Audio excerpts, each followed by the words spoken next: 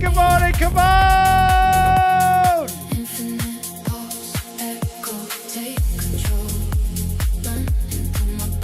What is up, Humble? What's up, Slop Enjoyer? What's up, Mind My Shop? What's up, Briggs? Wake up! Come on, baby! Let's go! Welcome! OEM! Hello from Germany! Big Bad Johnny, good morning, come on! I need you guys fully awake today! Day 65 of vibe coding every single day. Day 65 of vibe coding every single day until I buy my family a house. We are at $36,576 in revenue earned. And let me tell you, we are just getting started. It's day 65. We have Kimmy K3 coming out. Opus level intelligence at pennies, at pennies, at pennies. That's what Slop Enjoyer is telling me this morning. Good morning, everybody. I need you to wake the fuck up. I need you to grab a double shot of espresso. I need you to grab the protein cold foam. I need you to grab 2 scoops of creatine. I need you to put some electrolytes in some water. I need you to get locked the fuck in. We are going straight to the moon today. We're going to be shipping features. We're going to be testing Kimmy K3. We're going to be not doing pull-ups, but hopefully tomorrow we're back to doing pull-ups. We're going to be banning people in chat. We're going to be evolving people in chat. I don't know how, but we're going to be doing it. Buckle up. Buckle up. I'm going to put a fucking clinic on today on how to ship code, how to market your apps, how to get fully mind-bendingly psychotic, AI, overcharged, unlocked, vibe coding.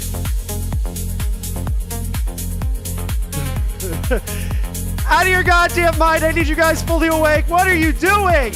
Good morning, Humble. Good morning, Brandon Makes. Let's go. Chris Link, let's go, baby. Come on. Come on. All right, let's pop this into the Discord here. Let's let the boys know we're alive and awake, even though the majority of us are already in here, fully awake, fully locked in. They say I'm live at everyone.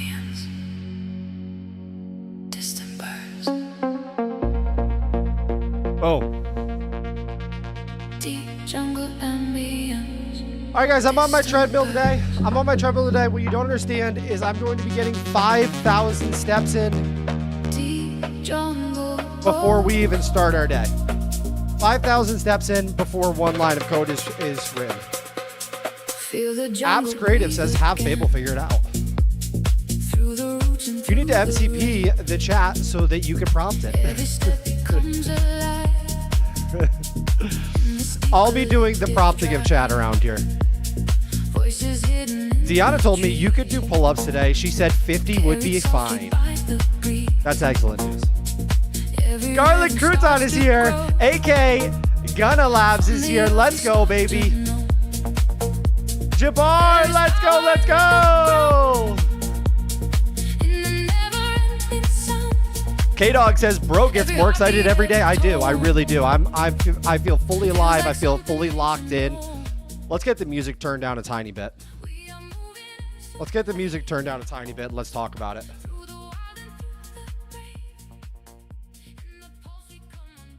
Guys, can you please type a 1 in chat if you're going to be doing some vibe coding today? If you're going to be doing any little bit of vibe coding today, can you please type a 1 in chat immediately?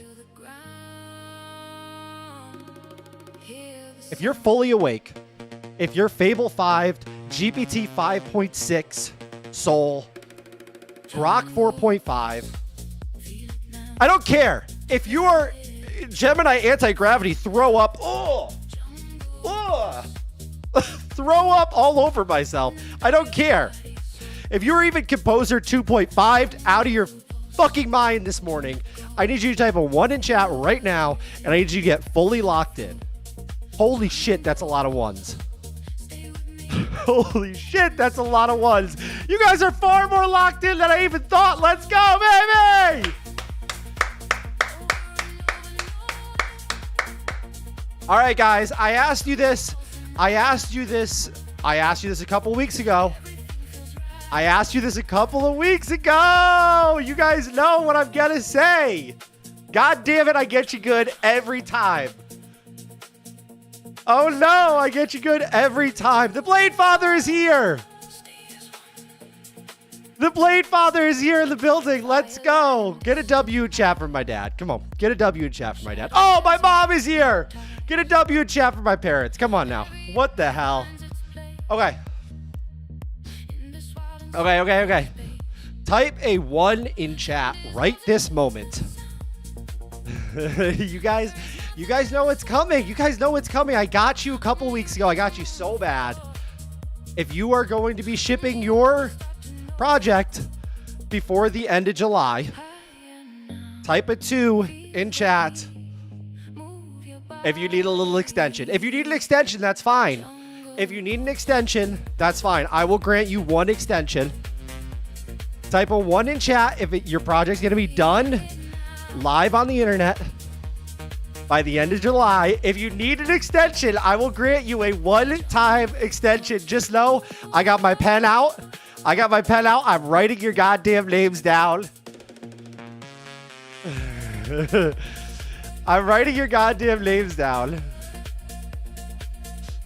All right, Big Bad Johnny needs some more time. Phoebe says July of which year? Sir Rob says 2. He needs a little more time. Slop Enjoyer 2 needs some more time. Sir Rob says 1. He is getting it done before July is over. I can't wait to see it. Mind My Shop says 1. Getting it done before July is over.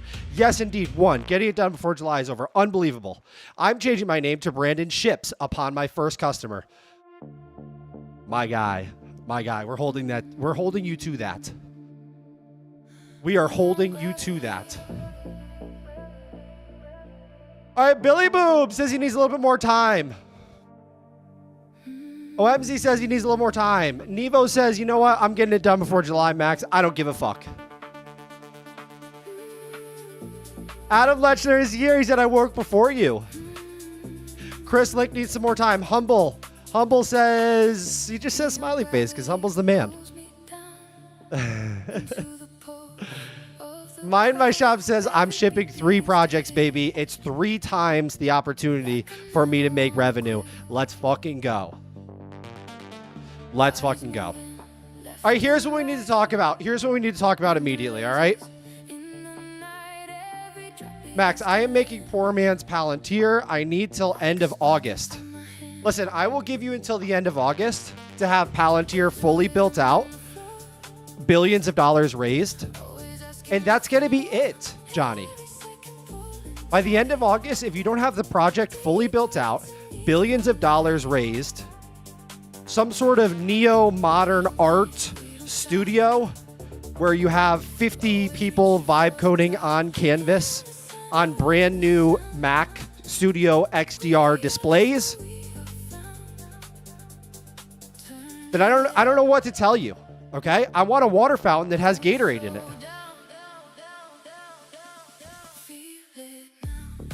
All right, guys, here's what we got to talk about. Get on the canvas.dev train. Guys, if you are not on the agentic development environment of the future, if you are not on the infinite canvas with NVIDIA Parakeet voice control running fully local, using all your existing AI subs, GPT Real-Time 2.1 and 2.1 Mini in the cloud, remote agents running on your Hetzner server, on your hosting your server, on whatever virtual private server you have, cross-agent memory system, agent orchestration, so Fable 5 can fire up 5 Grok 4.5 agents and get the job done and have GPT 5.6 Soul come in at the end of the day and clean the job up when it's done. I need you to wake up!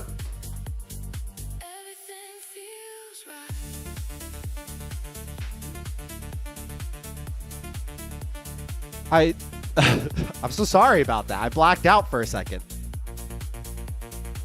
I am so sorry about that. Jesus. I don't know what happened.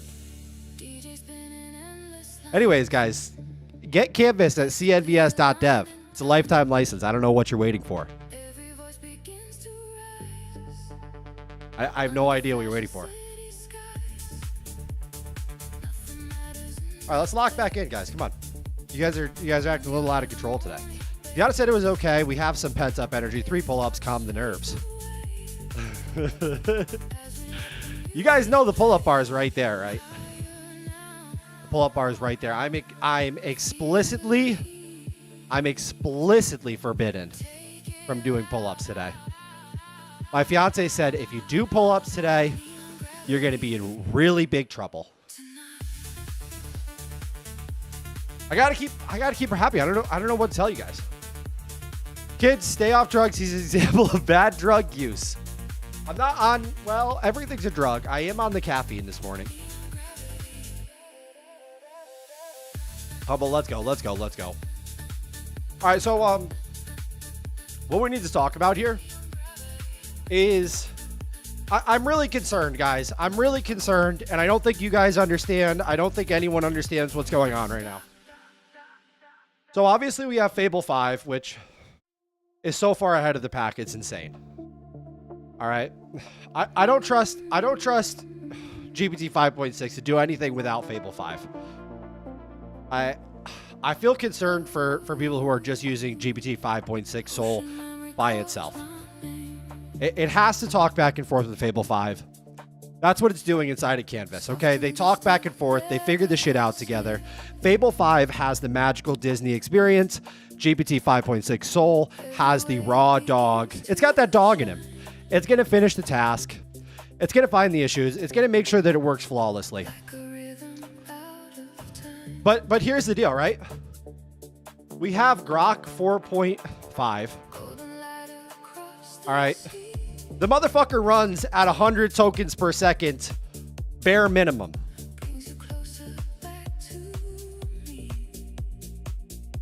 It's 50 times cheaper to run than Fable 5. All right, if you have Fable 5, I don't think you understand. If you have Fable 5 orchestrating 10 Grok 4.5 agents, you're getting the benefit of the Fable 5 intelligence running at Grok 4.5, 1,000 tokens per second, because we're paralyzing the tasks. They're not paralyzed. They're parallelized. Okay, not serial, not one after the other, running at the same time in parallel. Okay, you're going from 90 tokens per second, 100 tokens per second to 1,000. Here's the big deal. Here's what I'm getting to right now, okay? Guys, wake the fuck up, please, for 1 second. Jesus Christ, I'm talking about something super important here. I've thought a lot about this. I think that Grok 4.5 is almost Opus 4.7, is almost Opus 4.8. Except for it's super fast and way more affordable. Kimi K3 is going to be in a weird spot right now. It's going to be in such a weird spot, guys, because Kimi K3 either needs to be massively more intelligent than Grok, which I don't know if they're going to be able to pull that off, if I'm being honest, or it needs to be as fast as Grok or faster, which that's not going to happen, right? Give me your guys' input right now. Give me your guys' input in chat right now. Type a 1 in chat if you think that K3 is going to be more real-world useful than Grok 4.5. Type a 1 in chat if you think that Kimi K3, releasing today, by the way, if you guys are not locked in, if you guys are not awake, then you need to understand Kimi K3 is releasing today. We're going to be testing it live all day on the stream. This is the highest energy vibe coding stream with the best pull-up form. the best hair, the best community, the best agentic development environment. And we're going to be testing Kimi K3 all day today on stream. And the question that you need to ask yourself right now is type a 1 in chat if you think that K3... I got backwards here. I got all backwards here. A 1 in chat if you think that Kimi K3 is going to be able to beat Grok 4.5 in real world usefulness. Or type a 2 in chat if Grok 4.5 is going to be just as cheap, faster, and almost the same level of intelligence.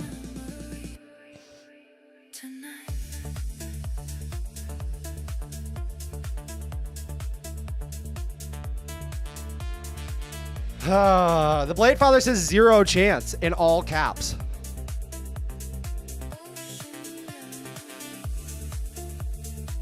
Humble Skill says, nah, not gonna happen. Jabbar says, who needs Grok when you have Terra and Soul? Slop and Joy says 1. Yes, it's gonna be better. Adam Lechner said, walked away to be with people already still understand Kin well.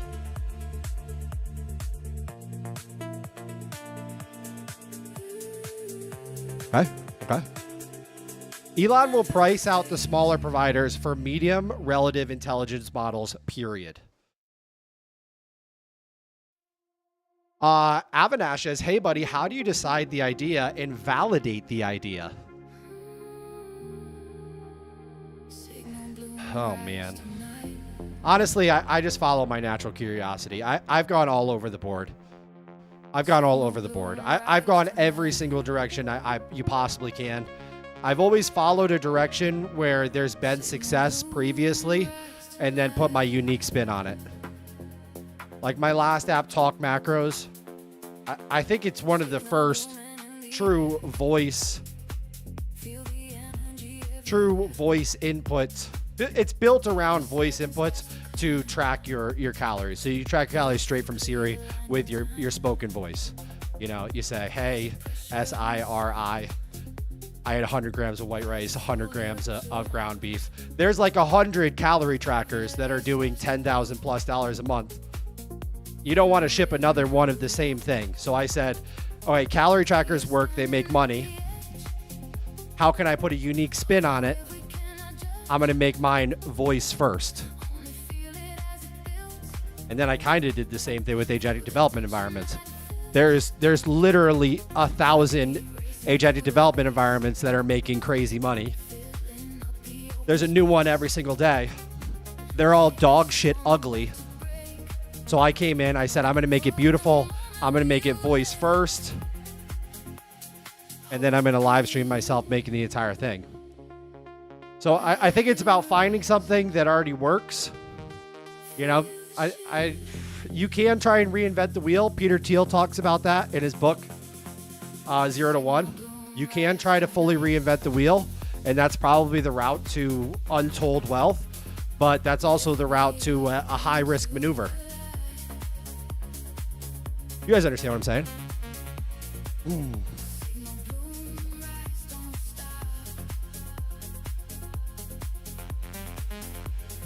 Thanks for the belief, Max Blade. Let's go.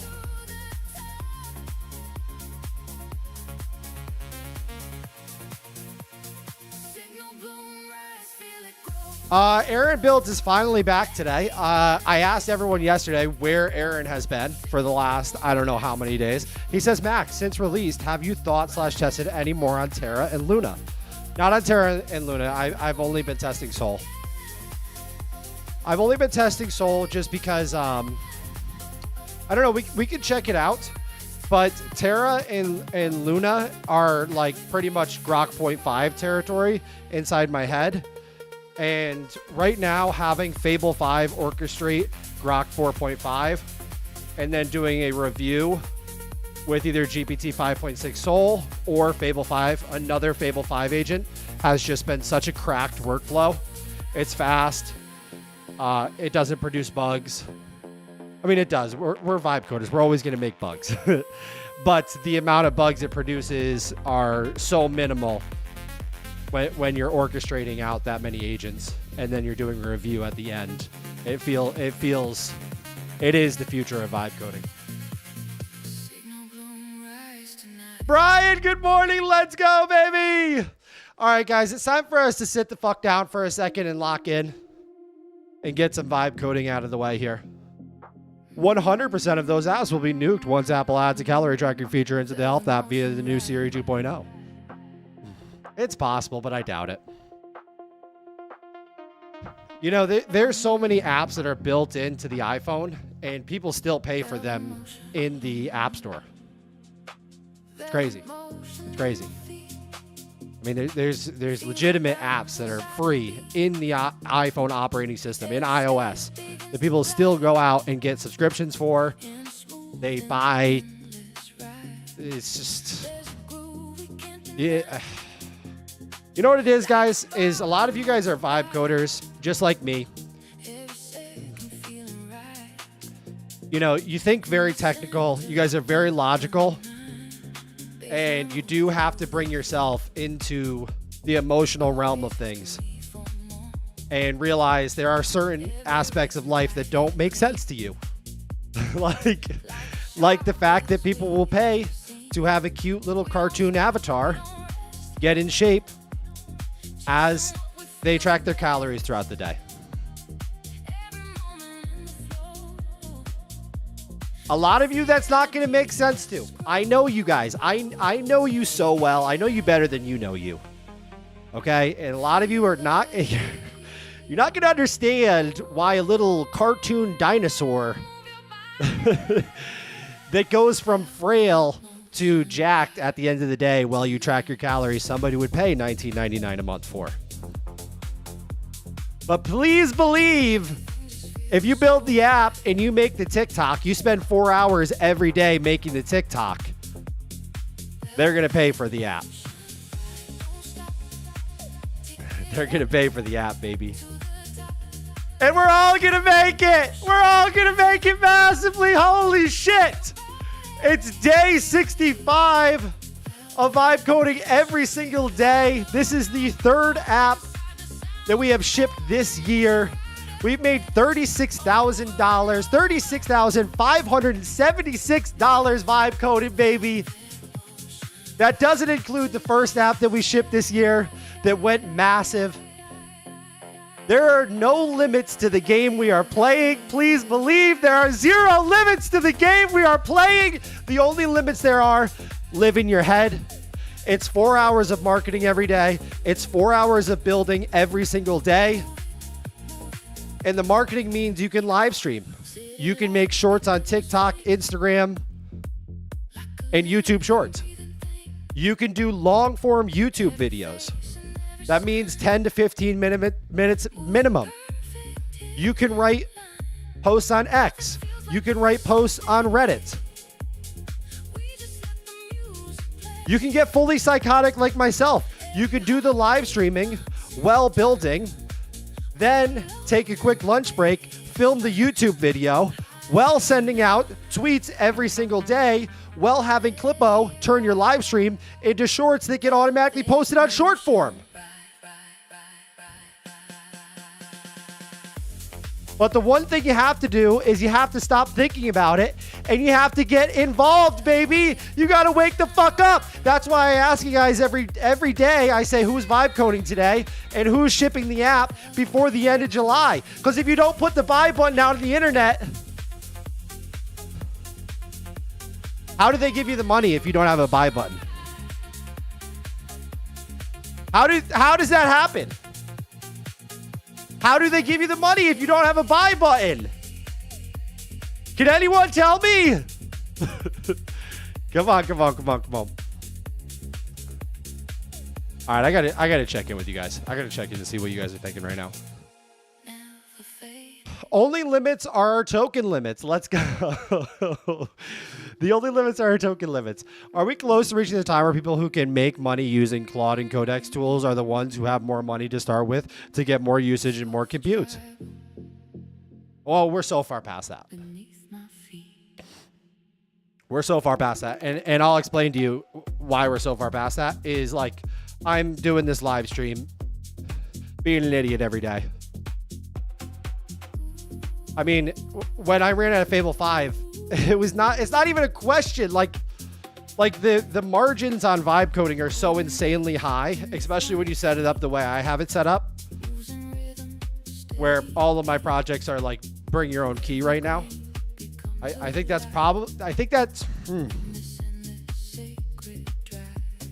it's a very good model to use as a vibe coder who is not venture capital backed.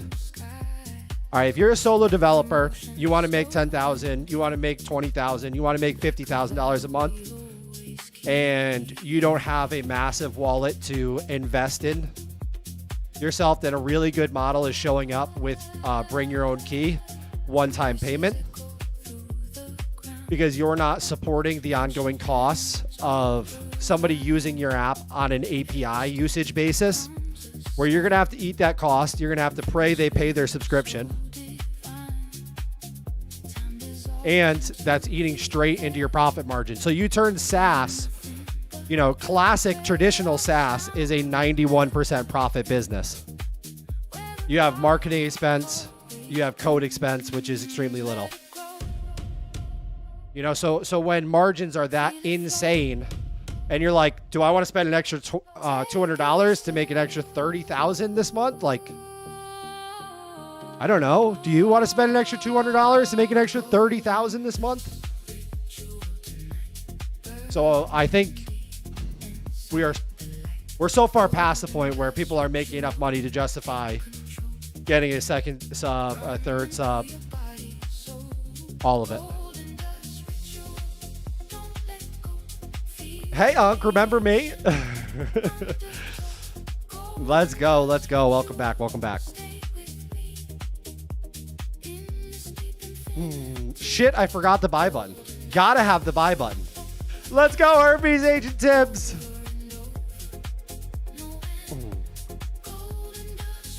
Someone banned this idiot. Hold on. All right, I can't ban him yet. He's not being rude. He just wants to know what I'm doing. I can't ban him yet. Although it's been a minute. It's been a minute since I banned somebody, and I'm dying to hit the ban button. Reza says, good day, bro. Hope you are doing great. Wish me luck today. I am opening my own AI super beta. Got 11 people in the wait list. All right, Reza, you better get your bun cheeks making some marketing videos. We need to go from 11 to 1100. We need to go from 11 to 1100. So you better start cranking on those marketing videos. Apps Creative, you legend. Thank you so much. They need to wake the hell up as we passed that long ago.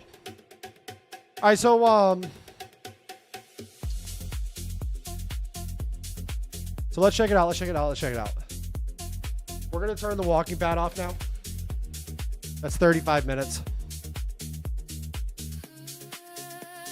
That's 35 minutes. Why is it not turning off? All right, there we go.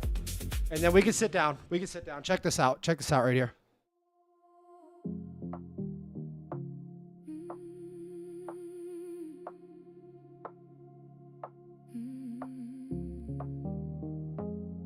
Bring it down, please.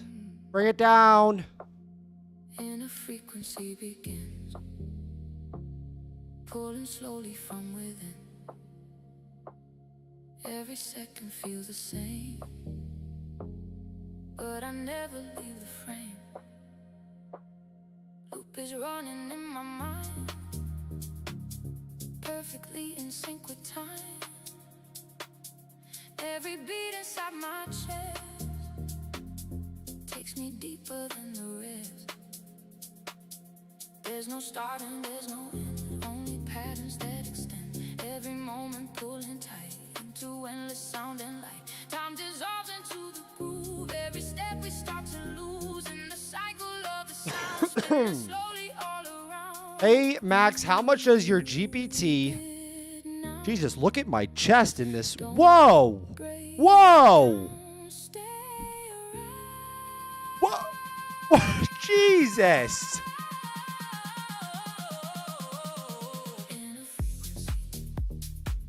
I don't think there's a vibe coder that's as jacked as me.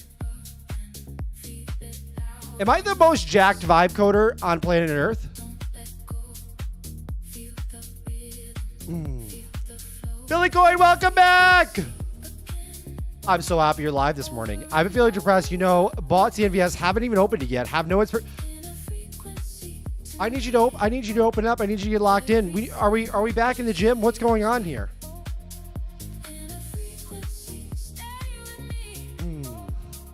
Smelly Deli says, nice titties, Max. All those pull-ups you're doing. Nice back, Max. All right, enough. All right, so how much does your GPT Real-Time 2.1 cost? So recently we added the ability to have 2.1 mini, which is anywhere from 7 to 20 times less expensive than GPT Real-Time 2.1. I'm not going to lie to you guys. It is all over the map.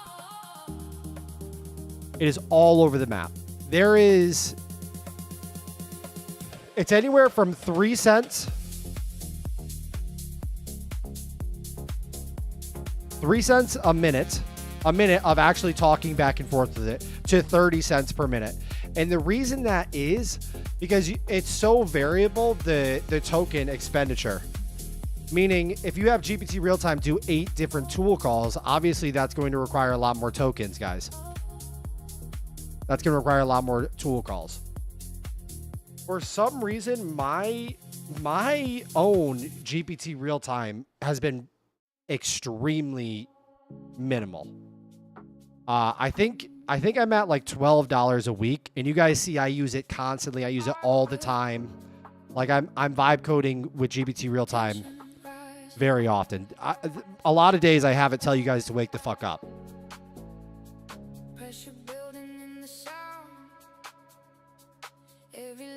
But for me, I think that it's 100% worth the cost if you're doing agent orchestration on an infinite canvas to have a Jarvis style coworker right there with you. It just is.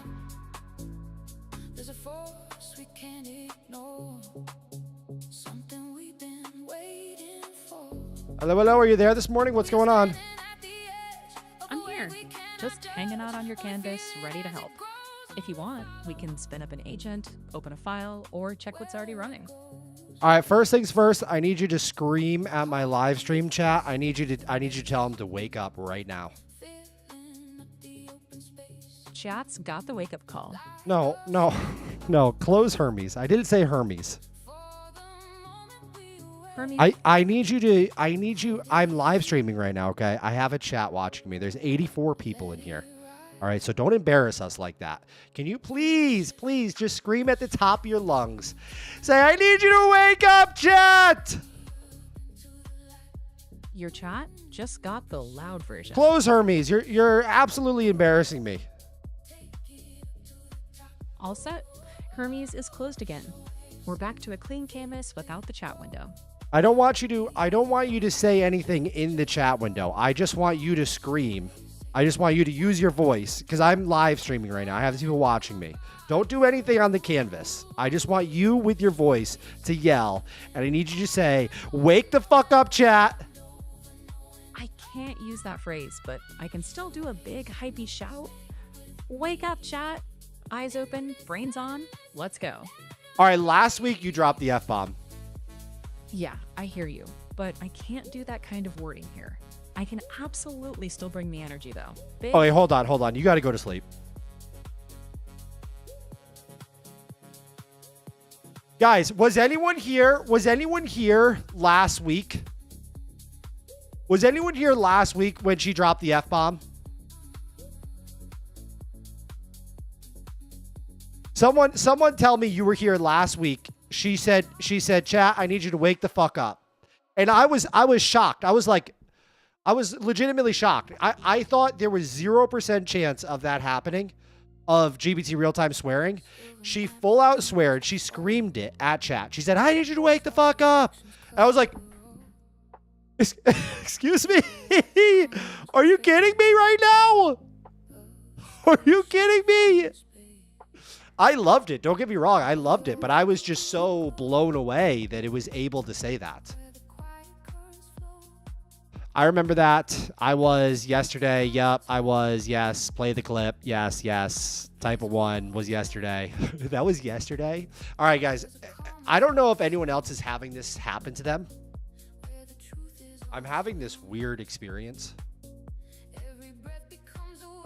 I'm having time dilution. I'm having, what is the word I'm searching for? Time What I'm saying is, I just said I had, you know, it happened last week. Where sometimes yesterday, it's something to do with AI moving so fast. Like, for instance, I was talking to my father the other day, and I was like, yeah, like Opus 4.8 came out, you know, months ago. Like, we've had this for months. It had been 2 weeks, maybe. It had legitimately been like 2 weeks. And for me, it feels like it's been months. Like, how long ago does Grok 4.5 come out? This is what I'm going to explain to you. Dilation. Thank you, guys. Dilation. Brandon says I was shocked. Yeah, the PMDD and the Adderall got her tweaking. Just box breathe. Billy going, no way. Oh my God. Let me, when did Grok 4.5 come out? Because this is another one that it feels like it's been out for weeks. Grok 4.5 release date.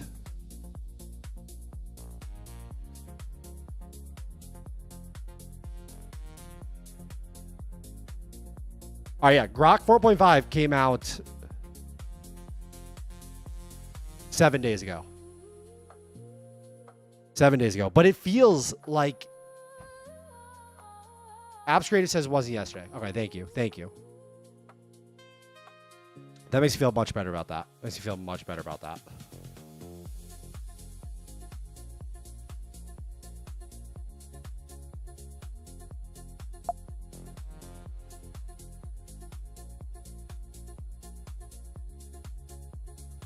All right, you got to lock in now. Here's what we have to do. First, open a Claude Code Agent. Your Claude coding agent is up and ready to go. What do you want to... Okay, I want you to have Chase, the Claude coding agent, do a deep dive on the Lakeside theme that we have that has liquid glass blur effect background for the nodes. And what I would like to have happen here is I would like to take the Halcyon theme that we're in currently, and I would like to figure out how we maintain this beautiful color scheme, the beautiful cohesive just theme that we have in general, and come up with a plan to make it liquid glass while still keeping this just ultimate, like, cohesive, beautiful theme in every way. Because right now the flat terminal panes, they block the background theme too much, and it doesn't feel modern having the flat, like, fully opaque background of the nodes. I need a beautiful, nice little background that's liquid glass that'll take things to the next level here. So do some research and then be ultra brief in your response. No technical jargon. Tell me what the next step is.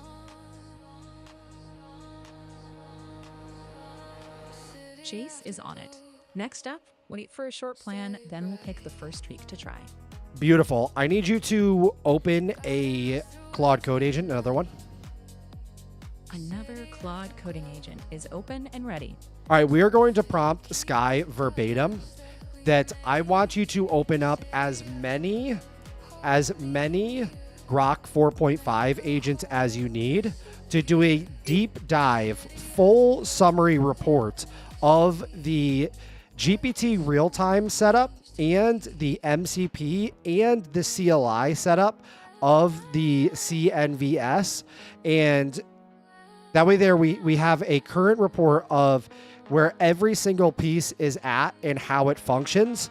And then I want you to do a ultra simple breakdown of how this works fully end to end, the MCP, the CLI, and the GPT real-time connection to it here inside of this agent.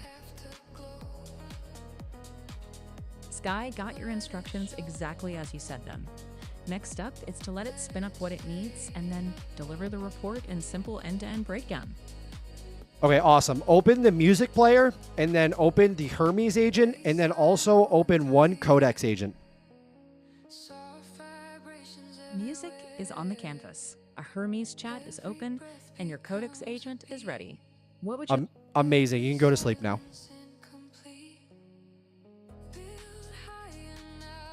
All right, guys, are you not fucking entertained? Come on!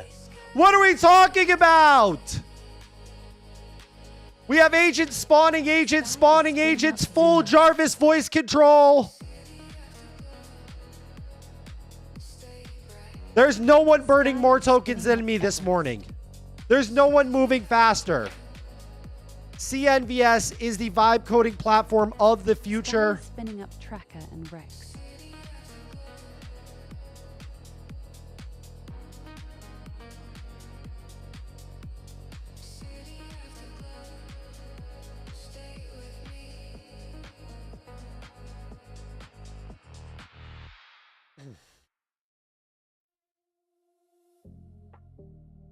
All right, what's going on here?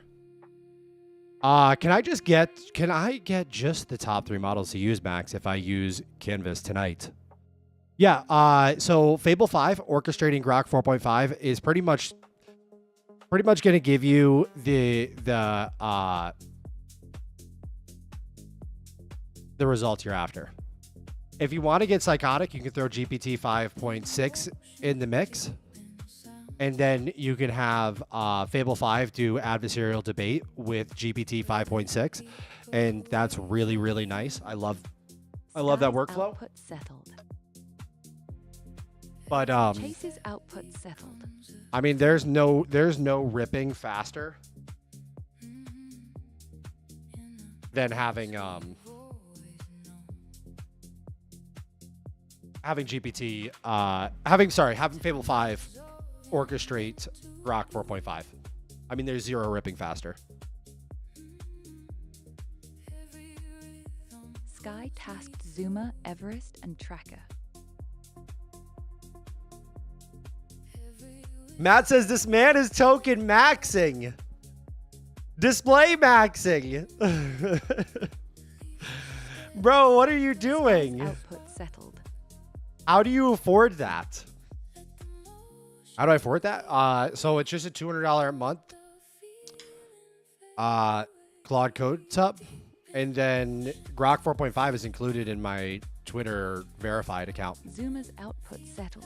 Do you have an agent controlling the camera views yet? I did. I turned that off because everybody didn't like it. Oh, shit. The camera... I thought you were talking about the camera view inside of Canvas. So I used to have an agent that would do like autofocus. It would do like Sky tasked Rex. this type of thing automatically for me. So I could say, you know, like focus this agent, focus that agent. And then also, since the agents can control the canvas, it's bi-directional. When they needed your attention, they could call the view settled. to the agent. But the problem I was having with that is that my chat here is comprised of absolute psychopaths, just like myself. We're the same breed. Okay, I can say that because we're both the same. And so you guys see I have 1, 2, 3, 4, 5, 6, 7, 8 agents working. Well, a lot of the people in my chat have 8 agents working on each canvas. So like, you know how you can have multiple canvases going inside of CNVS? Well, they have like 8 agents going in 8 canvases. So when the agents were controlling the camera view and throwing it around, it became an issue. So I had to turn that off. As for the agents controlling the camera view in OBS, I don't have that right now because I can't believe how finicky OBS is. If you just give OBS the slightest reason to crash, and I'm telling you just the very like OBS is like if you breathe on it wrong, it'll crash. Like it's like wait, I'm offline. Rex's output settled. And so that's fine, right? Like I went into Restream because I pay monthly for Restream. So I'm like, oh, Restream is a cloud service. I bet you they're going to have the ability to, if my stream goes down locally here in OBS right here, I said, I bet you they're going to have the ability for me to just immediately put up like a stream is returning soon. And that way there doesn't turn the stream off, right? I think it's $6,000 or something like that for that tier from Restream a month. I almost shit my pants. I was like, what are we talking about? Brandon says he's solving this issue.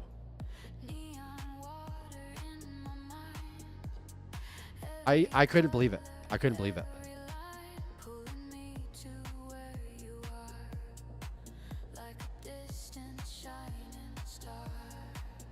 All right, good news. The deep dive turned up something surprising. Halcyon already has real liquid glasses built in the same foundation as Cobalt. The blur genuinely samples the temple painting behind it, unlike Lakeside, which can only tint over its video. The panel chrome, toolbars, and cards are already translucent and blurred. The only thing reading as flat is the terminal interior, and that's not a missing feature, it's one dial. The terminal glass is currently set at 84% coverage, which is dark enough to look fully opaque. Everything else, the parchment cards frame at 30%. So the plan isn't a rebuild, it's a taste pass. Okay, what do you think about if we fire up? We're in a dev build right now. So whatever you do, you cannot close this one that we are in. But what if we add a slider somewhere, a temporary development slider that allows me to control that dial, the terminal body dial. It needs to work for all of the nodes because right now the Hermes agent chat is opaque. The music player chat is opaque. Pretty much all of them are flat opaque so that I can take a look at what it looks like at different levels. Like I can set it to fully transparent and then I can set it to fully opaque as well. Okay. So that was that's really cool. I've been liking that a lot. That was Parakeet voice dictation mode. Meaning wherever the cursor is, it's just going to inject the text. So you can do voice command where I could have just like hit a button and said chase and then said all of that. But also, Parakeet voice dictation is nice because you press a button and it works exactly like Whisperflow, where wherever you have your cursor set to is where it's going to inject the voice to text. And what we added recently was this Max Fusion mode. Max Fusion mode. So you can have 3 keybinds set up. One keybind is for GPT Real-Time, so that's the conversational setup, or GPT Real-Time 2.1 Mini. Another keybind is for the voice command, so that's how you can say, like, spawn Claude, Chase, do this, Marshall, do that, spawn Codex. And then the third keybind, so you can have 3 keybinds in this mode. The third keybind is for that dictation mode that I just did right there, and I find myself using the dictation mode all the time. And so that is the way to run Canvas, is to run it in Max Fusion mode. That way there you have NVIDIA Parakeet for either voice command or Whisperflow style dictation running fully locally, so there's no API calls, there's no recurring costs, anything on that. You don't need an API key, nothing. Runs fully local on your computer. Or when you want to fire up the big guns, you hit another keybind and you go straight into OpenAI's GPT Real-Time for conversational control like Jarvis. It says, good call, live dial beat screenshot roulette. Let me check my notes on running a second dev instance. I can't rebuild the one we're sitting in, then look at exactly where each node paints its scrim.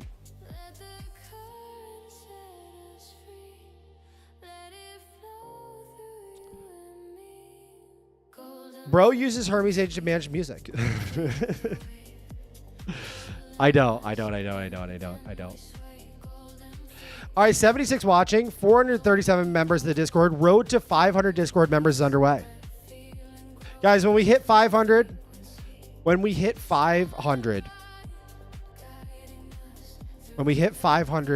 Discord members, we are going to set the Discord entrance rate at $500. So join the Discord now. Big Bad Johnny says, Max, unban me from Discord, please. Is that something one of the mods can do? I know the mods permission is a nightmare. I've changed them 8 different times. If that's something the mods can do, I'm giving full permission to unban. Johnny right now. But also, while I'm live, if he says anything crazy, if there's a foot picture in there, you have full permission to immediately ban, and the permaban is real this time.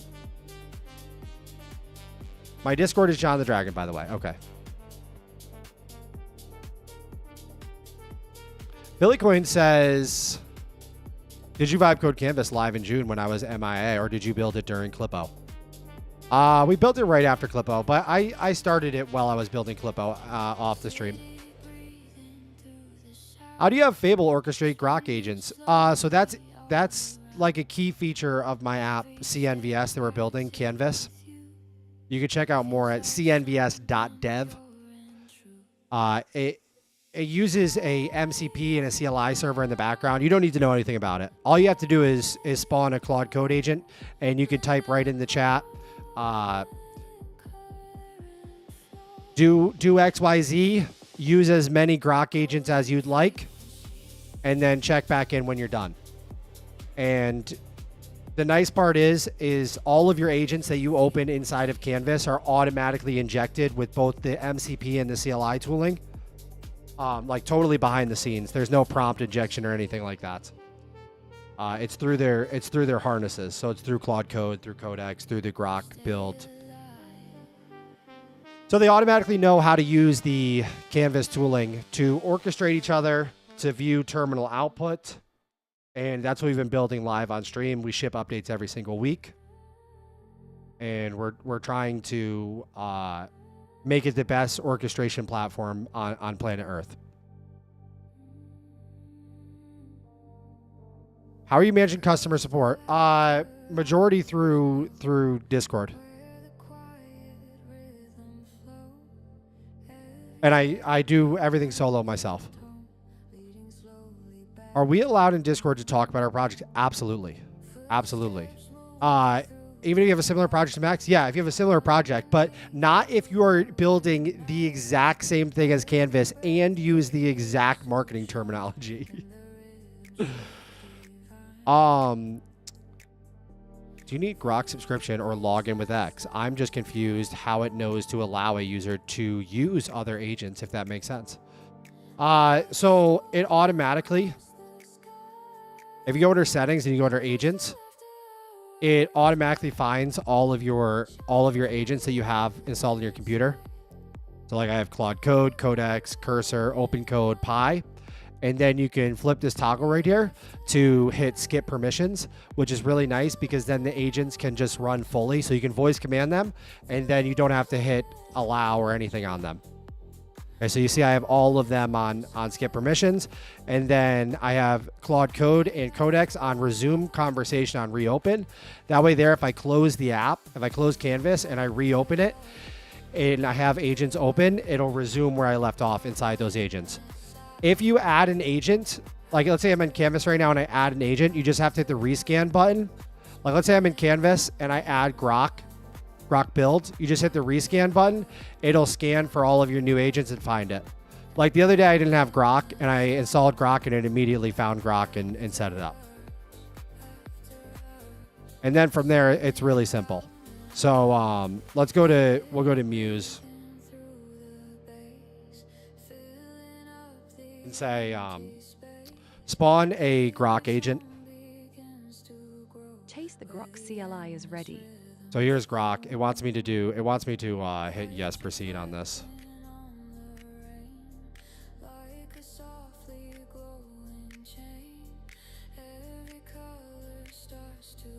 And then I could do something like, Chase, can you please open up 5 Grok agents? Sent to Chase. Whoa, whoa, whoa, whoa, whoa, whoa, whoa, whoa, whoa! Whoa, whoa, whoa! Hold on a second!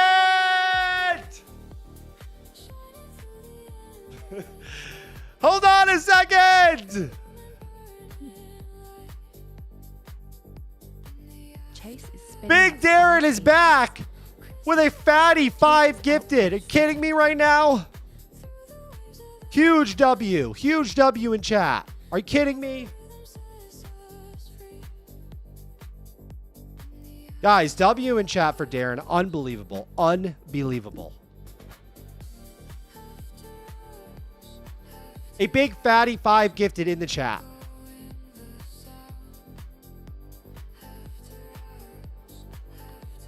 When are you going to do Discord Peeps Project Showcase? I got some projects for you to promote.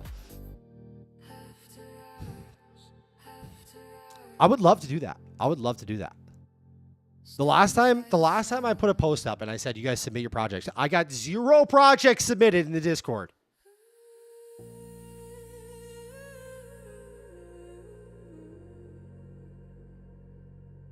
All right, so yeah, anyways, this opened up 4 agents right here, right? This is my orchestration agent right here. And then it opened up these agents right here.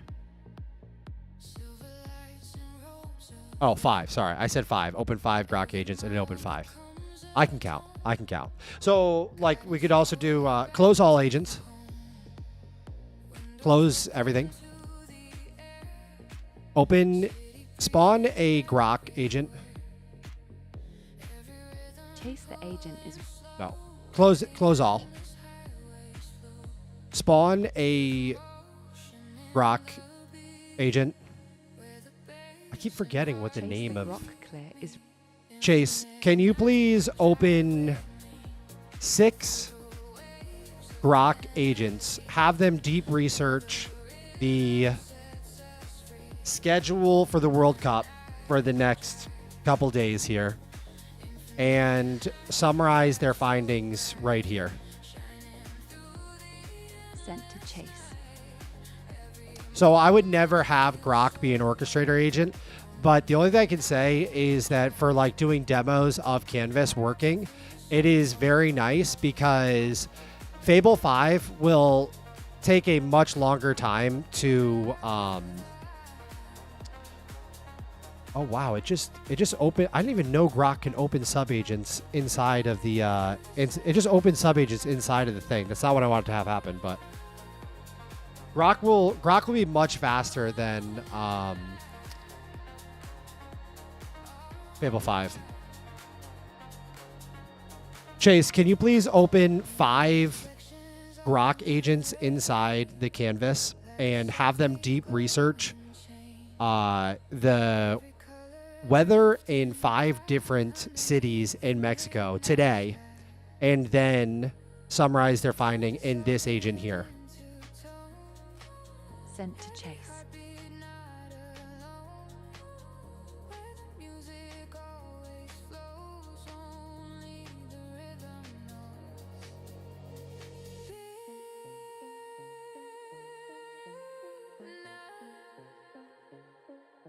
Chase is spinning up 4 agents.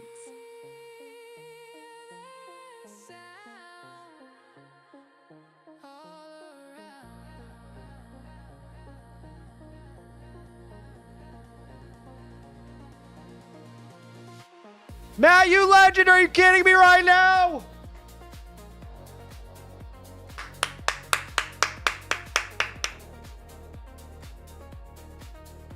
You kidding me, Matt? You legend, thank you. That means the world.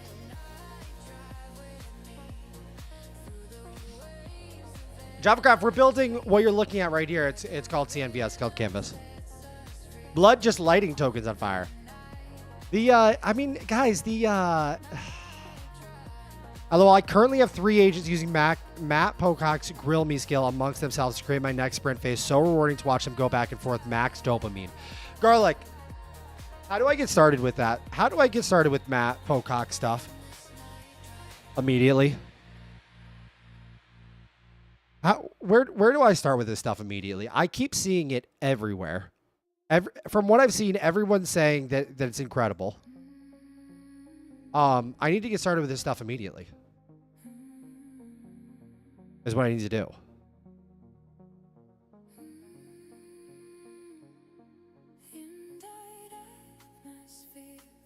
Guys, I'm working on getting this theme and the agent orchestration tweaks shipped as fast as I can. I'm hoping today. I'm hoping today. I'm hoping today.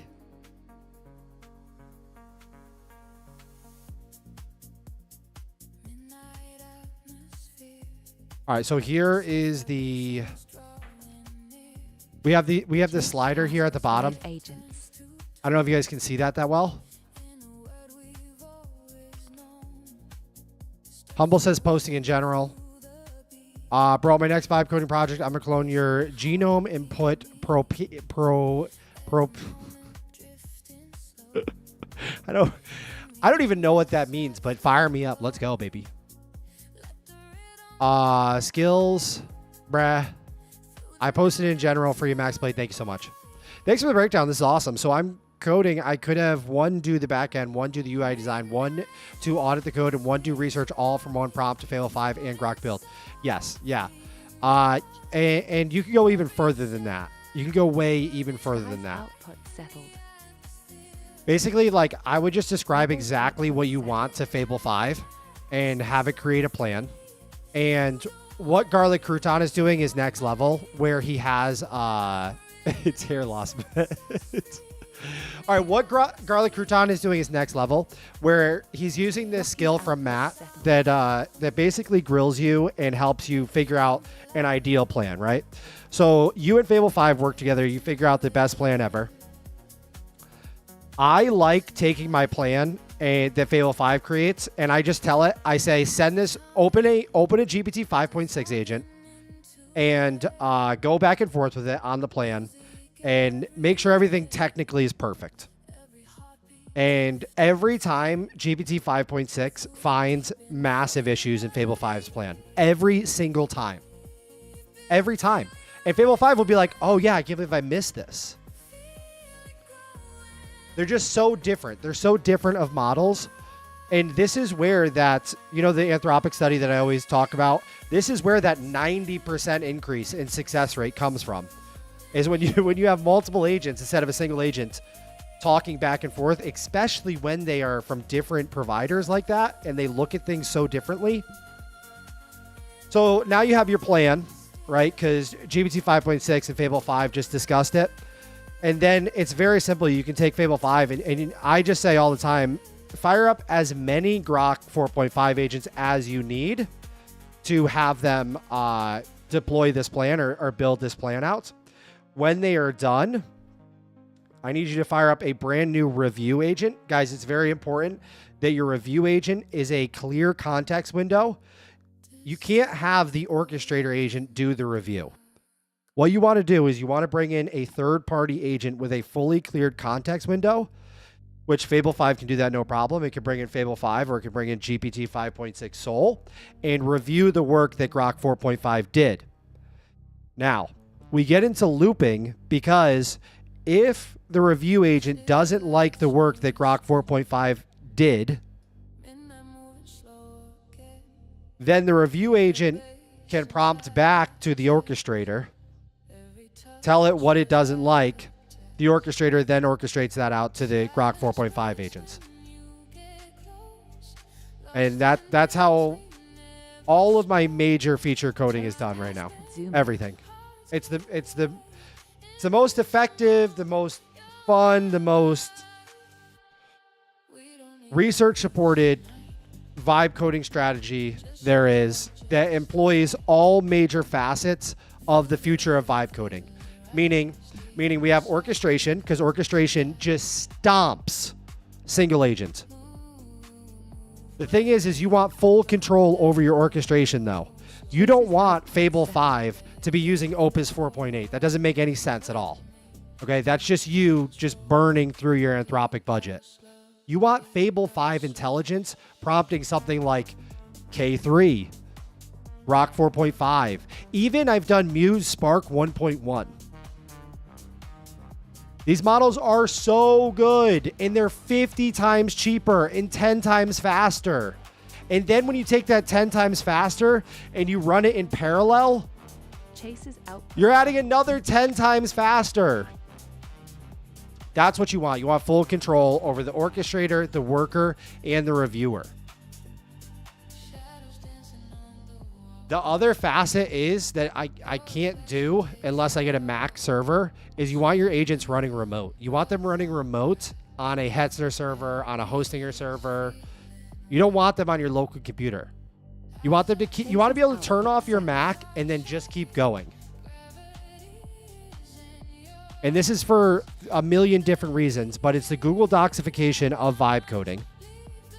Okay, so you have your agents running remote. So if I fire up Canvas on this Mac, that Mac, whatever Mac, you're seeing the same agents working, doing the same tasks.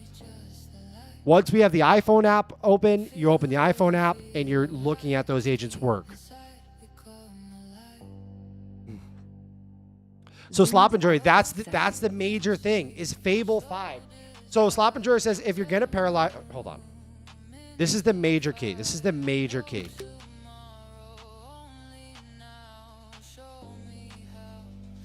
Johnny, I agree. Okay, so if you're going to paralyze, it's got to be smart so the agents don't step on each other's toes. What I've realized is Fable 5 can fully handle sending a specific prompt, because we know from the research, guys, that we want small context, ultra specific prompts going out to as many individual agents as possible. So what Fable 5 does when it paralyzes agents is it sends a prompt that's so specific to an individual agent that's just like you need to work on this tiny part of the code base. That's it. A lot of times it'll make an MD file. So let's say it's gonna fire up 10 agents. It'll make an MD file that it calls the contract. And so the individual Grok 4.5 agents have to agree to the contract. They get one job inside the contract. It is very small. It is very small, and that's exactly what you want. You want Grok 4.5 working on a tiny piece of the large plan. Fable 5 writes the contract, writes what each individual agent is going to do, opens the agent, and then sends the contract to them.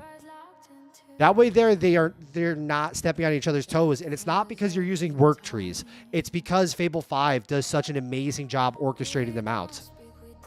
And then after the fact, when you bring in that review agent, when you bring in GPT 5.6, when you bring in Fable 5, it doesn't matter because it reviews it. And if there is an issue where there's some wonky shit going on, it sends it back to the orchestrator.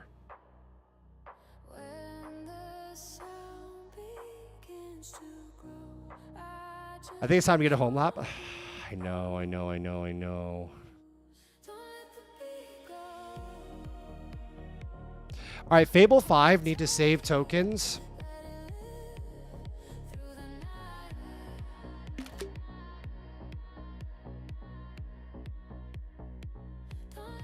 Fable 5 just need to save tokens and only use it for review then. I'm trying hard to crunch my learning right now.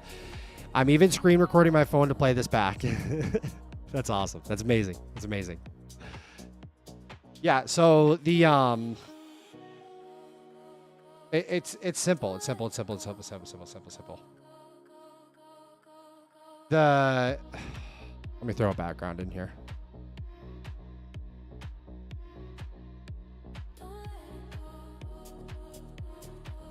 You have the orchestrator. This needs to be your heaviest model. which I'm preferring Fable 5 or GPT 5.6.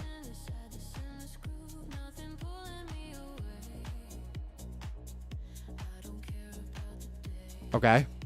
And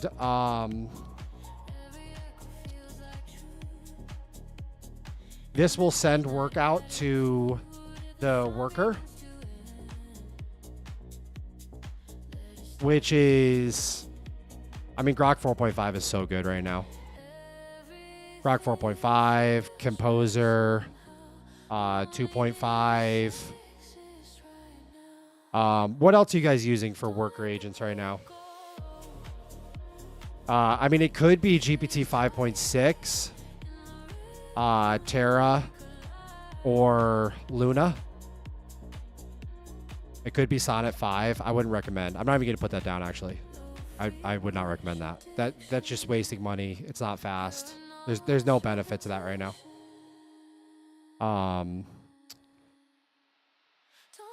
And then the reviewer.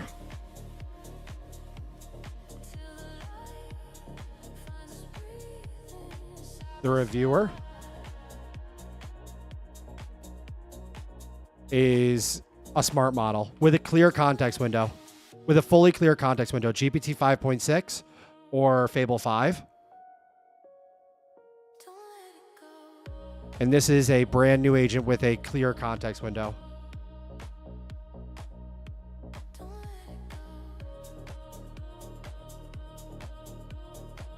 And if it finds issues, it's basically either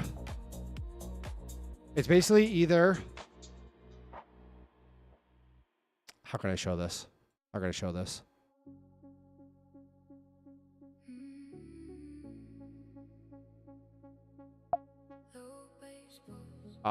If good, done, or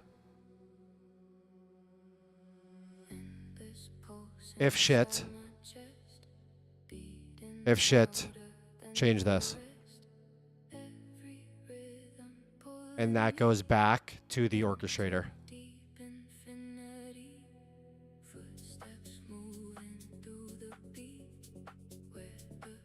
Okay, this might be my best diagram I've ever drawn on stream.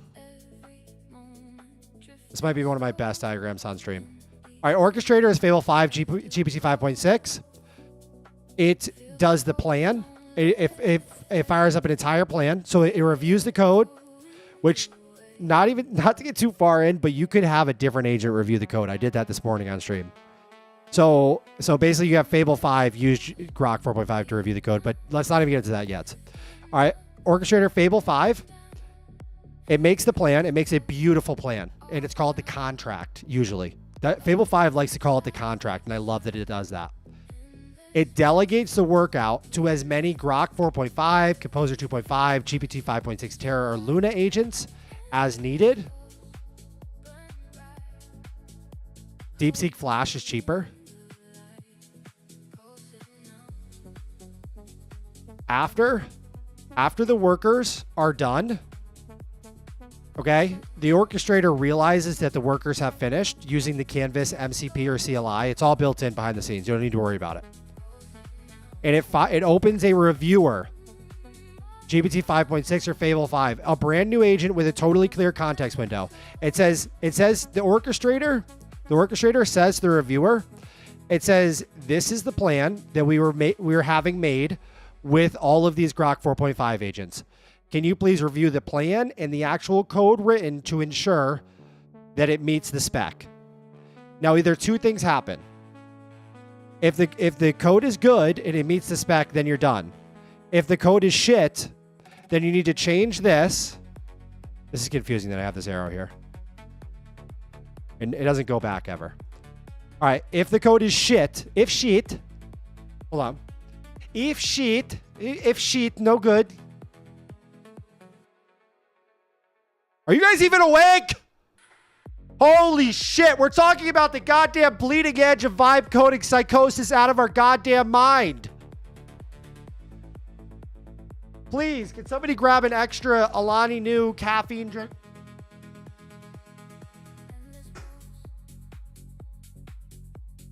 Get a protein bar right now.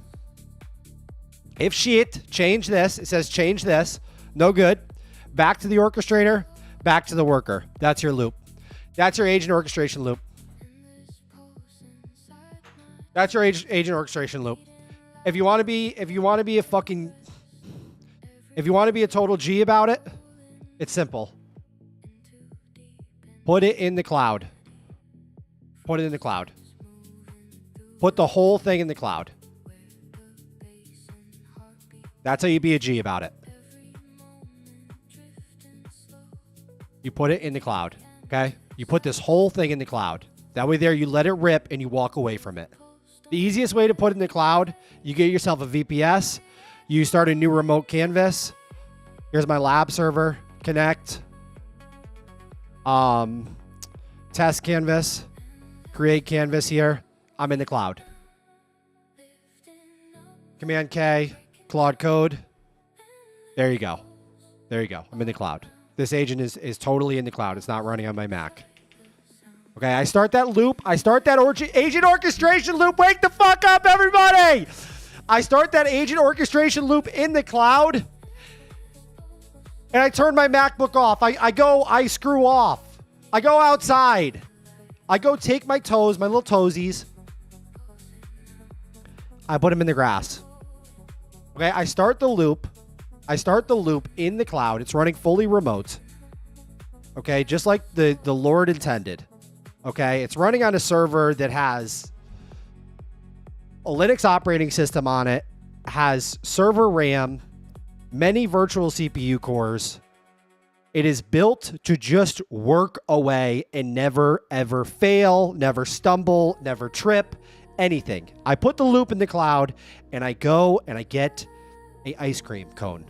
And I take it outside in the heat, and I have my ice cream cone with my little toesies in the grass.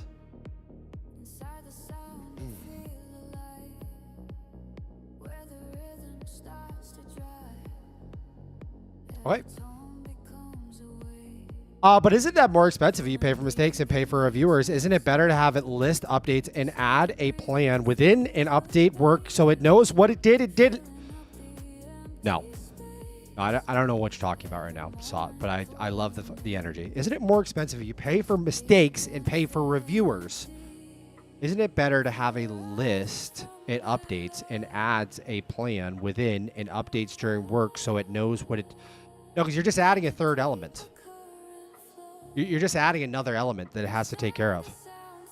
Versus here's the plan, do the plan, new agent, review the plan, review the work done, is good, great, done, is sheet, do again, change, make these changes, do again.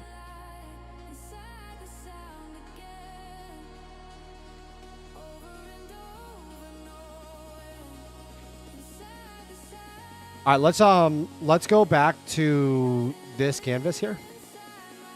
And then let's open up Claude Code. Let's take this over here. Whatever, yes, trust. Okay, allow. Terminal. What is happening there with that? That's not good at all. I'm testing the, you guys can't see it, but I have a slider that I'm testing the opacity.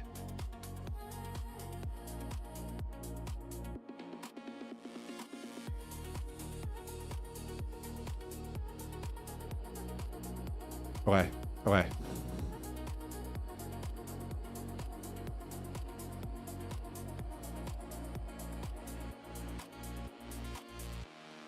It's not good. It's not good. Let's close this. Let's close this forever. Let's close all these agents. We don't need them. Let's go to CNVS. Let's go. Let's go back full screen. Hold on. Let's lock in.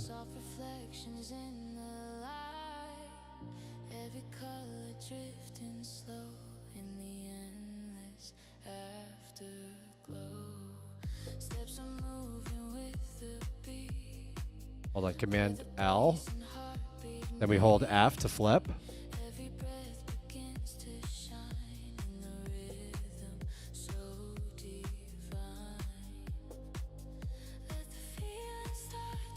The slider is built in live in a second dev app running side by side.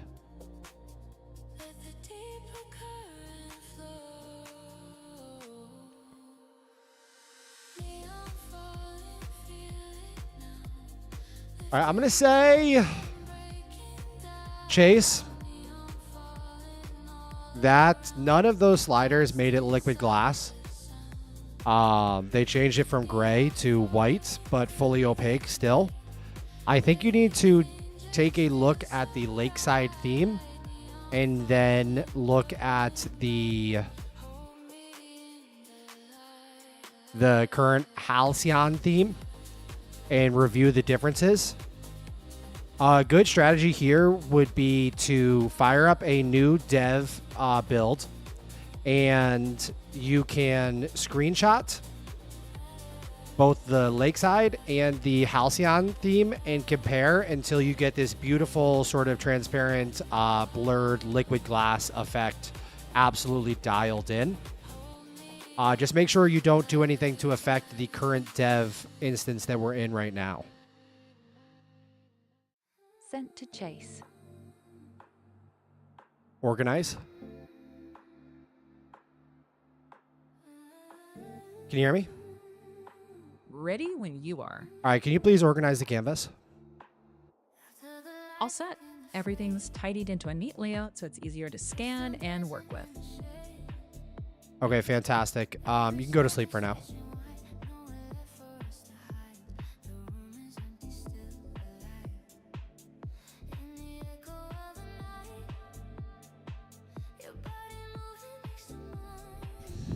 All right, the pinned pill is gone. The worker tally now comes from a new live ambient line. It only renders while something is actually working, queued, or waiting on you. The moment the fleet is quiet, the bar goes back to rotating tips. 16 finish. All right, history can never. Okay.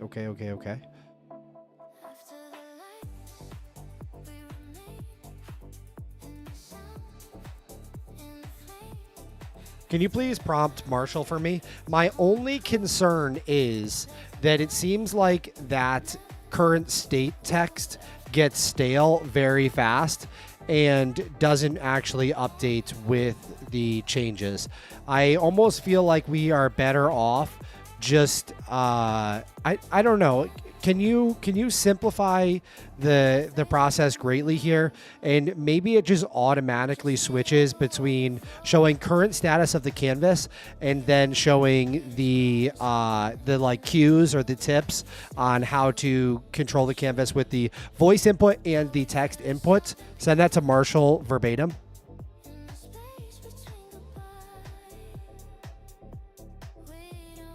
Marshall's got it. I sent your message exactly as you said it, so they can respond with a simpler flow. All right, can you please focus Sky now?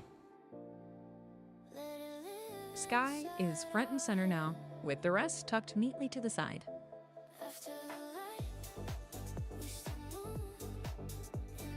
Okay, go to sleep.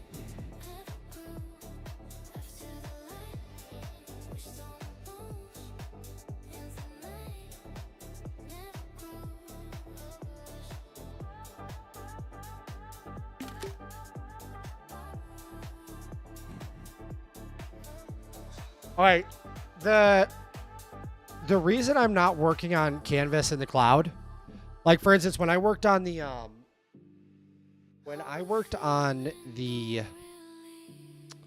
landing page, and not that I've made many changes to the landing page, but when I do that, that is fully worked on in the cloud because obviously it's a web project. The problem I have with working on Canvas with CNVS in the cloud is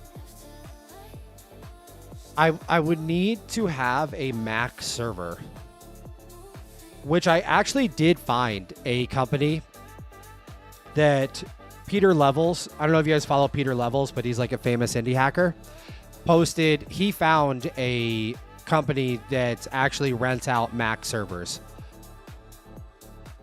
You need Xcode to be installed on the Mac server in order for me to, because Canvas is a Mac OS app built in Swift from the ground up.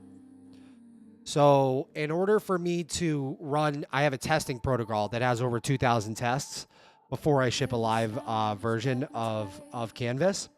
So in order for me to run those tests, I need Xcode installed. You can actually run Swift native on Linux, which I had no idea. Did you guys know you could do that, by the way? You can run Swift native on Linux. It's called a first-class language on Linux. I had no idea that's possible. But the problem is you need Xcode in order to actually build and then run the tests on the DMG itself. So theoretically, I could get a Mac server and then run Canvas development process remote on it. It's just expensive. It's just really expensive. Taking that one step further, now people are letting other people buy their token usage from their paid plans through the cloud. LOL. Oh my God. Oh my God. Which voice model are you using, bro? I'm using GPT Realtime for the conversational one, and then it's the voice that talks back to me for local right now is Grok Voice, which I can't believe how efficient Grok Voice is as far as it is I mean, it's so cheap. It's unreal how cheap Grok Voice is, guys. It's crazy. It's crazy. You need home fiber for real? I do. I have terrible internet, guys. It kills me. It really affects a lot of the stuff that I can do. It drives me insane. If you don't have good upload, and you're in an area where there's nothing you can do about it, then you're kind of screwed, because even if I get Starlink, it's not enough upload to do the kind of things that I would want to do. You get screwed. Why not use Grok Realtime? I love it. So I fully built out the ability to use Grok Realtime inside of CNVS, and it just I don't know, maybe I'm doing something wrong, but as far as like it being as accurate as GPT Realtime, it feels not even in the same realm. GPT Realtime is faster. It just does what I ask it almost every time. When Grok, it was taking a significantly longer time, and it was almost 50-50 whether it would do the right thing. Big Bad Johnny says, I pay for 2 terabytes down, 1 terabyte up. I get 700 down, 30 up? Are you kidding me? How is that even legal, by the way, guys? How is that even legal? I've been streaming on a Starlink Mini with no problem. I'm getting about 200 to 400 megabytes per second down and about 100. Seriously? X8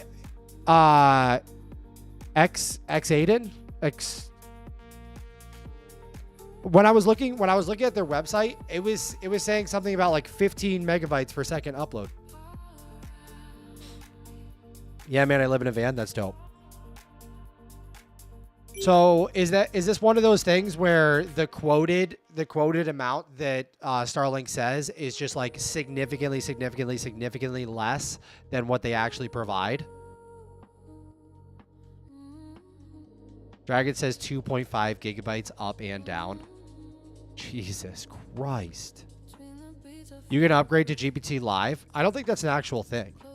I think GPT Live is just GPT Realtime inside the app. Because they don't actually have GPT Live in the API portal, right?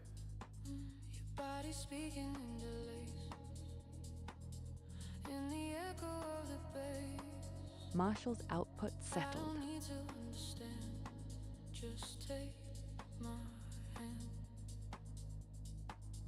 If I fall into the sound, promise me you won't pull me out. Between the beats, we stay suspended. Sky, can you turn this report into just like the most ultra fucking simple, no technical jargon report and make it into a HTML file that you open inside of the CNVS in-app browser preview, so that I can scroll through it and get an exact idea of what is going on here. Sent to Sky.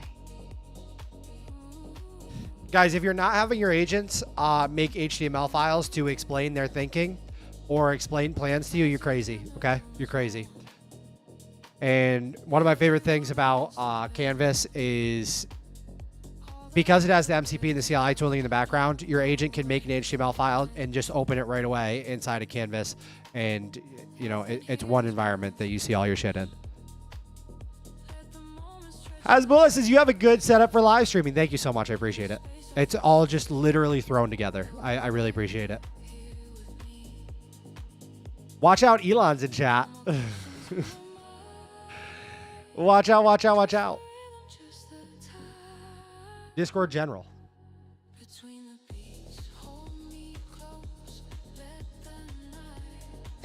Max, theme like this, please and thanks. All right, I like it. I like it.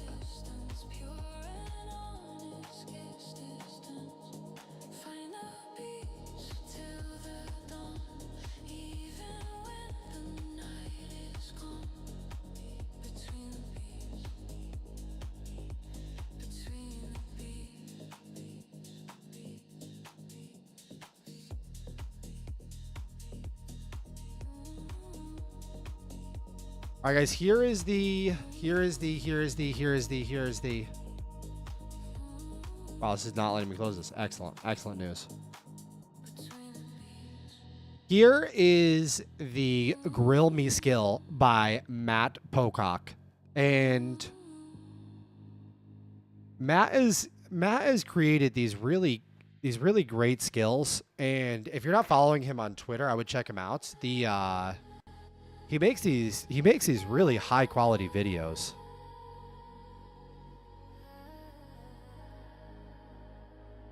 He makes these great videos, breaking things down. And I like what he's doing. I like what he's doing. We have 7.5 million downloads, and I've never made a tutorial for it. I get questions all the time like, what is the sequence I should use these skills in? How should I install them? How should I set them up? So this video is going to be a walkthrough of the main flow you use when you're using these skills. We're not going to look at the advanced stuff. We're not going to look at the new stuff, really. We're just going to focus on the main flow. He's got the same problem as me. He just said he's got it way worse, though. He just said I have 7 million downloads and no video explaining how to use it. Like, everybody comes in here and they're like, Canvas is unbelievable. Can you make a video breaking down everything on it?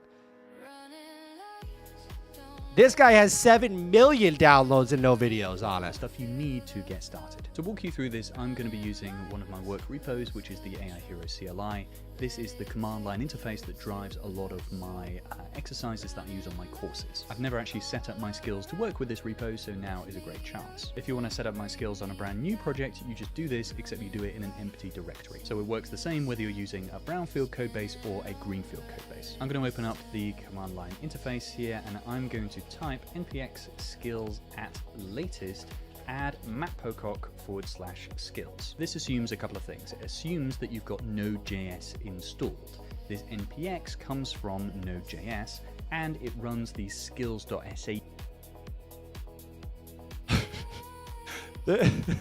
You know what somebody's going to have to make? You know what somebody's going to have to make is, you know how I always have my agents do a live... I have them talk to me like I'm an idiot. Somebody is going to have to make the live translation of talk to me like I'm an idiot, live translating highly technical people in videos. So, like, as that guy's talking, it'd be like, Max, he's saying in the terminal, you run /skill, Max. That's what he's saying here.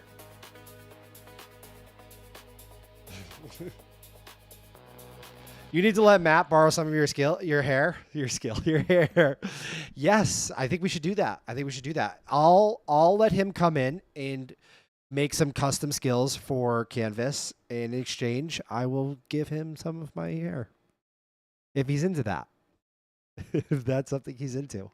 All right, did we finish our deep house music? Holy shit. How does that happen?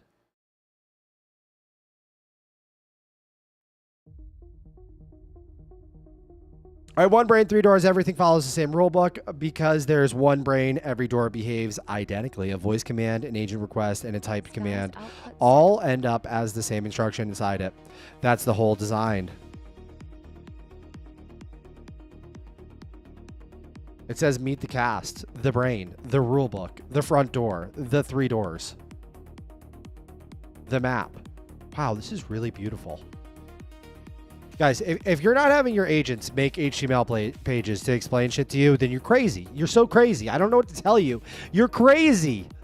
Please start doing it today. The next time you want your agent to do something, you say, please make me an HTML and open it inside the Canvas in-app browser preview. So I can have an understanding of what is going on in my life.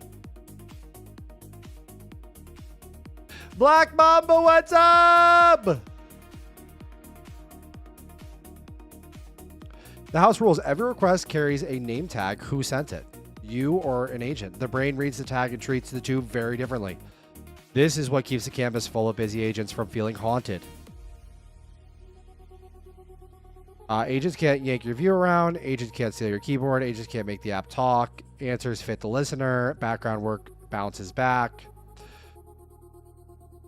All right, 2 loose threads. Small, known, not urgent. The retry with fresh password trick isn't covered in its own test yet. And a terminal just memorized the desk's old address, not just a password. Won't find a desk that moved. Both are cheap fixes when wanted. Bottom line, whether you speak, an agent asks, or a script calls, it's 3 doors into one brain, and the brain knows exactly who's asking. Okay. I'm going to close this for right now. I'm going to organize the canvas. Sky, from here, I would like you to deep dive into GPT Realtime's ability to read exactly what is happening inside a terminal node. So let me paint an example here perfectly. Like, let's say an agent just gets done doing a large task, and I have 8 agents up on the canvas. Then I would like to be able to name an agent, and I want GPT Realtime to perfectly be able to summarize exactly what happened inside that terminal. Right now, what I believe is happening is either I'm having an issue because I'm in the dev build and the MCP ports thing is jumbling us up, or the amount of characters that are revealed to GPT Realtime is not enough, or there is an issue with the staleness going on of like when I open GPT Realtime versus when the agent finishes. So let's deep dive in there. Give me a ultra brief, simple report back of what we should be doing next here to make the ability for GPT Realtime to do a quick, beautiful summary of where an agent's at. World class, perfect every single time.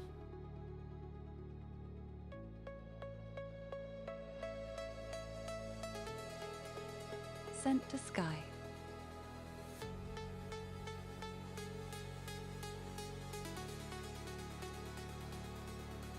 Yonder!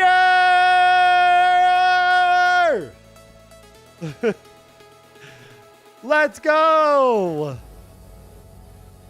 Darren says stop hooks, Grok voice. Just serve your own. Get captions, translate transcript with synced timestamps, embed YouTube video, run caption translation below video links to playback time. Wonder if you can actually embed YouTube videos in custom player and just serve your own captions.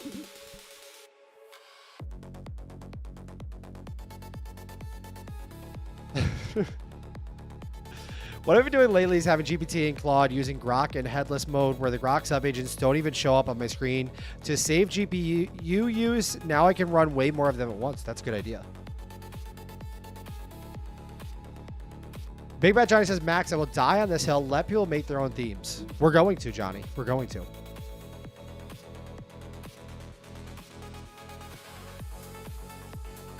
Max, make a tool they must call when they are done. Agent short overview. They write a... I just did this. Oh, not for GPT real time, but for the orchestration system, they do basically ping the part of the MCP that automatically sends it to the orchestrator when they're done, which has cleaned up the issue with the orchestrator not understanding when an agent actually finishes. But I get what you're saying, where have it call a tool when they're done and write a simple overview, and then GPT real-time has access to it. That's good. The only thing is that would either have to be a toggle or something like that, because I don't want to increase token use for people that don't even use GPT, for people that don't even use GPT real time.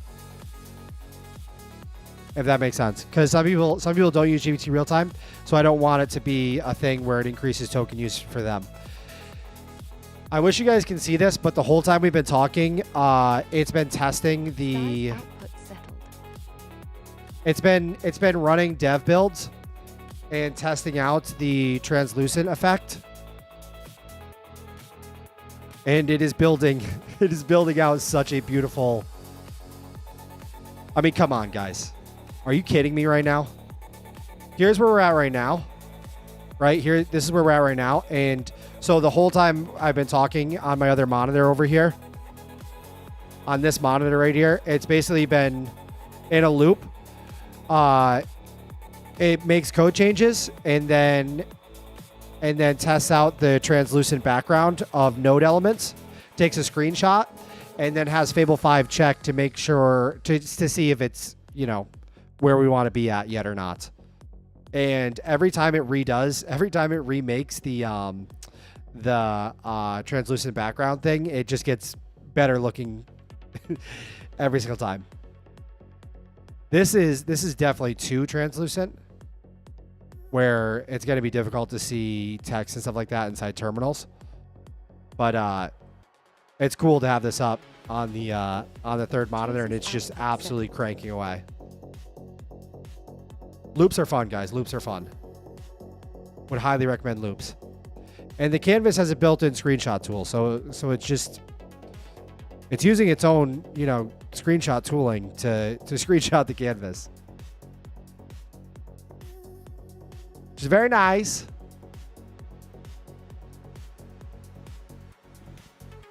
Codename Zulu, what the fuck, baby?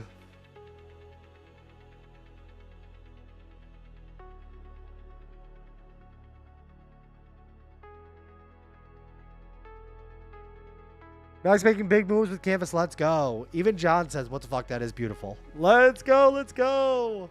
When are we getting the Apple Vision Pros and the Home Lab and the LED monitor, Apple XDR displays? We need these things or Canvas will become... I know. I was just thinking today. I was just thinking this morning that we've probably gotten to the point where it makes sense for me to at least get one Apple XDR display so I can swap my main display that I'm working on with Apple XDR. You guys got to realize that this is a freaking 1440p gaming monitor.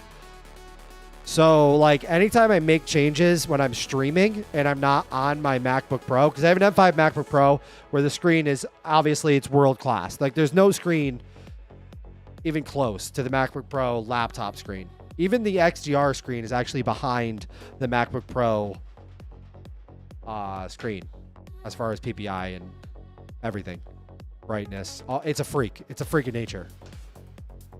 So basically, I make the changes on stream, and then I have to obviously check them out on my laptop and see what they actually look like, because this is a gaming monitor. The colors are inaccurate. The pixels per inch are terrible. It's 1440p, so the aspect ratio is all different. So I think we're at the point now where we're about to pass like $36,000 in revenue in under a month. So we should invest in a screen that mirrors what the application looks like on the MacBook Pro, which the majority of people are using Canvas on, is a MacBook Pro or just a Mac in general. When is Canvas VR coming out? I know. Babe, you're here. Let's go. Hi, babe.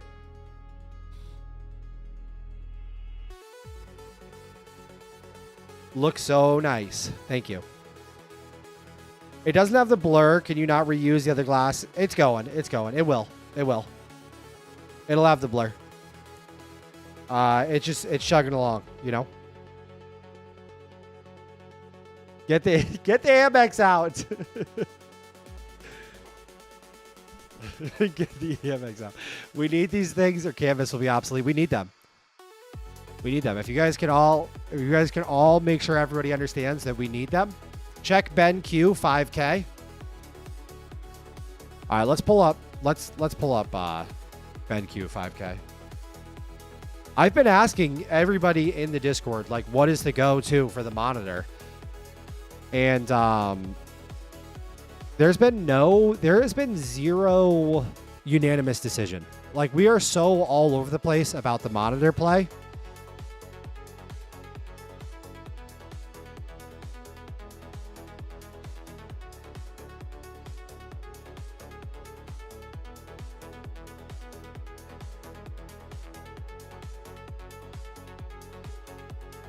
Like, the Dell monitor is insane. The new Dell monitor is crazy, guys.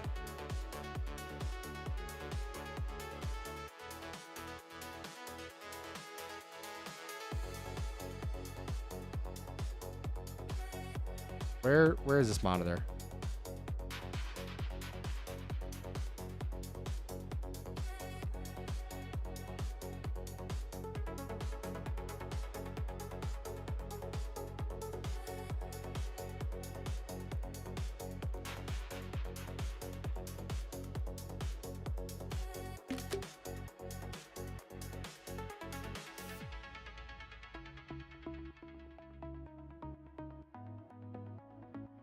All right, so there's a BenQ that is a MA27 OS 27-inch, 16:9, 5K IPS LED HDR nano gloss monitor. That's a mouthful. That's a mouthful. The Dell 59-inch is not what Max would need. He just needs a 27 to 32-inch Max. Asus ROG Swift OLED PG27 UCDM.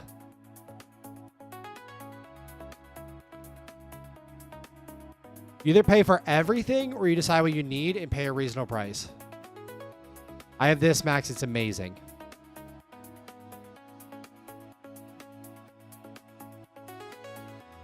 That is an amazing monitor, a beautiful color actually. However, it is an IPS. OLED is needed, Max. Wake up. I know.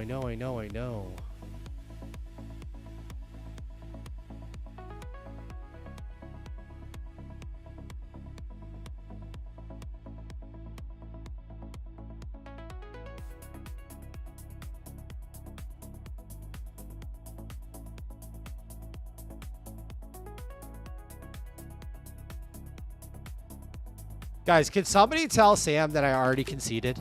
I've already fully conceded.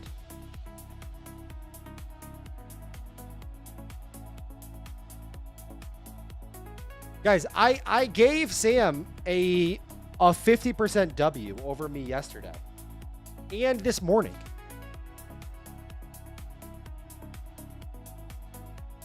Can anybody in chat confirm that I gave Sam the W on adversarial debate?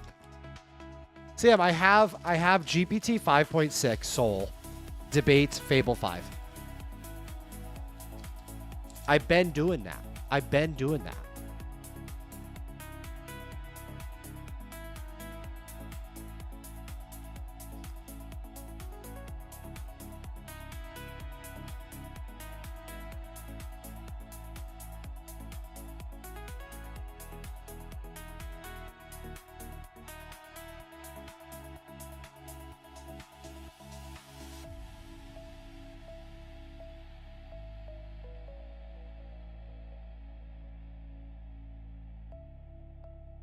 Isn't the Apple Studio display,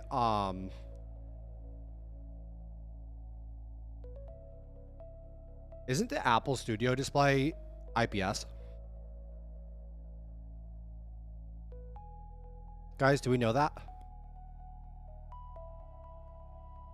Sam says, wait, I wasn't here. My dad has one in his office. He got it a few months ago. Sam, you were fighting with the wind, buddy. You already won. You already won, Sam. God damn it. Wait, Dell 52-inch Ultra Sharp 6K. Yeah. Yeah, that's the one. That's the one. I've been trying to say to everyone, that's the one. It's unbelievable. Best monitor I've ever seen. It's like my brain can't think. Check my link. Wait, where's your link? Where's your link?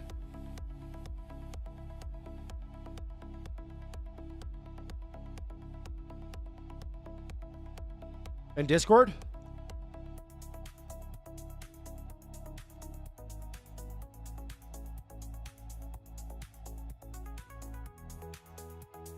All right. Here's what we do. Can you please fire up a Claude Code agent? A new Claude agent is up and running and ready for instructions. Just tell it what to do. This is easy. This is easy, guys. We should have. All right, go to sleep.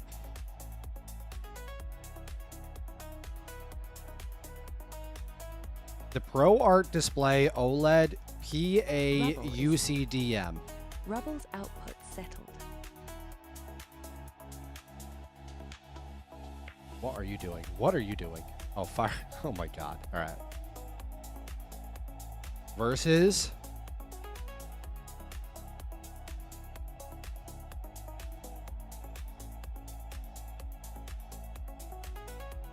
Apple Studio XDR 27-inch 5K IPS versus the BenQ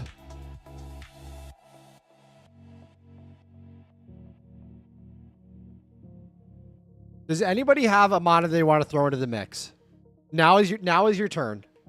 Oh, wait. What about the Dell? The Dell is unbelievable, guys. Are you fucking kidding me with the Dell?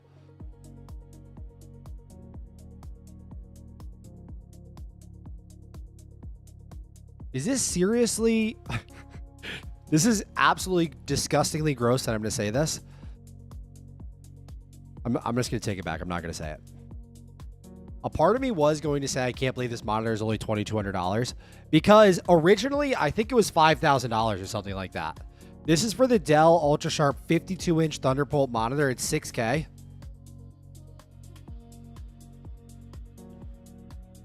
Oh, that's because it's without stand. Okay. Wait, U5226 KW. 52-inch Dell for the win. Oh my god, I know. Have it make an HTML, of course. Absolutely. Dell is fucking killing my wallet. Buy without the stand, save money. Yeah, we don't need the stand. We don't need the stand. My only concern is with the Dell. Like, honestly, I love the Dell idea because the Dell, resolution-wise, is... I think it's, I think resolution-wise, it's the exact same setup that I have right now. Where it's a 4K and then two 1440p's right here. But I don't know how I would do it with the stream because I can't have OBS up on the stream, obviously. That would be so stupid. Like when I show you guys my desktop, it's nice that my desktop is one individual screen. It's just my middle screen, right? So then I can have OBS right here, I can have Discord right here, and then I'm fully locked in. But if I had one 52-inch screen, then obviously it would be this big. It would be the full size of this setup right here, but everything would be on the desktop page. So you would almost have to have, like I would have to have the 52-inch right here, And then maybe above it right there, I would have like the OBS with chat and my live monitor. So chat and my live monitor would like be on a screen above it. And then I'd have the 52-inch right here. Which honestly, on Canvas, when you put Canvas on an ultra wide, who showed me Canvas on the ultra wide? It was John. Other John, not not John the Dragon, other John. Showed me Canvas on an ultra wide, and it's insane. It's insane. It acts as separate screens? No way. I think you can split it with the Dell software. Holy shit. It can be partitioned. Dude, this monitor is insane. Are you kidding me?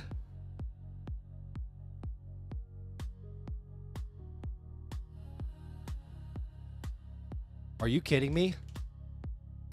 Dell should sponsor us all. Should I? I'm going to reach out to Dell and say that I get almost 200,000 views every 28 days.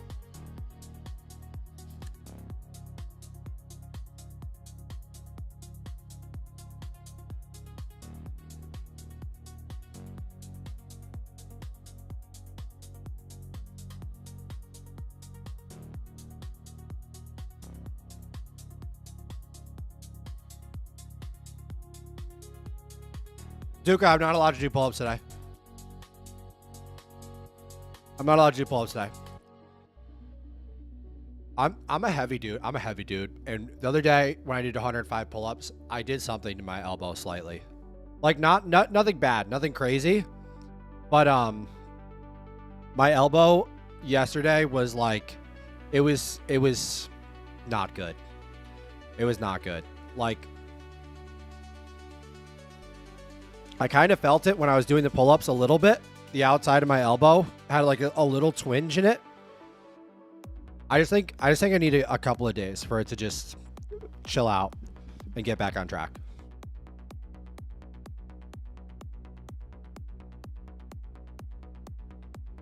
All right. Does anybody else have any other recommendations for monitors that we should throw in here?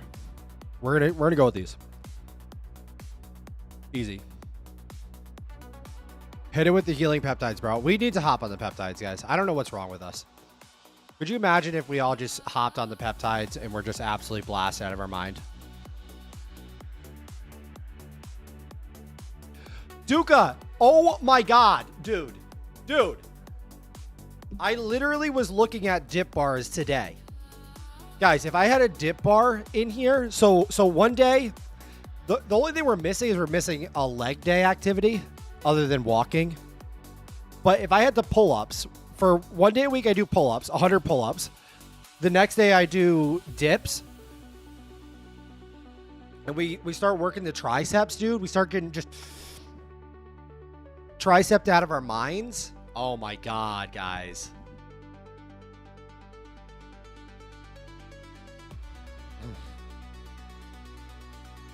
Oh my god.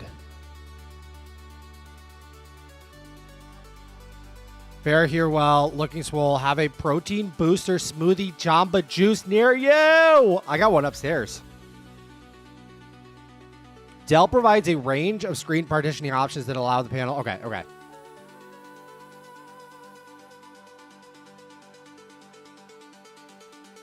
I need you to deep dive these monitors and look at everything. Look at pixels per inch. Look at how the colors will be. Right now, I'm developing CNVS, which is the most beautiful agentic development app in the world. And I'm working on a 1440p gaming monitor. It looks terrible. And then when I go to my MacBook Pro, my M5 MacBook Pro, the screen brightness, the colors, the pixels per inch, everything are just unbelievable. It blows my mind. I would like to get a monitor that is as good or better than the MacBook Pro M5 that I'm used to working on. My original concern with the Dell monitor was that the pixels per inch were not going to be high enough, and that while I'm live streaming, if I have one ultra wide monitor, I'm going to run into the issue where like I need a monitor to show OBS on. But I guess you can run multiple monitors on a single monitor with it. So let's look at pricing. Let's look at pixels per inch. Let's look at brightness. Let's look at color accuracy. Let's look at the refresh rate of the monitor, everything, and then make me an ultra simple report. Oh, and I think I already said pricing, but include pricing. Make me an ultra simple, ultra brief HTML report with pictures if possible, and tell me which one is my best option to my worst option based on all of these factors.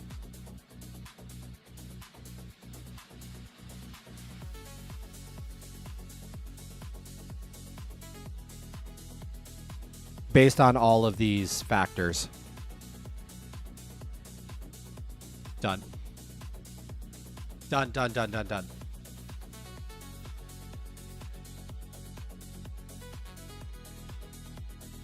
All right, Casey says, one thing I would find generally useful is to work on more than one project at a time in the same environment. Thoughts?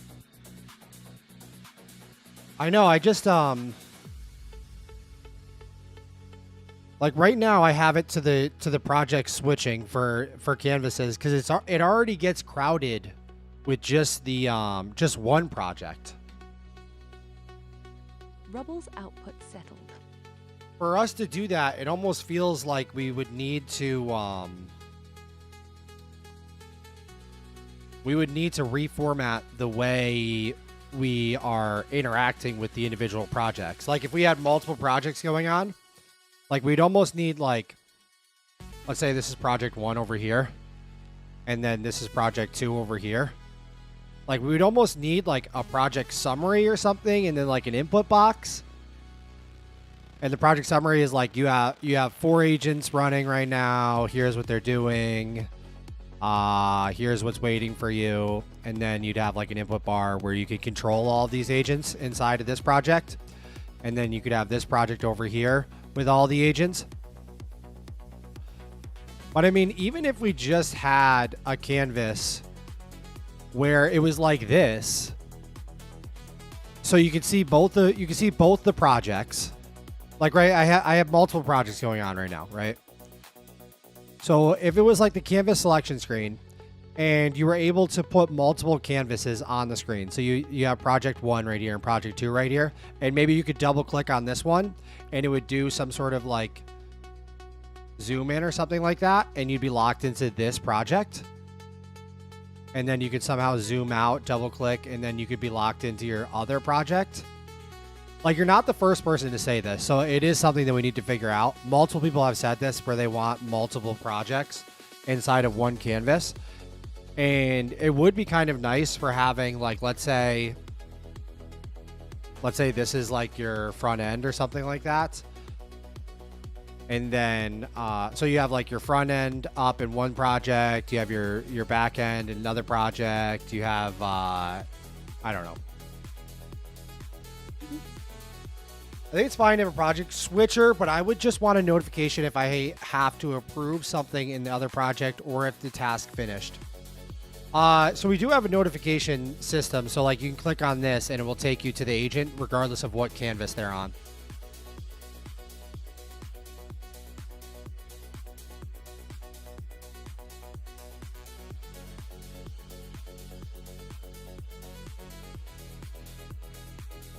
Allow me to do that.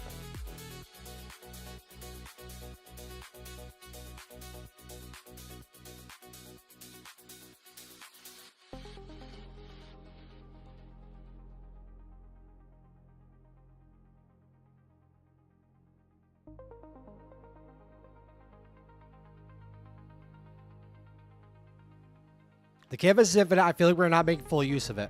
Well, I do think that adding multiple projects onto one canvas would help us make full use of the infinite nature of the canvas itself.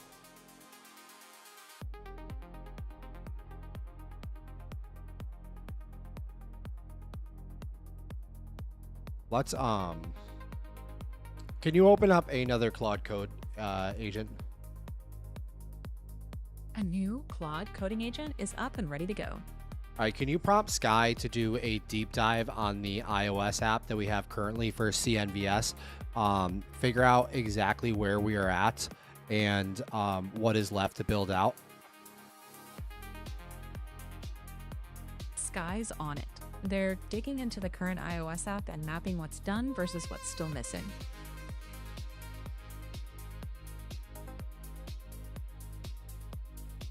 Go to sleep.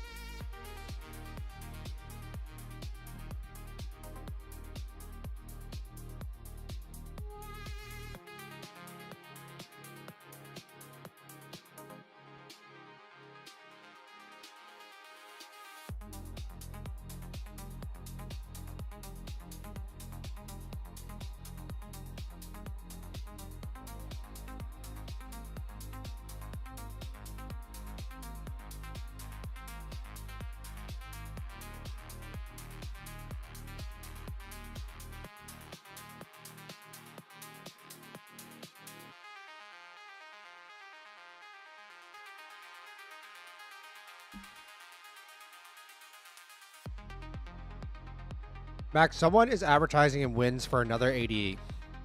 That's okay. You guys can advertise your own ADs, but if there is a infinite canvas of any nature with transparent terminals and background images that look like canvas, then you're getting banned. I'm sorry. I'm sorry. You have to do something more unique than that. You have to be more unique than that. Well, first we're going to delete the post and then we're going to ban you.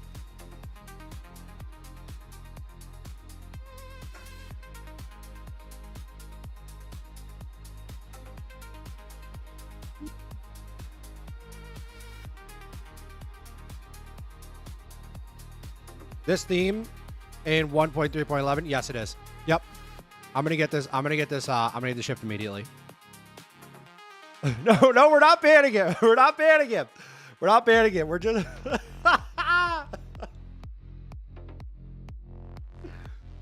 just we're starting with a delete. Sky's output settled.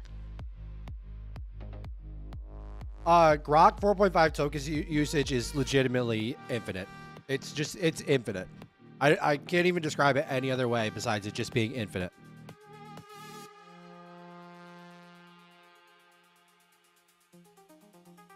Max, when is Canvas IPOing? Because there's already a Canvas ticket. Well, we'll just call it the big Canvas. It kind of does look like Canvas, to be honest. Well, we're gonna have a group vote. We're gonna have a group vote if it's too close to Canvas or not. We're gonna have a group vote. It's gonna have to go to the tribal council. I mean, that's the only fair way, guys. If we take things to the tribal council, vibe maxing with Codex Micro. Okay, let's check it out. Let's check out Codex Micro. The escalation ladder.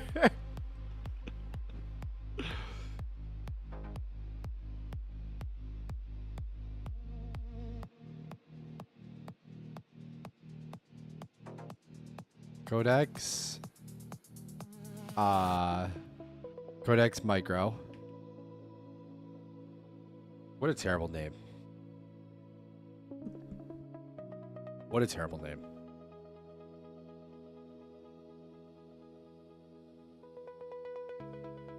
Sky's output settled.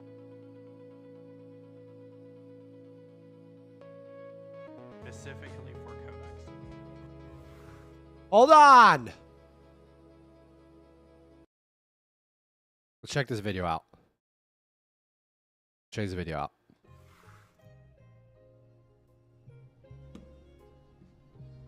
You can now take your Codex work to the next level with the Codex Micro, a keyboard built with the Team at Work louder specifically for Codex. I honestly can't imagine building without it anymore. To show you how it works, I'm going to use GPT 5.6 Soul in Codex. Guys, why does every video they do feel like it might just be me. It's probably just me. It's just me. But I feel like every video they have put out over the last couple of days now feel like the person making the video does not want to be there. Like they would rather be doing anything than making this video. Like it feels like Sam Altman is behind the screen and is like, you're making the video today, bro. Like, I don't care that you don't want to make the video, but you're making the video.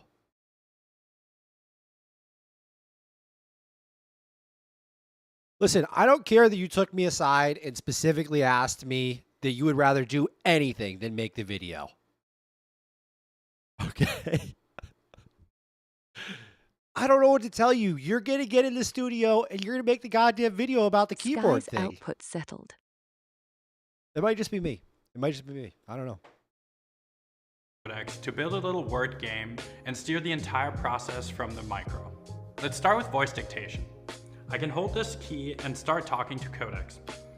Build a browser game called One Letter Off. Players change one letter at a time to turn the word cold to warm, add a 30-second timer, streaks, and satisfying tile animations. The whole prompt appears without me touching my laptop keyboard. I can configure the analog stick at the top to map to the most common skills that I use, or by default, swipe it up to use plan mode. With the dial, I can control the reasoning effort to quickly switch between a quick task and deeper reasoning without breaking my flow. Additionally to the game, I'm having Codex work on a couple of other things in my pinned tasks. Each of the tasks maps to a key on the micro, and I can click them to quickly switch between tasks. I can quickly see what's running and what needs my attention at a glance. And if the app is in the background, I can double tap to see what needs my attention. When Codex asks for permission to run something, I can switch over and press accept. And I can also quickly switch back and hold voice again to queue up another task by asking, make the win state punchier and add a streak counter. It makes jumping between tasks so much easier than ever before. And by the way, the analog stick is a great fidget toy while you're waiting for Codex to complete a task. And there it is. The game is live, all from the micro. All of the controls on the Codex micro are customizable, so I can map them to the Codex actions that I use the most. Whether I just lost half my viewers. I just lost half my... I didn't actually, but... Oh, wow. Oh, wow. I legitimately was going to purchase this because I'm a hardware guy, and I think that making a YouTube video of it would be cool. But I don't think I can even buy this. it's common skills, creating a pull request, or even triggering my pet. That's the Codex Micro. Get yours on openai.com/supply. Wait, that was the first smile he did in the entire video because he was done. Look at that's the first smile he did in the whole video because he was done. My pet. His eyes just came alive for the Codex first time. Micro. Get yours on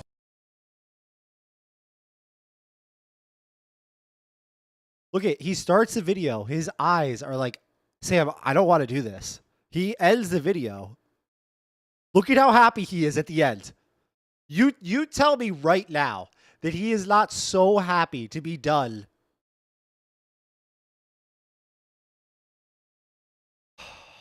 .com/supply. Maybe you're being rude. I'm not being rude. I feel for the guy. I love the guy. He's probably cracked out of his mind. But I'm just thinking, I'm not being rude to the guy. The guy is nice. Creating a pull. The guy is obviously very smart, and he's probably 8,000 times more intelligent than I am.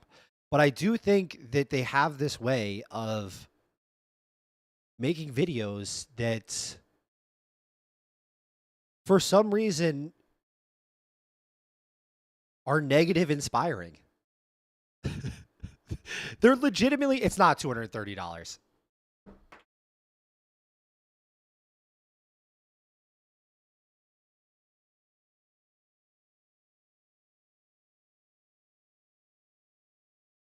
Somebody please tell me it's not, you're bullying, the price for bullying is a wedgie. No, I'm not bullying. It's 0% bullying. I love the guy. I think the guy is amazing.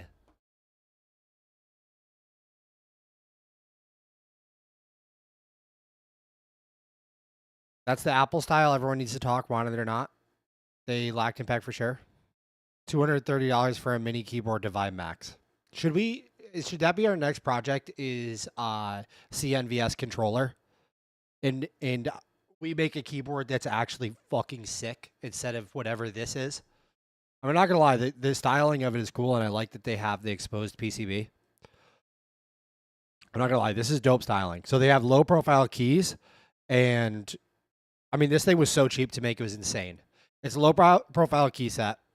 They have they have pass through key switches so that the LED on the PCB is shining through, which is nice. And the PCB is direct mounted onto, it looks like a translucent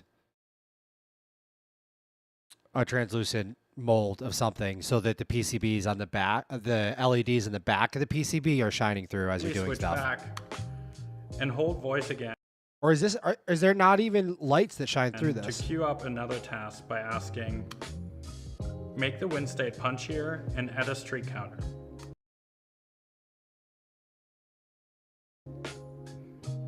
It makes jumping between tasks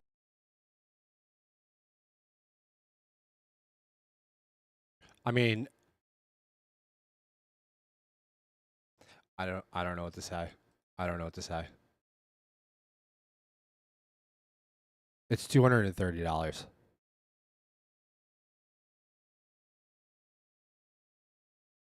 Which, that's fine. I mean, that's fair. That's fair. I always tell you guys, you have to charge. You have to charge. But I don't know. I don't know if this is it. This is a sick landing page, by the way.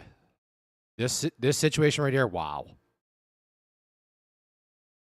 It's probably already sold out, right? They have a clicky version and a silent version.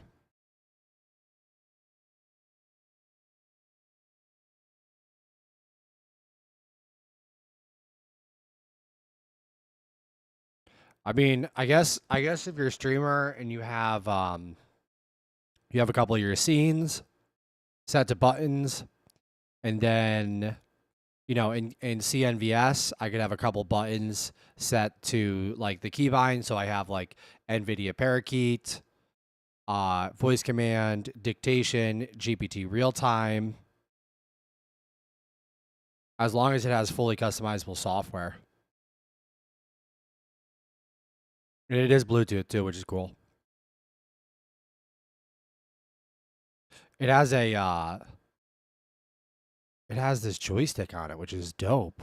The joystick is really cool. I don't know what you would do with the joystick, but it is cool. And it's got this little dial to adjust reasoning level in the moment. Stay fast for simple tasks or crank it up when the work calls for heavier thinking. At that price, just get a Stream Deck. Yeah, but Stream Deck is 10 times better. Yeah. Automato says this is kind of dope, like a better version of a Stream Deck. Holy Apple box copy. Yeah, big time. But I mean Apple does it the best. They have to. I don't even know what else you would do. I don't know what else you would do.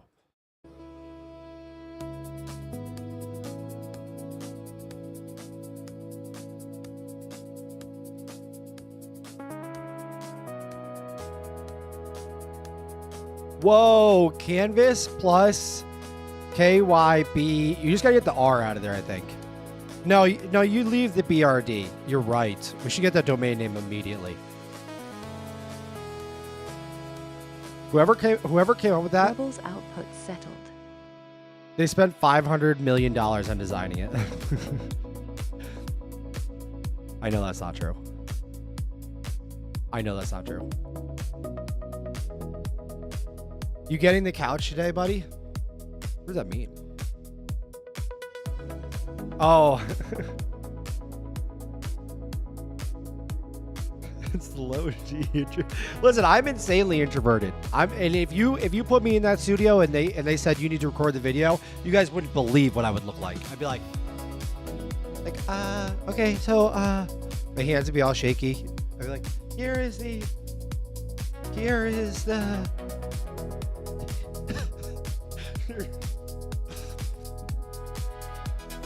I wasn't commenting on the guy himself. I was just commenting on the vibe that they put out in the videos themselves. Like, I don't know. I think you probably, if you're a company that size, don't you bring in help that is cracked at presenting stuff? I get that it's more authentic having like the people involved in OpenAI and shit like that do the presentation. That is way more authentic because they're the one that built them. I don't know. Bring in The Rock. Bring in Dwayne Johnson. You're charging over $200 for the product. Bring in a Steve Jobs level presenter that's going to come in and just absolutely fire the people up. Buy two and don't tell your wife to write it off on taxes. I would buy it if it put fingerprint for Mac. That would be cool. You could build this with a microcontroller and some buttons. You definitely could. All right, monitor research time.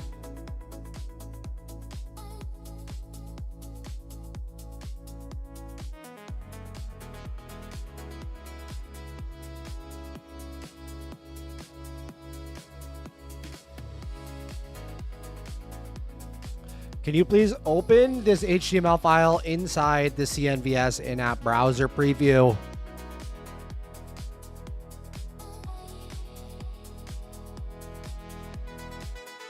The Rock. God, these guys got to wake up, dude.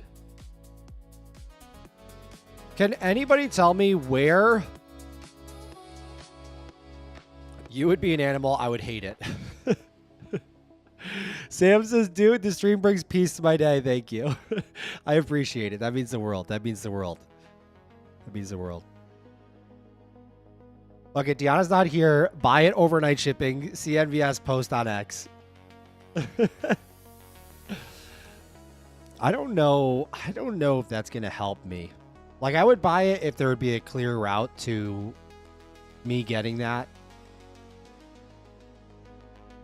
Doing marketing for Canvas or whatever. All right, let's see what this says. Let's see what this says. You guys ready? All right, buy the BenQ MA27 OS. It's the studio display, but better for $999. Your eye is calibrated to the M5 MacBook Pro's 254 pixels per inch screen. macOS only renders that razor sharp at 218 pixels per inch, 27 inch 5K. Anything less gets blurry, fractional scaling, since macOS drops sub-pixel text rendering. That single fact eliminates half this list. The Asus is 140 ppi. The Dell is only 129 ppi. Only two contenders are actually Retina class. The BenQ MA270S is 218 pixels per inch. It's 5K. It's only 450 nits of brightness, which I guess isn't the end of the world. It's only 70 hertz. It has Thunderbolt 4, HDMI, and USB 90 watts, so it can charge like a MacBook Pro. True Retina display, and in Tom's guide lab, it outmeasured the studio display on both gamut and color accuracy. Adds what Apple omits: HDR mode, real ports, and a height adjustable stand included. At $600 to $1,000 less, built explicitly for Macs. The trade-off is it's dimmer than Apple, 390 versus 600 nits, and HDR is token 272 nits for OBS. Put it on the MacBook's own screen. You keep two great displays while streaming. The Apple Studio, the same Retina sharpness with a meaningful 600 nits brightness edge, the closest match to your MacBook Pro's Punch, flawless macOS integration. I do like the brightness. Trade-off, $19.99 once you add the height adjustable stand. BenQ includes No HDR, 60 hertz, one port type. You're paying $1,000 more for nits and a logo. Interesting. Interesting.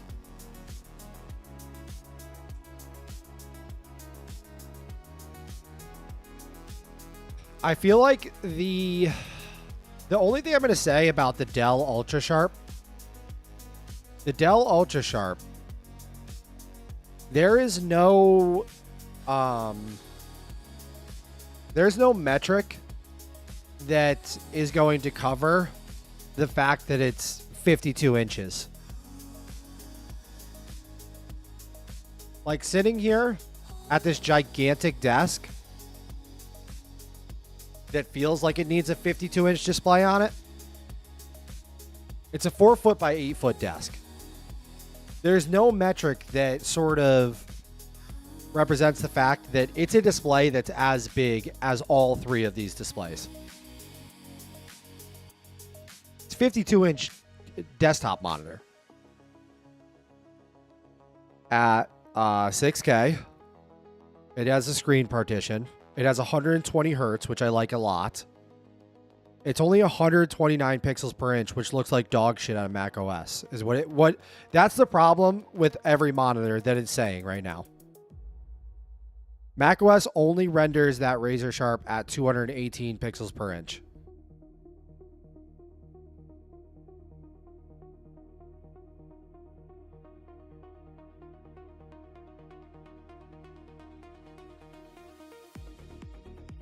If you aren't filming a Hollywood movie, this is mental masturbation. What else are we going to do with our life? That's a L low dopamine review. Rest in peace, Dell. Don, what's up?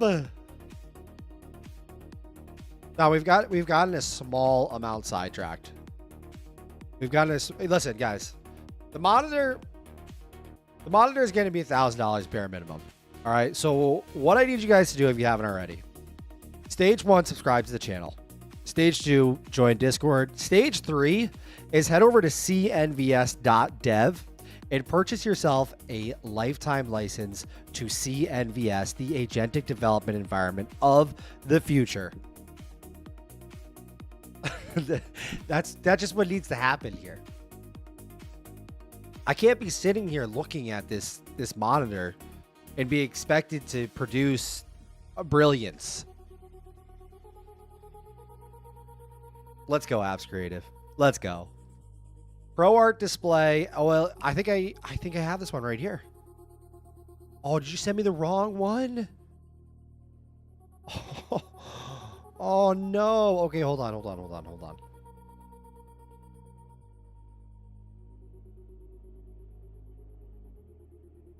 Let's close this.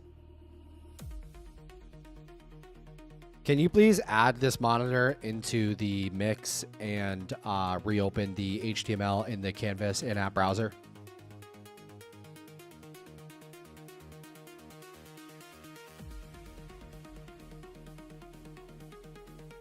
Your invite to Discord is always invalid.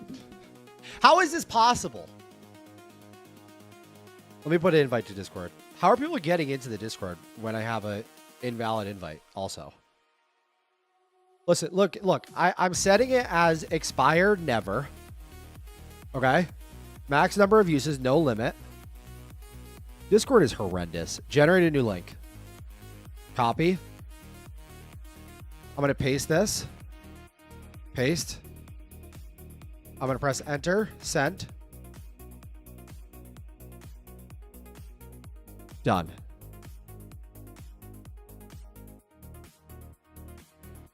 Sam, you have been banned before. It's because he was IP banned. Same thing happened to me. Sam, have we already banned you before? What are we doing now, dear Max?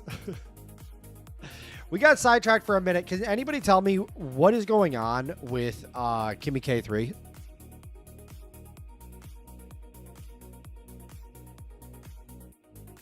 Let me go to X. Let me head over to X.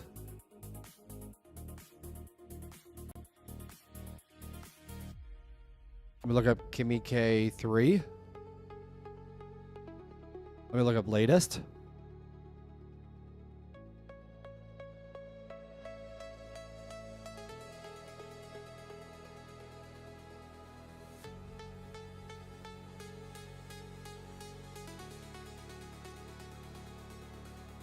Kimi K3 will drop today. Expect to be over 2 trillion parameter model. Kimi K 2.7 was underwhelming, but Kimi K3 is built on a new architectural design rather than just a bigger version of previous models. So the pre-training, it's based off of new pre-training, I guess. We will see if this holds true. We will be testing this model inside of Beck and Bench and running through the arena. Okay. Okay.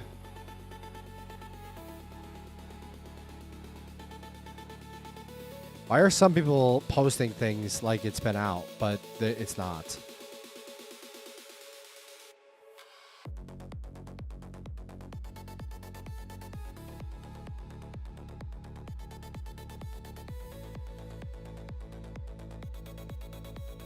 I don't think it's been released, but people are posting everywhere about, holy shit, Kimi K3 just made this.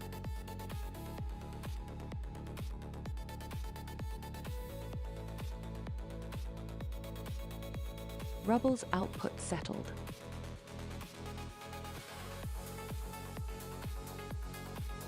Kyveen? It still says it's invalid. They would prompt their own model. I don't know. That must be a you. That must be a you thing. I'm thinking.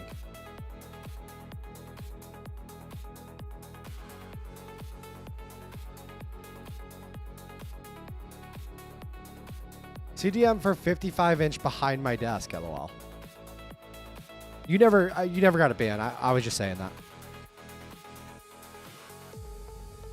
No, apparently Kimi was already in Arena under a different name. Moonshot didn't say anything about their own model. They would promote their own model. They probably got caught lacking once and leaked it to production for a second. Somebody just faked it all.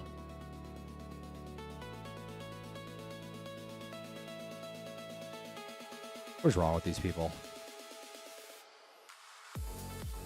All right, this says this is the new monitor breakdown. Oh, it says the same, I think. So that new Pro Art that you just sent is only 164 pixels per inch. And less brightness. 200 nits. Oh, 350 HDR peak.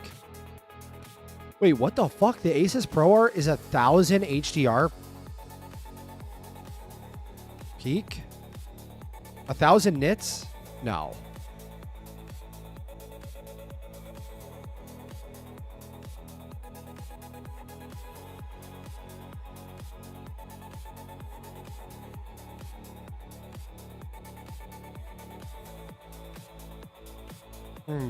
All right, let's look up. Let me see what monitor I'm on right now, real quick, and then I want to see how many nits of brightness this is.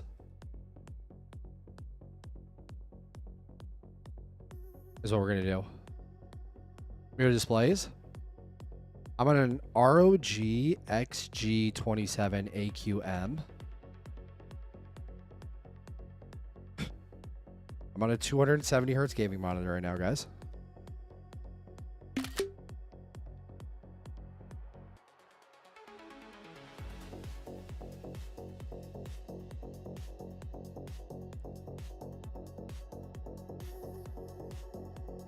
All right, I'm going to drop this into Rubble.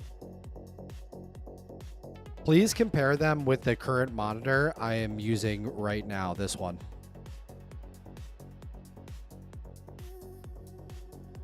Update the HTML page and then open it up in the Canvas in-app browser.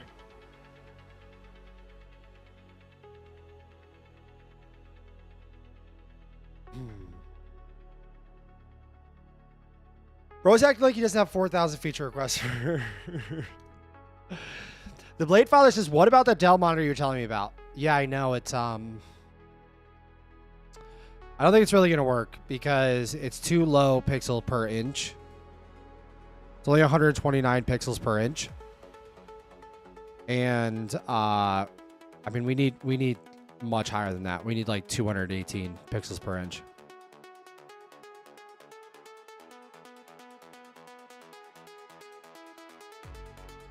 But what are you gonna do?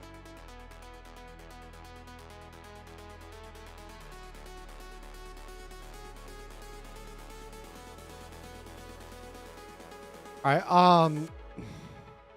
I guess we just keep going with building CNVS. I really thought we were gonna get Kimmy K at some point today, but it doesn't look like.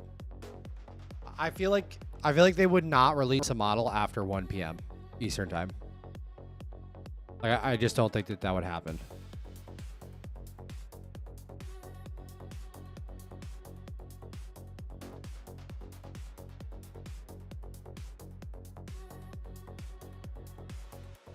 All right, so my current monitor is 400 nits, 109 PPI. So this one's double the pixels per inch, 50 more nits of brightness. Obviously, way less. 109 PPI is exactly half Retina density, so macOS draws it in non-Retina mode. Every glyph gets a quarter of the pixels if your MacBook uses with no subpixel smoothing. That's the looks terrible, not brightness. 400 nits is actually decent. Or refresh, 270 beats everything on the list. What an upgrade buys you. The jump to 218 pixels per inch, 5K is 4 times the pixels per glyph. The single change that makes an external screen look like your MacBook, you'll give up the 270 hertz. Nothing Retina class goes past 70 hertz today. All right, well, it's the BenQ then.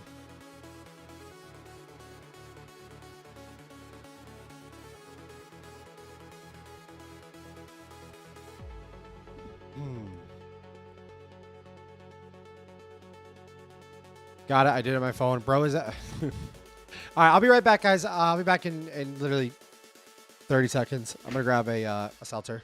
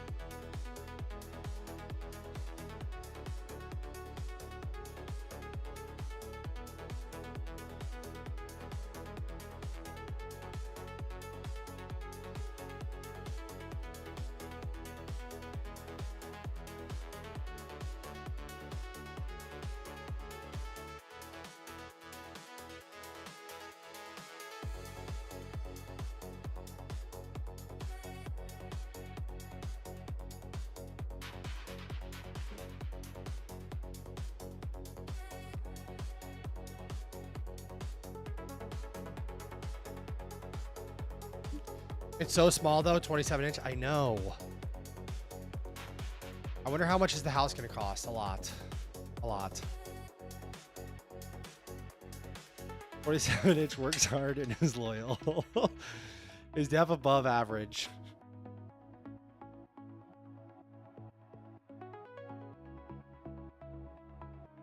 You know, I wouldn't mind having a little bit.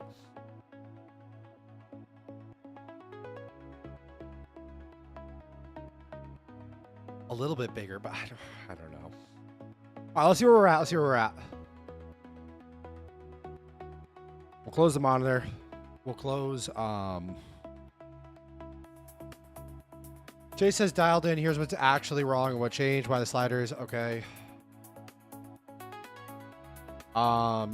Next up, yours. CNVS Dev 2 is running on the Halcyon demo canvas with the 3 sliders, bottom right, terminal 0.55, panels 0.25, card 0.12. Right now, all live. 0 equals full glass, 1 equals opaque. Drag them until it sings. Tell me the numbers, and I'll bake them in and remove the panels. All right, let me open Dev 2. We're gonna dial in the liquid glass for the Halcyon themes. Let me close this. I don't really like that it always draws this every time. Let me open a Claude Code agent.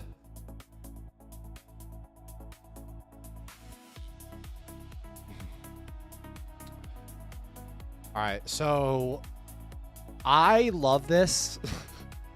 I love this, but I know I'm gonna get roasted for readability. Like if it was me, this is where I would run it at, 100%.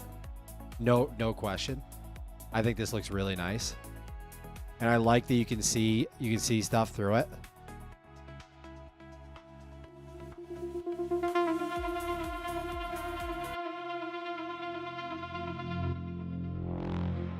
I like it. I like it. Let me open Hermes. Oh, wait.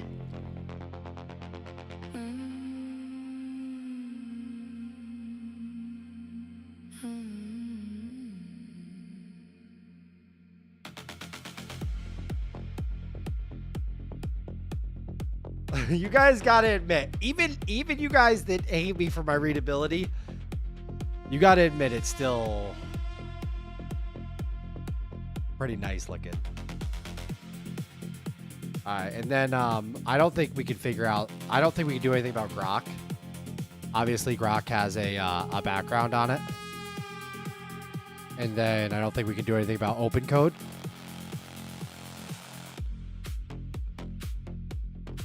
OpenCode also has a background, but Codex should not.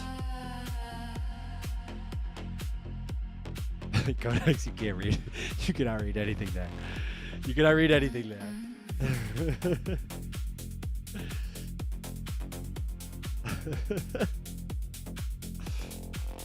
Now, Max is a bit of a side queen, as we know. The spiking revenue the past month isn't doing anything to shrink his ego either. It's not. It's really not. It's not. A lot is not what I'm looking for. I don't know, Momo Gamer. I don't know. I think that we need to make $250,000.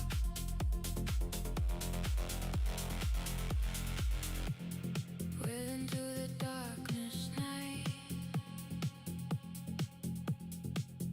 I think that Brave into the sunlight down.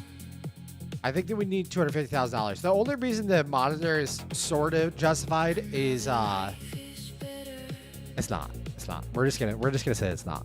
in other days. In other days. Why does your boards look like a code terminal shouldn't be Claude Code or Codex just to chat, or at least an option? I know. I'm 33 and I think Claude Code is melting my brain. For 6 months straight, I've had 5.6 terminals open at once, writing on responses just to smash enter 99% of the time. That's the whole job now.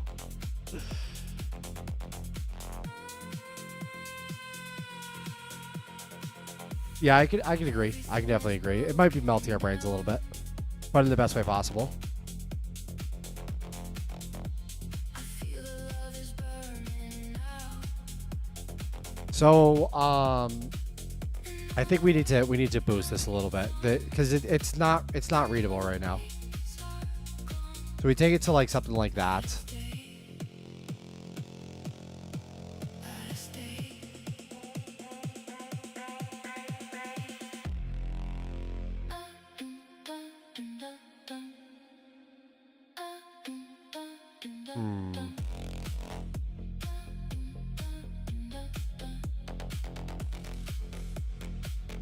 It's got to be like 0.72, 0.38.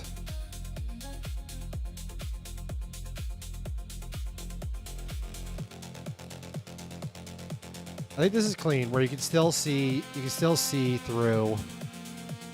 Might be even too much still.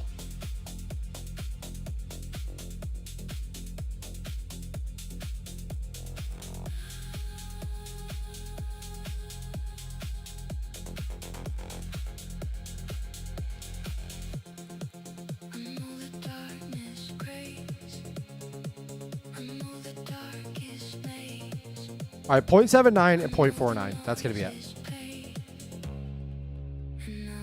For now. We'll feel it out, though.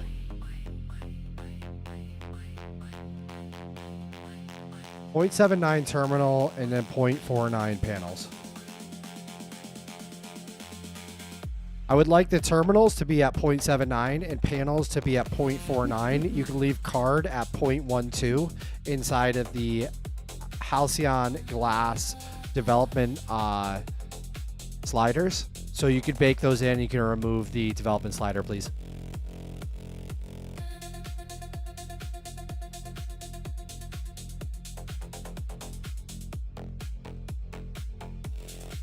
I wanna be with you. I'm cheering you on for Japan. Let's go. Do you think it's possible to make money through vibe coding even without any coding knowledge?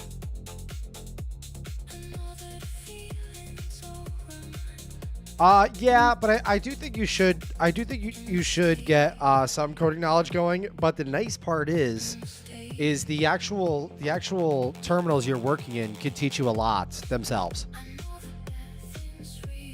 Meaning you can have them guide you and have them teach you. You can even have them make a full course so that you could get some understanding of, you know, database, server, front end, client, and how everything works together. I'm gonna say 100% yes.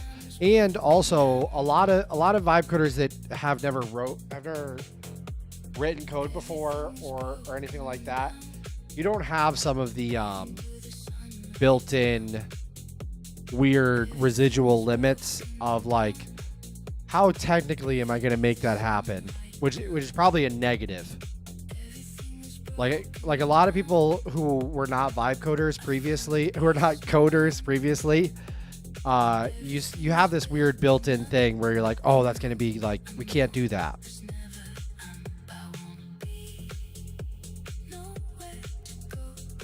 Well, I'm cheering you for Pakistan. Let's go. Let's go. Let's go. Let's go.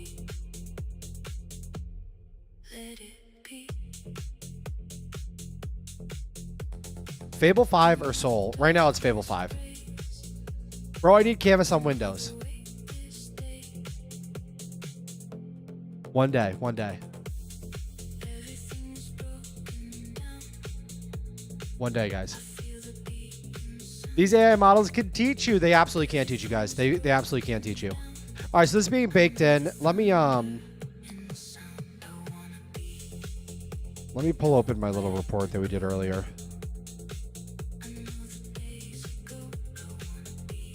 Why was going stale? The pill read the orchestration task ledger, a store the command bar never observed, so the text only refreshed when something else happened to redraw the bar, and the ledger tracks dispatch tasks, which settle to uncertain/finish on their own slow clock.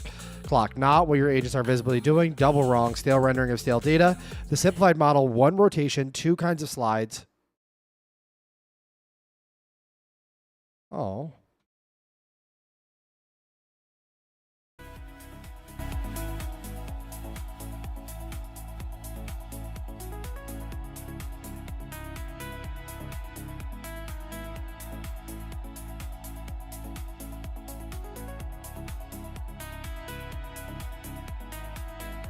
All right, this is amazing. This is so good. This is so clean. This is so clean. Wow. Unbelievable. This new theme it's going to be like a Canvas like trademark freaking wow. Unbelievable. Okay. And it also fixed the it's giving tips now here in the bottom bar, which is great. Because before it was only showing me the current state of the canvas. Let me see if it changes to show the current state of the canvas at all. Go on device, push to talk. Talk key is left option. Spawn a Claude Code agent. All right, it says trust this folder. Okay, it says one agent idle here at the bottom. Nice, beautiful, really, really good. Spawn 2 Grok build agents. Okay, amazing. It says 3 agents idle. Now let me see if I can get one of these to work and see if it'll update. Chase, can you please do some deep research and figure out when the last game of the World Cup will be. 3 agents, 1 working. Wow, this is so clean. So clean. This is actually so clean. It says down here at the bottom, I'm not sure if you guys can see it, but it shows like how many agents you have and which ones are working and all that, along with the tips. So it'll go to the tips, and it will go back to like 3 agents, 1 done. Because this agent's done now. Awesome. Awesome, awesome, awesome. Wow. All right, let me see. Let me close this. Chase, can you please open 3 Grok agents inside the canvas? Have them research the best agentic orchestration architectures available right now, and then summarize the results here.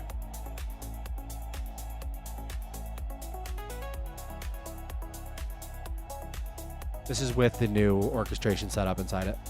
Not with the graphical user interface, but just like the back end.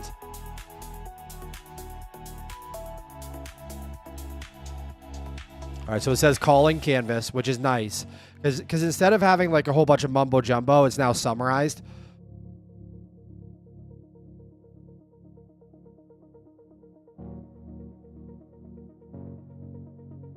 Except for it does say the canvas already has 2 idle Grok agents, but I closed those when it was in the middle of looking at it.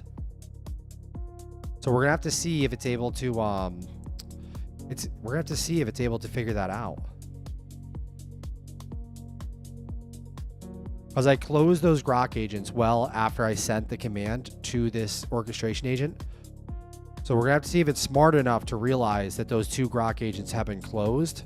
Because people are gonna do that kind of stuff. Like you have to prepare for end users. They're gonna do weird stuff where they'll, like prompt an orchestration agent and then like close worker agents. All right, so it did open up another one. That's good. And it opened up the 3rd one. It did. All right. That's awesome. So it used the MCP to realize that those agents were closed out, and it opened 2 more. So now we have our 3 agents open. Chase's output settled. Grok build is doing a weird thing. I've never seen it do this before, where it says run Grok build in the project directory, current. I don't know. We're going to see if it can figure that out. That's going to be a lot. Because I'm thinking it would have to press enter here, which I don't know if it can even do that. Which just really is like a non-issue. Wow, it did it. It did it. That's amazing. Fable 5 is such a good orchestration agent, guys. I mean, GPT 5.6 Soul is okay. I wouldn't put it anywhere near the level of orchestration capabilities that Fable 5 has inside of Canvas. Just said right here, both previously stalled tasks are back in flight. The new orchestration system that Fable 5 and GPT 5.6 put together, oh my God. It's so good. It's so clean. So clean. So there was multiple issues there that it just overcame. Multiple issues that just overcame. I closed the agents. I closed the agents after I prompted it. It had to do some stuff inside of the Grok build CLI interface.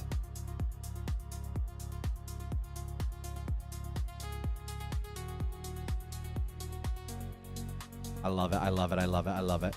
Hey, Max, what tools did you use to design Canvas? So we're using Canvas to build Canvas, and a lot of the tools we've used as far as design goes, if you're talking about like UI design, is we've done a lot of, throughout this whole stream, we've done a lot of creating a iteration loop with GPT real time or GPT image gen.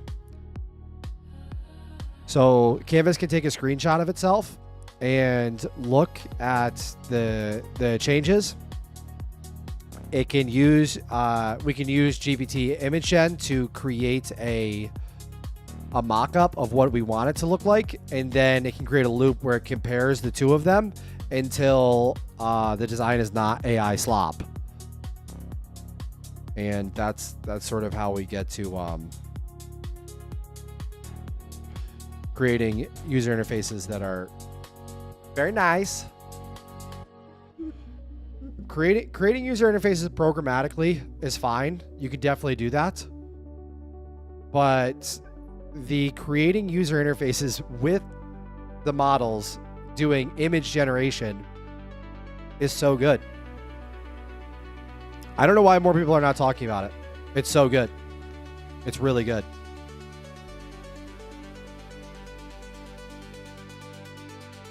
All right, so this says waiting for one dynamic workflow to finish.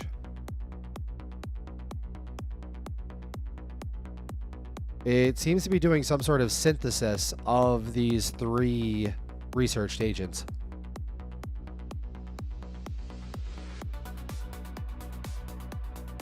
I just want to test out the agent orchestration and make sure that we're dialed in. Because I like where the graphical user interface is at with the new theme. I'm thinking I'm liking where the new orchestration system is at. We have to finish the simplification of the Forge. And then we'll be ready to ship this update with this new theme out to everyone.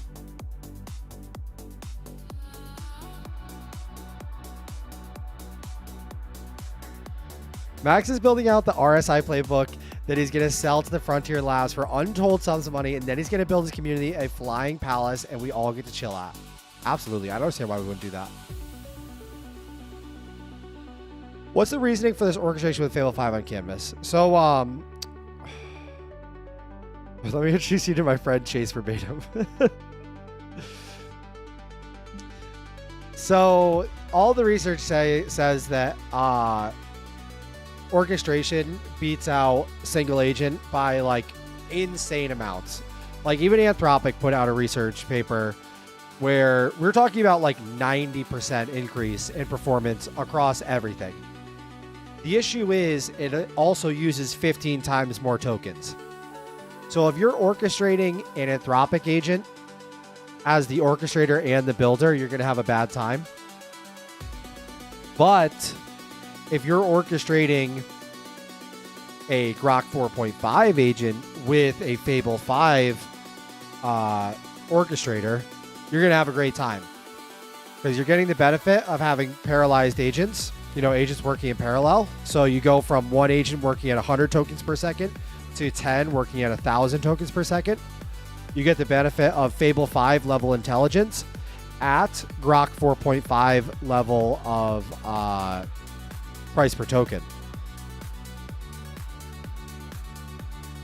So it's definitely part of the future of vibe coding. That being said, this dynamic workflow is insane. I don't know what's going on. 87 out of 100 right now. Orchestration, looping, and remote agents is the future. CI pay attention. Let's go!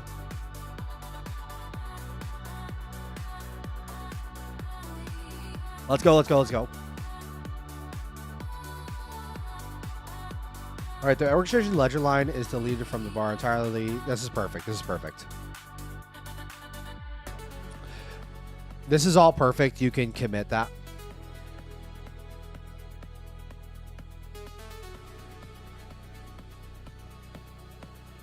Sorry, by reasoning, I meant the thinking level you're using on Fable 5 CNVS orchestration. My bad. So, right now, what am I at for thinking level?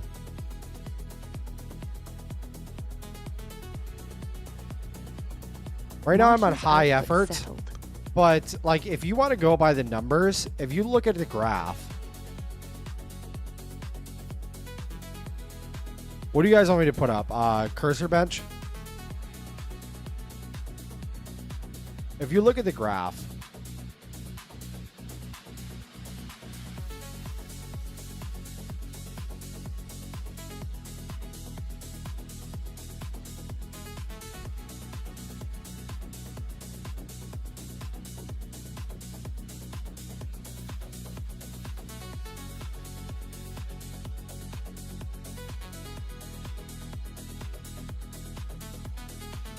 then hold on.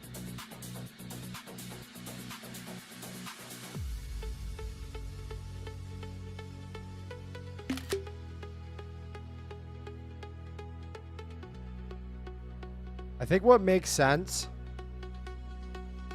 because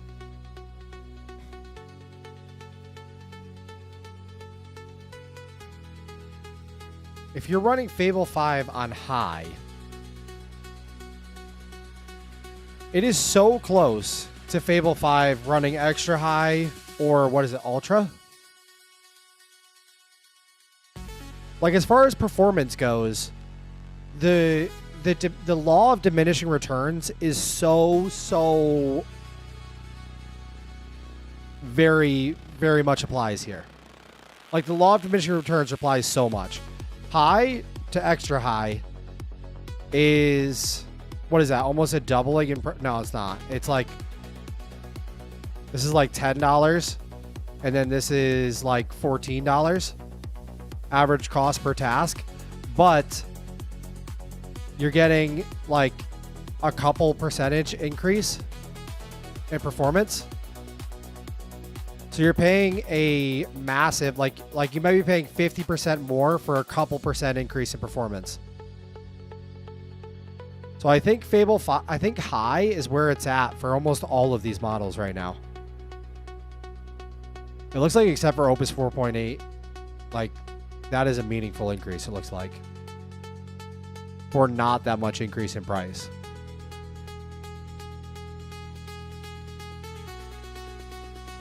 I found your perfect screen. It's in general chat. I was saying this shit a year ago.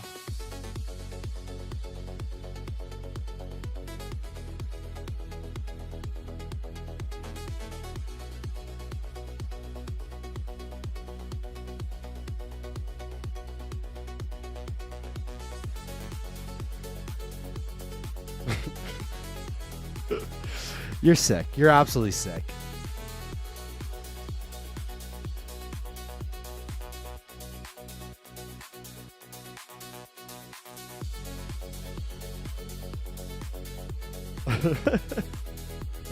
You're sick. If you guys aren't in the Discord, you need to get there immediately. You need to get there immediately. I don't know what's wrong with you.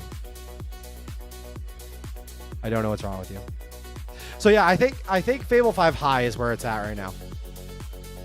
Anything extra, you're paying massively. You're paying a massive percentage increase in cost per task for an extremely small level increase in performance.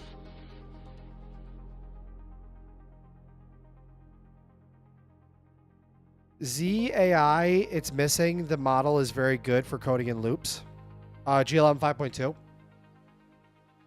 So I was running GLM 5.2 in OpenCode, but I recently switched OpenCode over to Muse Spark 1.1. I think it's just better. What is the Discord link, by the way? Hold on one second. I'm gonna put the Discord link. Oh shoot, you're in X. I don't know if this shows up.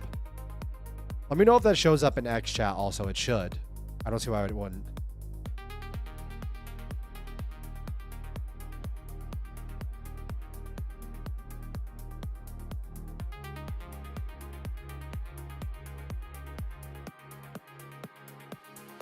Possible. I use low shit models till I get mad, and then I up shit. Unless I'm doing deep planning, I go straight for the big guns. That makes sense.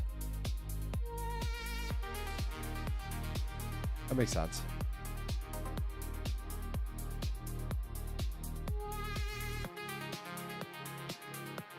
Baked, committed, and pushed. All right, great. We're gonna close this out. This guy got going on.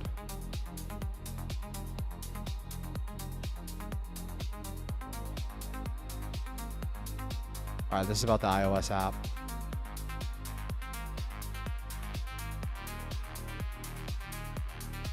All right, we can close this. We can close our Grok agents. That was for the deep research before. We can close Codex.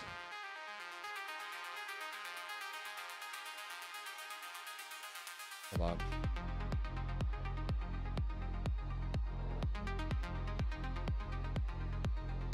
All right, so let's can you please open a Claude Code agent? A new Claude coding agent is up and ready to go. Tell me what you want it to work on, and I'll pass it along. Can you please prompt Chase to run the development build so I can test out all of the new changes that we just made recently? Chase is on it, running the development build so you can test those new changes. Amazing. Go to sleep now.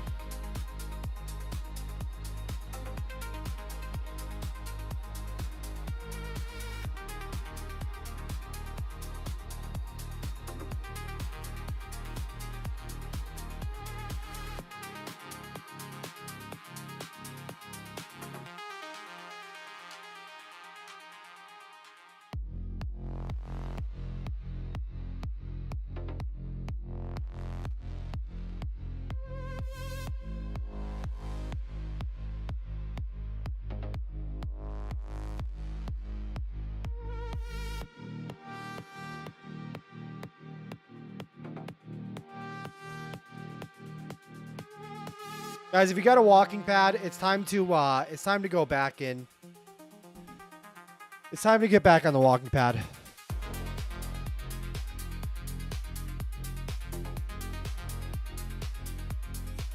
Sorry to do that to you, but it's time, guys. We've been going for 3 hours. It's time to get stand up here. Time to get locked back in. Will CNVS have some sort of plugin support where we can create great stuff to enhance the user experience or not planned? Yes, no, it's 100% planned. Chase's output settled.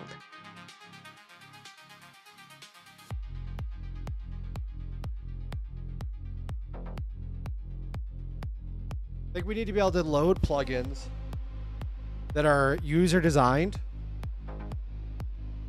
We probably even need some sort of skill directory so that we can share workflows. That might be another reason to actually get the Canvas community shipped, because we were designing Chase's Canvas community, output settled. but I was too scared that it was going to take away from the mission we're on right now.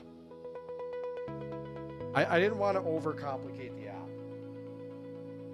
I didn't want to overcomplicate things, and I was scared that if I launched Canvas community, which is just like it's a canvas that you can go to inside of the Canvas app that has, you can toggle in. You can toggle in here.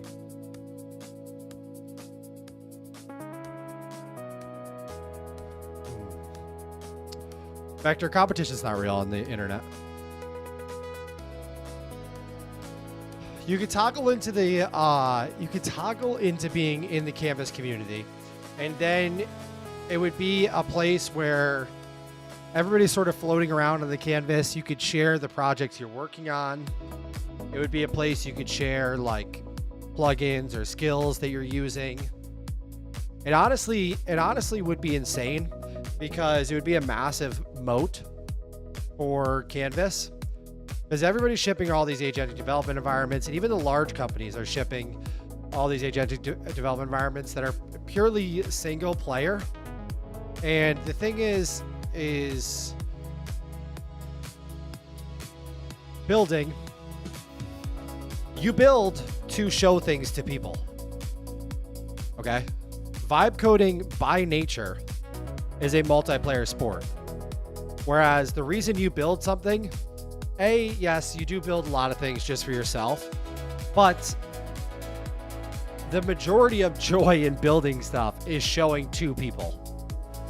So if you did have that built in to the canvas, it definitely would be an interesting moat, whereas everybody can build almost anything now. But if you build a product that has its own network, that has its own community attached to it, it's nearly impossible to rebuild that, right? Like a good example of this is Instagram. You can't really remake Instagram because your high school crush is on Instagram, right? Like, If you remake a better Instagram, awesome. Great job. You remade a better Instagram.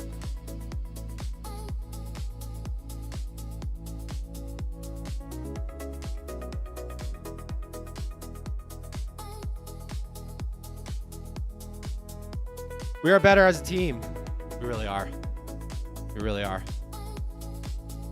Let me close this. Let me open the other dev version.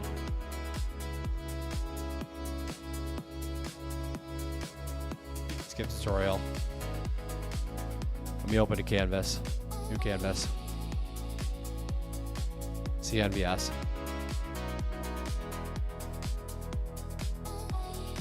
Guys, I really think we got played today as far as Kimmy K. I think we got played.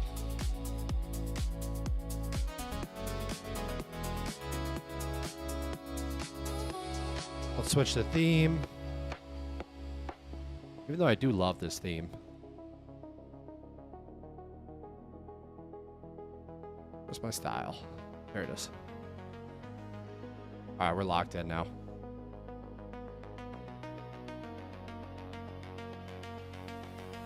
Max Fusion. Instant start on the mic. Push to talk. Conversation AI. All right, let's go. Let's go. Let's go. Let's go. Can you please open up a Claude Code agent? All set. Your Claude coding agent is up and ready for instructions. All right, can you please prompt Chase that I want you to do a deep dive on the current Forge structure, and I would like you to draw up a plan to make it 10 times more simple and brutally effective than it is currently. I would like you to also have GPT. I would like you to fire up a Codex agent also and have them make a plan to make the Forge 10 times more simple and brutally effective than it is right now. As far as a user experience standpoint, as far as just the level, the numbers of buttons and indicators and individual columns.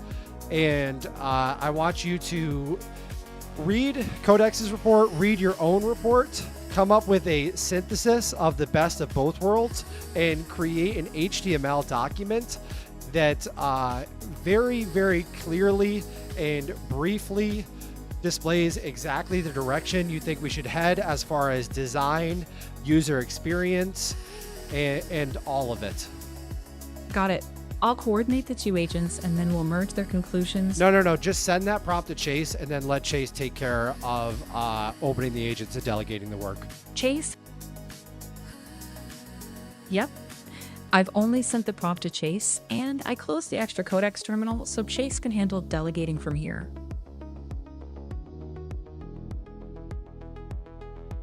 Okay, go to sleep. Okay. PC specs, right now I am on a M5. Right now I'm on an M5 MacBook Pro. Hold on, I gotta tell this. Open the Codex agent and delegate the work.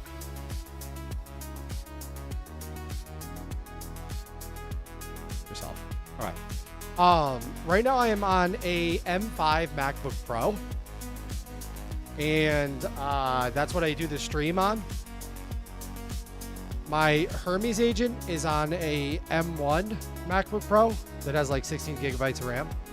My M5 MacBook Pro has like, I think it has the lowest amount of RAM you can get, like 24 gigabytes or something like that.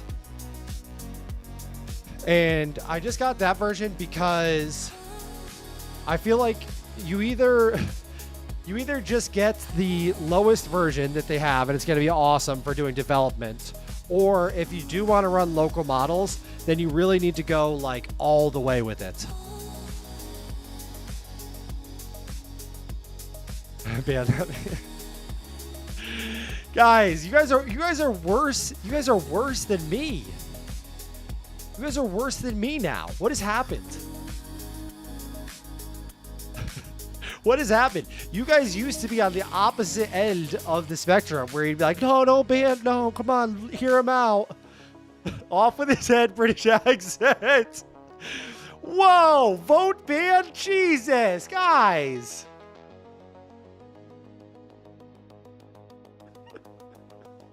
Holy shit, dude. Our community, I'm not gonna lie, it is a group of animals. Like, it is absolute animals. Wow.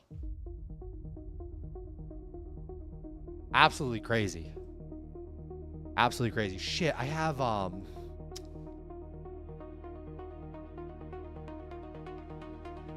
on, I gotta close this. I gotta close this. I have multiple dev servers running of Canvas right now.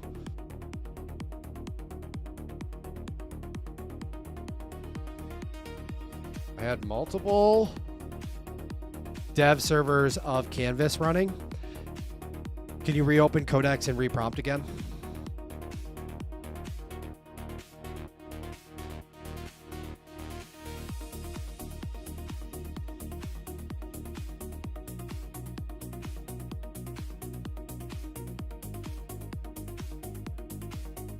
Guys, we have got to put a video together for X at some point. I thought today was going to be a perfect day for me to use K3 and get a nice little video going, but they screwed me, guys. I don't know what to tell you.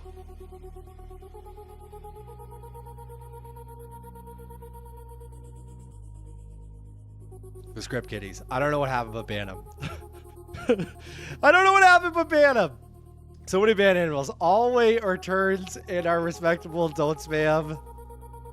PC specs. I just gave you the PC specs. Don't. Don't.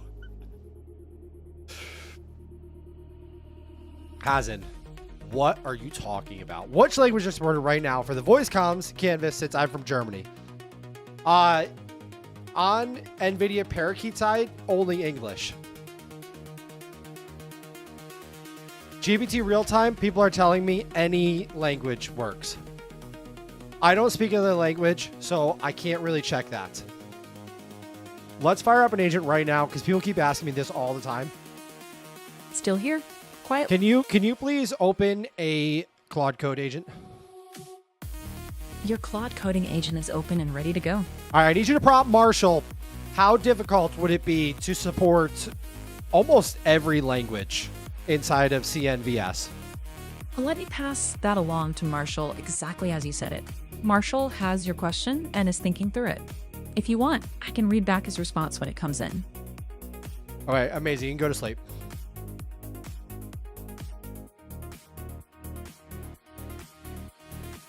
You know what's so weird is this Fable 5 agent, I've never seen it done it before, and then somebody in chat said to do it. It's actually kind of scary. Somebody in chat said to do it. I never said anything about it to Canvas. But it's running, this Fable 5 agent is running a Codex agent headless. Very strange. Very strange.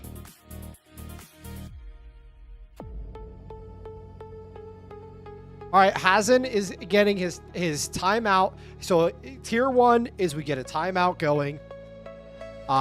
He's going to come back. He's going to say, specs, please, after I just gave him a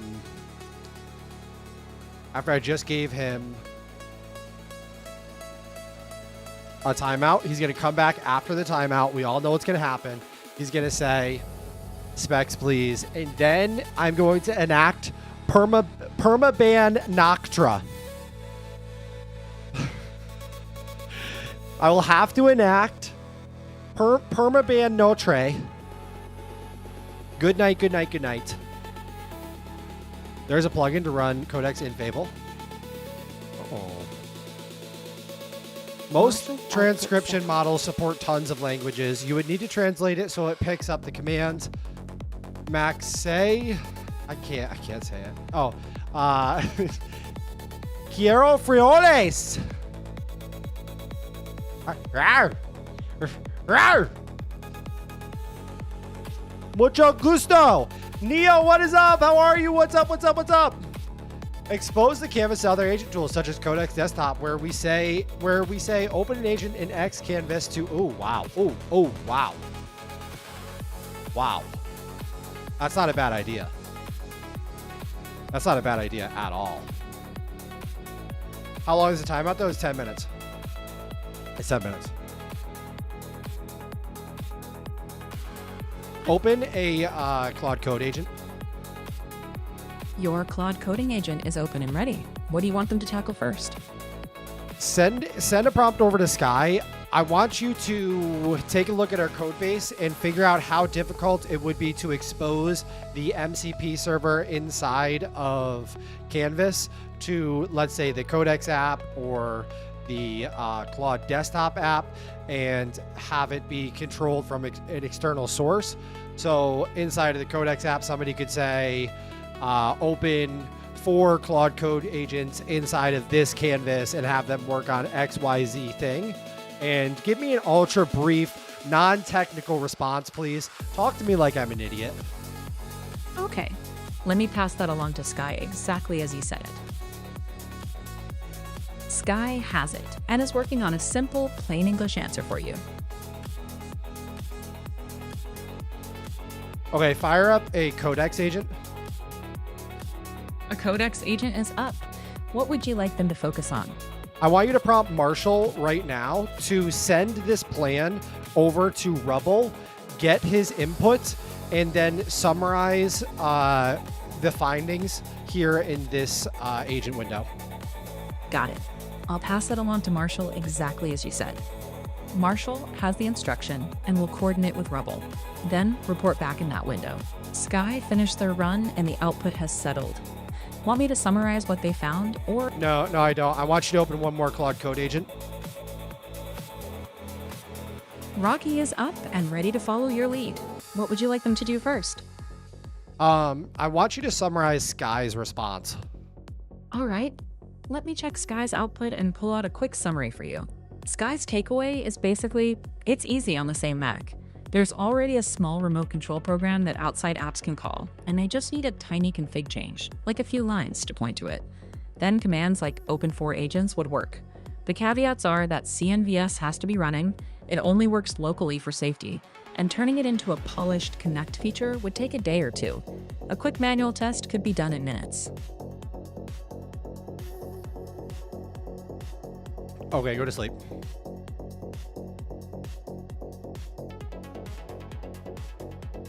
Apps like Claude Desktop and Codex app know how to plug into. Right now, we only auto plug it into the agents inside the canvas, but nothing about it requires being inside. I just verified it finds the running CNVS app on its own. I think you could already do that. Output settled. I think, AK, I think you can already do that. Ban me getting too many ideas. Did you have another idea? We use the band blade. You nailed that, Spanish Max. Let's go, baby!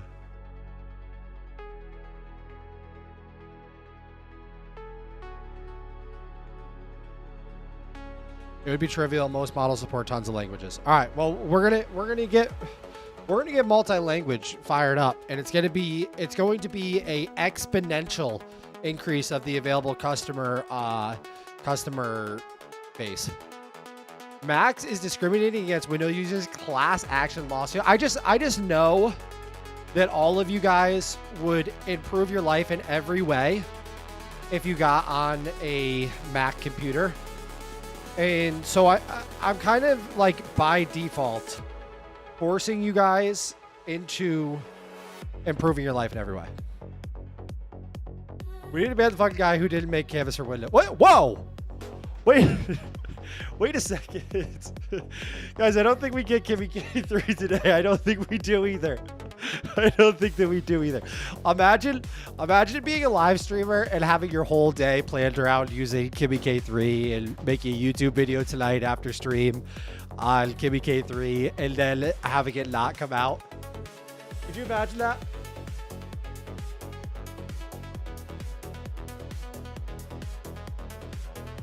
Just think about that for a second, guys. I'm gonna not feed my kids anymore. But that's the thing, guys, is that having a Mac has this weird ability to make you more money. It's crazy, I know, it sounds insane, but it just happens. For some reason, Macs pay for themselves. Marshall's output. I mean, you setting. have to use it. You have to use it. You got to do the marketing. You got to do all the shit. It doesn't just magically happen, but it does happen. It does happen. Bro, I run an RTX 5072 gigabytes. I'm not buying a Mac shit. This is why we're going to check our sources for real. Max, I still want to be your mod. I just want the power to ban anyone. I can't give anyone... I can't give... If only someone had made a CNVS for Windows and changed up the pitch a bit. I can't give anyone mod abilities on YouTube now because you guys are so crazy about banning people. You're going to ban...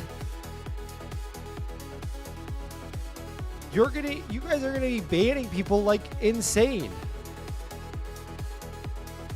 And I don't need branding to believe that. My Mac just made me $35,000 in the last couple weeks. Not including the other apps that I've shipped at the beginning of this year. Guys, I need you to wake up. I need you to wake up! Please. Get a MacBook on your desk. Get a desk hub on your desk. You can't even buy a desk hub anymore. You're going to have to find one on eBay for thousands of dollars. All right? Get a MacBook on your desk. Get a desk hub. Get Canvas on your machine. If you haven't already, purchase yourself a lifetime license to Canvas at cnvs.dev. You're going to be feeling so damn good when I ship this update 1.3.11. Is that right? Is that right? Is that right? I think it's 1.3.11. You believe it? It's because you have a Mac there. That's not the reason. It's not the reason. Yeah, Mac Mini Cluster is the best. They got to buy a desk first. Yes, guys. Get a desk first. You need a desk first. Get a desk. I was about saying that wake up. Indeed's not going anywhere. I actually have the ability to ban people and I have the ability to not let them leave. He's gonna go to leave the stream and he's gonna say, wait a second. There he is, he's back. Boring desk setup. He's gotta go. Guys, we're gonna say a ceremonial goodbye to Hazen Angel. It's gonna be a ceremonial goodbye. Everyone wave. Everybody wave goodbye. Goodbye, Hazen. We appreciate your time today. All right, Igor has come through with a real comment. He's come through with a real comment. Let's lock in for 1 second and let's see if we can help one person, at least today. Please. Let's lock in for 1 second. All right, Igor says, brother, please tell me what should I focus on? Tried vibe coding tool websites, hoping for ads, but mine didn't turn out useful. What to focus on and why? Have a nice one, douchebag. Bye. Peace and love. Bye. All right. So first and foremost, the best advice that I could give someone is the advice that I took myself, which is you got to follow your natural curiosity. All right. You guys know that I'm a fan of quoting Paul Graham a lot. You guys are going to be able to recite the exact quote that I'm going to say. Okay. The exact quote that I'm going to say. It's always produce. A lot of people don't know what they should focus on because you have to produce. You have to find problems. The Paul Graham quote is always produce because producing will find your life's work like rain finds a hole in your roof. Always produce because producing will find your life's work like rain finds the hole in your roof. So what happens is you end up shipping a couple apps, and along the way, you ship a ton of apps that don't make any money, that don't get any attention, but you get something that's way more important, is you find a problem. You find a problem along the way. I promise you this happens. I promise you this happens. If you look at my resume, it's Chase's always been output finding settled. problems. When I first got started, I launched Desk Hub, right? And I went to go launch on Product Hunt. And all I wanted to do was put a live stream up on X that it was a live stream on X that showed where I was at as far as my Product Hunt launch. Right? So I built Huntcaster. I got product of the day on Product Hunt, which is super cool, which is super badass. As far as being an indie builder, if you get product of the day, it's a lot of credibility, right? So all it did was track how many upvotes you got, your placement on Product Hunt, and also showed the comments, the most recent comments on your Product Hunt launch inside of a live stream that you put on X. It was the biggest cheat code. If you guys were there when I launched this is at the beginning of my indie hacking. You know, if you guys were there when I launched this, I think it only made a few $1,000s, but it was the biggest cheat code to launching on Product Hunt, because when you went live on X in the past, you would have this little live on X thing up the whole time. Look at Dan. Dan is like an OG indie hacker. He said, just look at Max absolutely destroying Product Hunt launch day marketing. I've never seen anyone hack the system so hard, not even Mark Liu. This guy is going to skyrocket if he just keeps going. It's so obvious in hindsight. Make video before launch with Product Hunt link to Product Hunt so people already see it before you even have a launch day tweet. Stream on launch day to always be at the top of people's feeds. So that's what I made with Huntcaster. But if I didn't first ship Desk Hub, then I wouldn't have found Huntcaster. And then if I didn't ship Huntcaster, I wouldn't have found Server Buddy. And the list just keeps going. It just keeps going. And the only reason why these things like tie to each other is from producing. So unfortunately, at the end of the day, you just have to keep going. You just have to keep going. Yeah, that's lit. When did you make that? I made it years ago. It's got to be 2 or 3 years ago at this point. You guys want to see what, well, let me see if I can find the, this would be sick if I could find the video.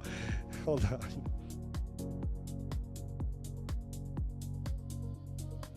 I do a launch video for every product, you know?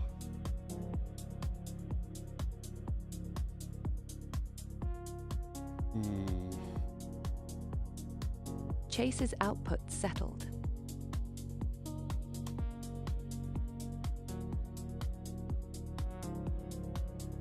I was trying to see if I could find the video on X, but I don't think I can find it.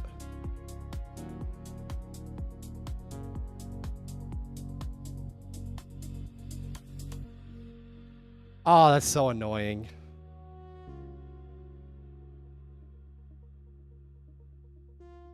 But yeah, I would say launching a Product Hunt is definitely still worth it. I should have already launched Canvas on Product Hunt. I should have launched it twice. From only producing your feedback to no, you should definitely listen to feedback. But I think the biggest do you have a channel on Discord with no, I shouldn't. I should have a personal website though with everything I've shipped over the years. Because I had somebody message me on X the other day that was like, oh, you're one of those people that's only made money from building a tool to help developers build something. And I was like, are you crazy right now? Are you legitimately crazy? I don't think there's another person that has shipped more software, hardware, apps, web apps in public than me. Like, what? What are you talking about?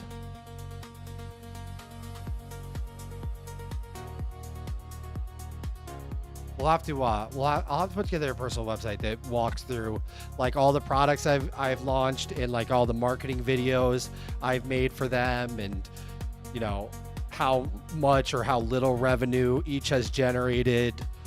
That would be cool. I think that'd be fun. Make it now. Yes, indeed. You said you left. You said you left.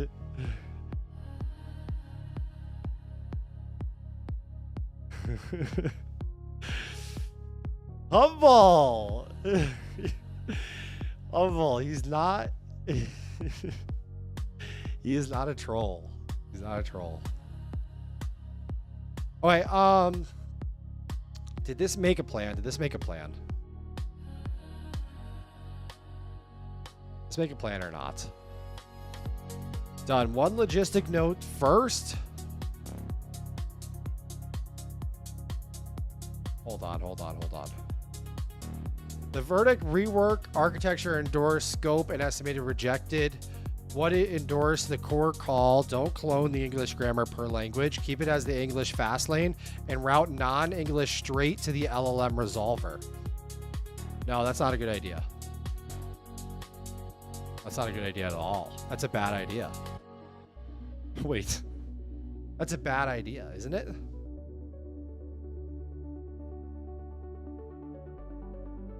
Hold on. I'm feeling like this is a task that would be better done by Codex. Can you please open a Codex agent? Your new Codex agent is up and ready to go. All right, can you please prompt Marshall to give me an ultra simple report based on the entire CNVS code base on what the simplest strategy for making CNVS support all languages? Because right now, I believe through GPT Realtime, it'll just work natively, like almost zero problem. But NVIDIA Parakeet is obviously set up for English. The text input bar at the bottom is set up for English. So yeah, do a deep dive and then give me a ultra brief. Don't give me a wall of text. Do not give me a wall of text. Give me an ultra brief, simple language response of how we can make this support multiple languages effortlessly.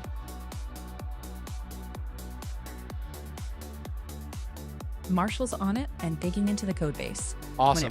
Focus Marshall, please. Marshall is front and center now, so you can watch its progress. Okay, you can go to sleep for now.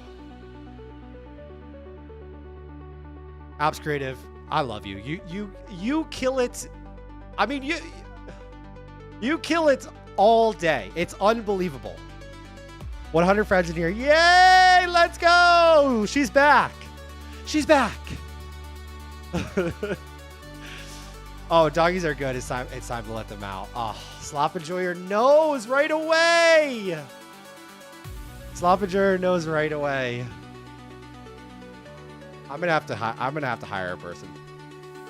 We're gonna have to hire a person.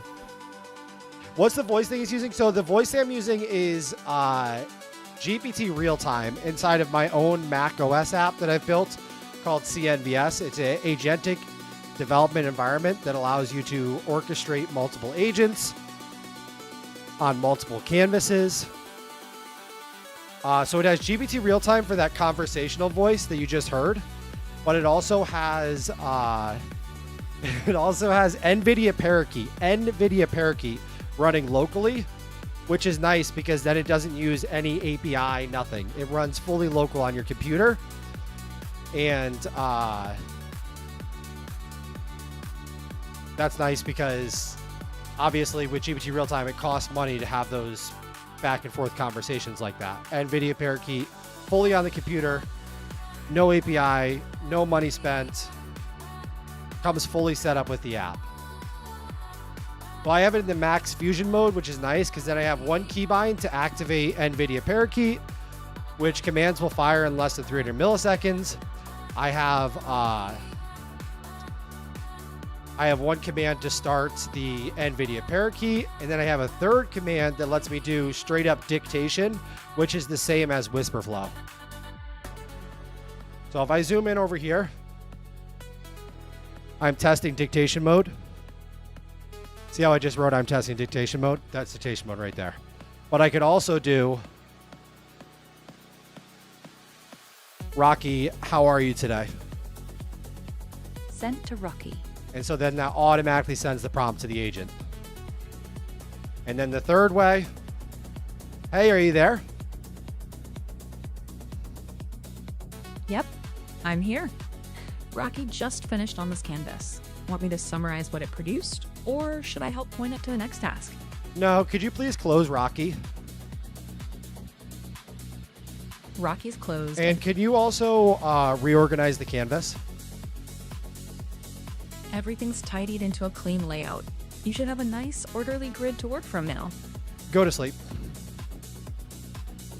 Holy shit, we might have comment of the week right now. Holy shit, we might have comment of the week. We might have comment of the week / year / Hold on 1 second here. Hold on 1 second here. Something massive just came across my desk. We might have comment of the week, comment of the year. Let me get. Jesus. Neo, which has the most unreal vibe. I'm telling you right now, I don't know how many times I can tell you guys this. Neo has an unreal vibe in the community. Insanely positive. Fits in perfectly. Probably slightly psychopathic like us in the best way possible. In a good way. I can say it because I myself am. Of all the vibe coders, content creators I have discovered and watched, I resonate the most with everything I learn here from you in this amazing creative community. You are all true visionaries. Infinite gratitude to Max and everyone who showed up today. I have truly found my tribe here. Are you fucking kidding me? Come on!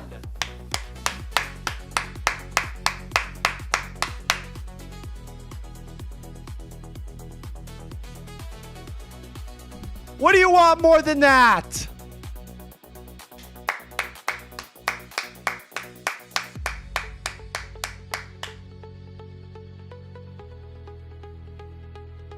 What do you want more than that? We're learning. We're helping each other. We're making crazy money. We're vibe coding into a new galaxy. We're creating the vibe coding platform of the future.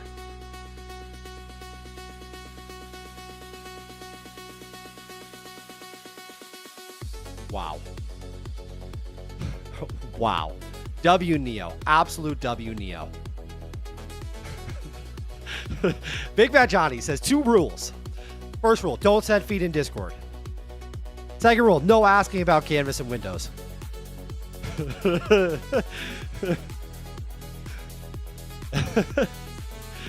Max's chest is looking extra buff today. I don't know what's going on with the chest monster.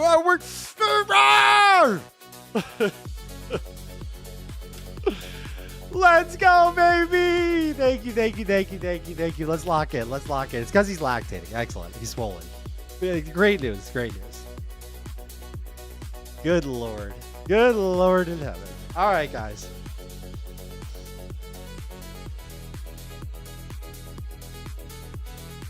Your instinct is right.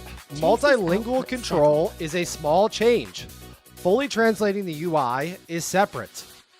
GPT real-time remove. Oh, I didn't even think about that.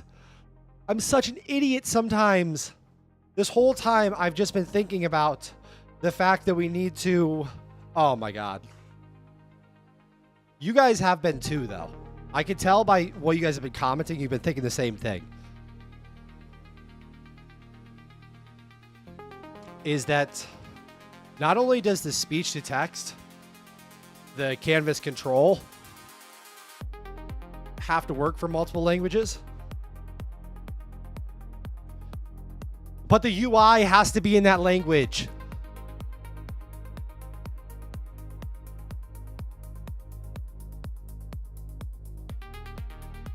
Guys.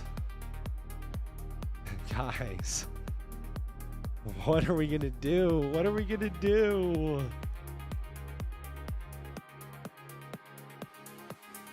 Max, my eyes are tired. Can we switch to a dark theme, please? I don't see why we wouldn't. I don't see why we wouldn't.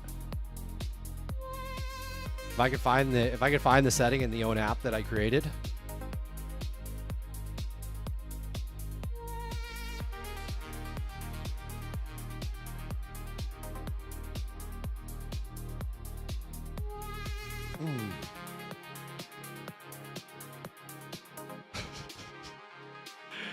Run it, gang! Let's go!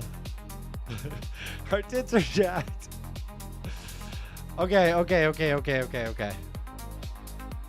You need to run some ads before these phones. They're never gonna take over. They just don't have it. They don't have it. I promise you, they don't have it. It's not even close. It's not even close, guys. The number one thing with this indie hacking thing is you'll never go broke focusing on the customer. Okay? I forgot who said that. You'll never go broke focusing on the customer. You can 100% go broke focusing on a competitor. I forgot who said it. Somebody said it that's much smarter than me. You'll never go broke focusing on the customer. We're making a crazy amount of money right now, all right? I mean, we've had $4,000 days, $3,000 days, $1,000 days, back to back to back to back. Like, I know, yes, I know. Everybody wants to focus on costs and they want to focus on competitors. Forget about it! I promise. Forget about it. Just forget about it. I've been saying this since day one. Let them do their shit. Let them do their shit everywhere. Let them do it.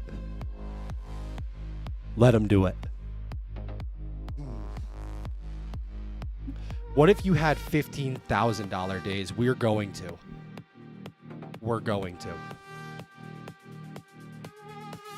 Sebastian said, just watch the video on Canvas. So fucking cool. Keep up the good work, brother. Let's go! Max, for your information, your fiance is going to be home soon. You didn't see it. That's actually great news. Thank you.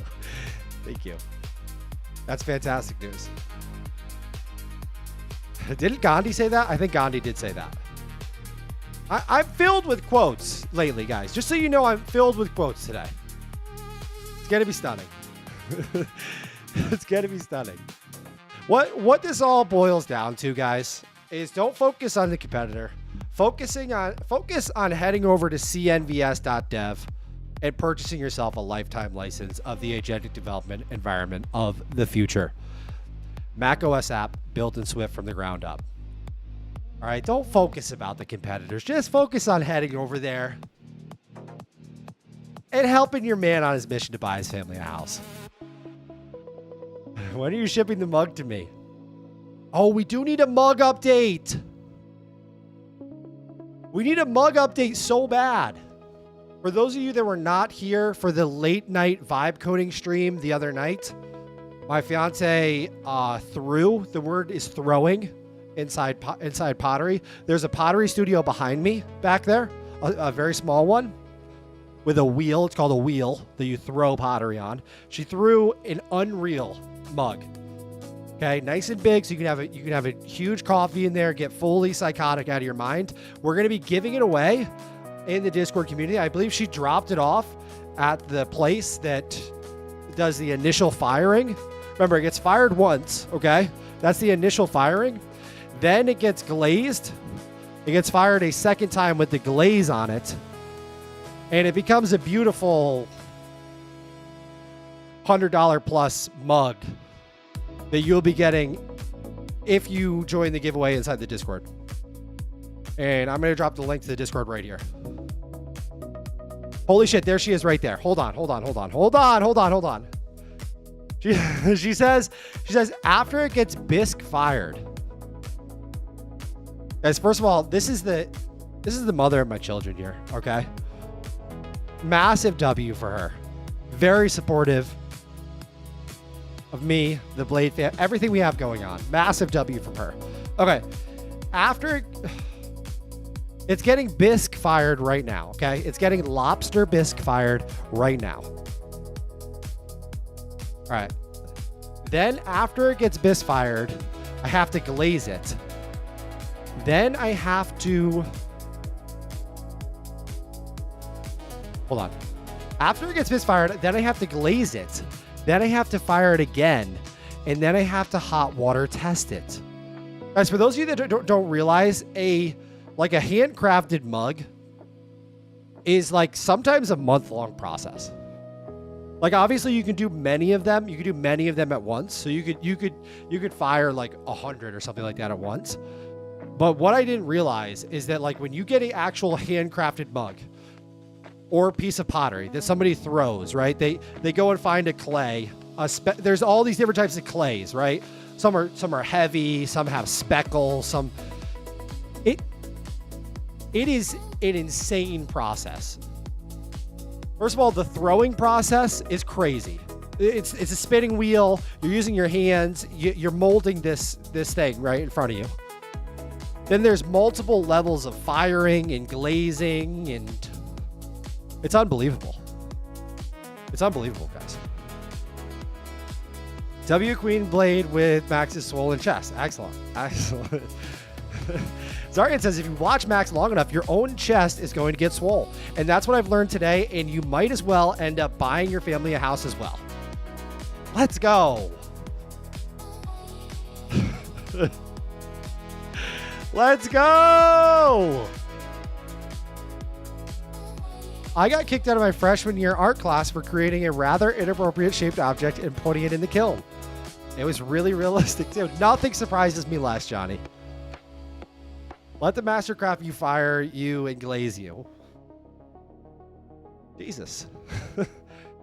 Anyways, your instinct is right. Multilingual control is a small change. Fully translating the UI is... All right, let me talk to this for real. Here's the deal. I'm low-key terrified of adding this multilingual support because I know that it's going to be a process, and we are going to need to get our hands in there, like all up in there everywhere.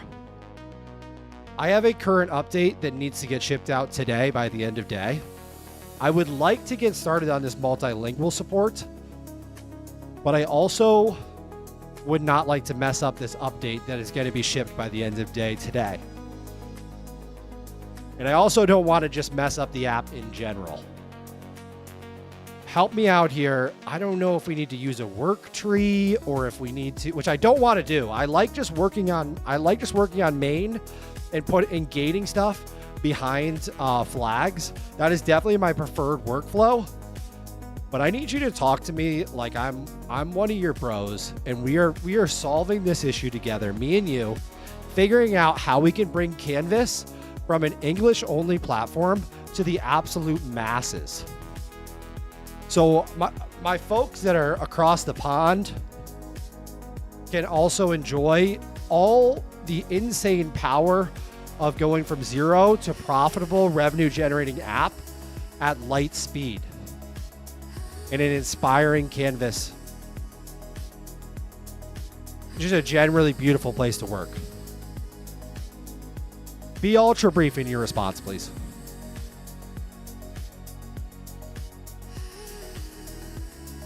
Nobody talks to Codex like I do.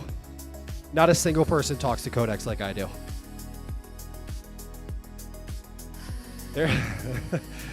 There's not a single person that talks to Codex like I do. I don't know what color I'm glazing it yet, so if you have a suggestion, let me know. Bro, all I could think about was that pottery scene with Whoopi Marshall's Goldberg output as you were settled. talking. You could go tiny house if you wanted right now. That's the best comment I've seen all day long. Besides Neo's amazing heartfelt comment that actually was unbelievable. He says, bro, you could go tiny house. Babe, I have good news. If you're still in chat, we could go tiny house right now. We probably would need to find a piece of land, though. So maybe we couldn't go tiny house. But if that's an option, we could have a banger tiny house. Oh my, are you walking pad and speaking? Yes, we're on a walking pad right now. We're getting our steps in. I've actually gone way over today. I've gone way over on steps. We're at 50 minutes and we've already done 30 minutes, which means we're probably somewhere around 7,000 steps. We're probably around 7,000 steps right now. Tiny houses start at 200K. No, they don't. You are too big for a tiny house. That's true. That's true. I'm getting hard thinking about pottery now. Jesus. Jesus. Yeah, let's put you, me, the kids, and 3 dogs in a tiny house. Sounds like my nightmare. Okay, the tiny house is out. We are back into the getting to $250,000 in revenue. Generated. Bro, no work tree needed. Your main plus flags workflow is perfect here. Ship and tag today's updates first. Don't touch language behavior before that. Immediately after, add one dormant multilingual voice flag off in release. Opt in debug. So Codex just said bro to me. It said, bro, no work tree needed. Your main flags plus workflow is perfect here. Ship and tag today's update first. Don't touch language behavior before that. Immediately after, add one dormant multilingual voice flag off in release. Opt in debug. Build behind it in tiny slices, real-time parakeet auto, text bar, text-to-speech, UI translation. Every slice gets tests and its own clean commit, so rollback is painless.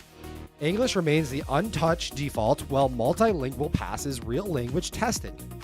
We're not performing surgery everywhere at once. We're opening one safe door at a time, and Canvas keeps shipping. Focus and lock in, fan. We're trying. Are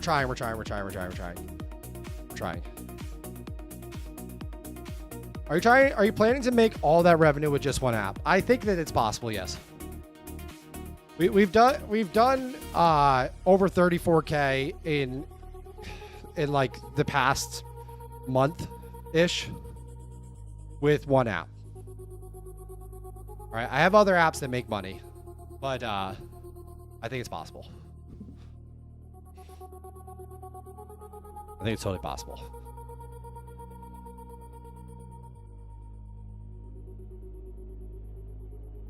$250K might only get, it really would get me only a cardboard box.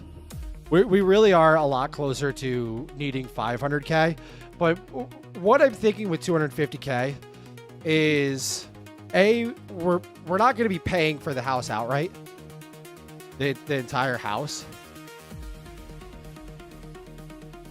I don't know. I don't know entirely what the end state is for the best situation to go about. I think that having down payment money and then having money in the bank provides, because if you have the down payment money taken care of, right, you get your mortgage going. Then you still have to remember that I have the most high risk career there possibly is right now of a degenerate vibe coding, content creating psychopath. So I was thinking you get the down payment money, but then also you get a real decent amount of runway set up.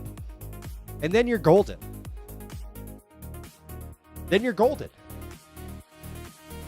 Right? Come on. Christian Am says, how do you keep sensitive data from leaking on the stream? Does anyone want to answer that question? Does anyone want to answer that question?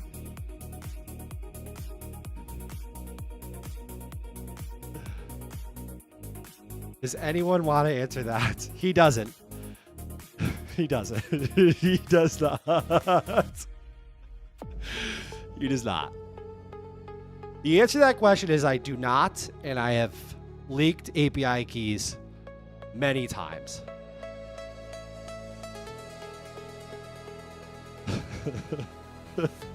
App Creative says, bro, I did the opposite. Bought my first house. Now I'm vibe chatting till I afford canvas. A couple of million Max is streaming from his deck in a thong. Absolutely. Absolutely, dude. The deck, the Infinity Pool deck side, the Infinity Pool deck side thong stream is going to be out of this world. I stay for the API keys. Yeah, a lot of people are just here for the API keys.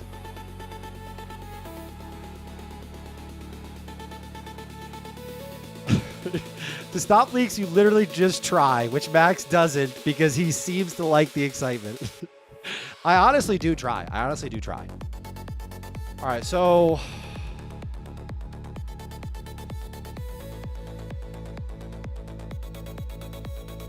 hold on. My main concern is, right now I'm not ready to ship today's update. That's not going to happen till tonight. So we need to figure out how we could start building multilingual first, possibly. And also, what is your input on me putting the effort into multilingual right now? Like, you could do some research if you want to, but am I better off just like as a solo dev? I'm currently only supporting Mac OS. I'm trying to stay in my lane. But can you give me the ROI on layering in multilingual support versus the added cost of time of upkeep when I add new features and all of that, making sure that it works in all these languages and whatnot? Still, be ultra brief in your reply. Talk to me like an idiot.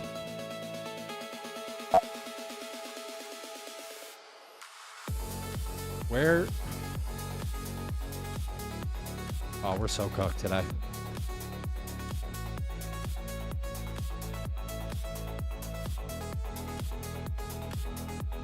Are you there? Hello, are you there? Hey, I'm here listening. What's up? All right, can you please prompt Marshall for me verbatim that I want to, well, I'm not going to ship the update until tonight. So my main concern is that I can't ship and tag today's update first. That would have to happen tonight. My other thing is I need you to do a deep ROI analysis. I'm a solo dev. It's already a lot keeping up with the technical aspect of this app. What do you think the ROI is on me supporting multiple languages? Like right now, it's a Windows-only Mac OS app. It stays in a narrow lane, which keeps things tight as far as a support window, as far as like me keeping up with technical support. Is adding all of this language support going to become a nightmare down the road when I'm looking at adding out and building out more features, such as the iOS app and all the other stuff that we're going to be adding? Marshall's got it. I sent your request. Okay, go to sleep.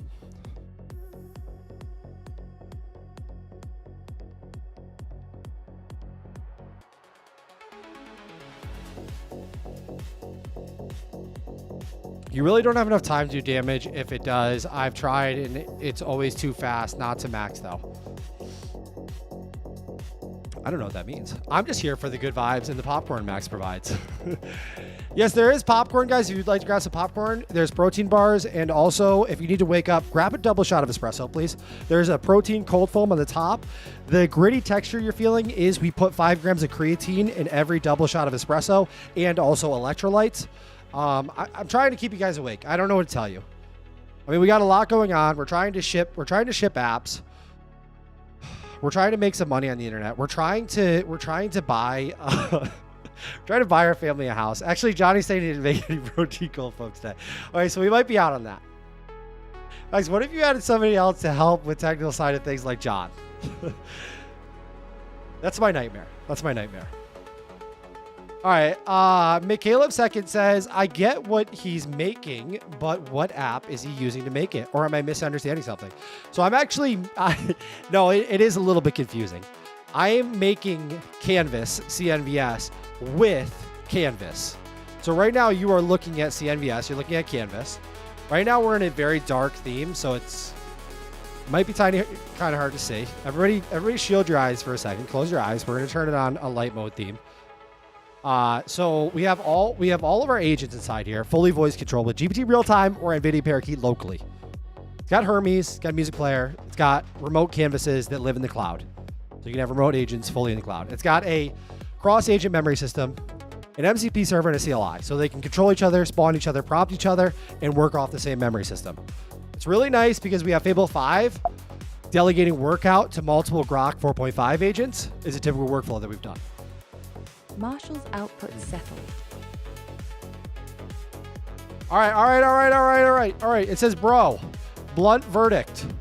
Multilingual voice plus command bar as beta. ROI is high. 8 out of 10.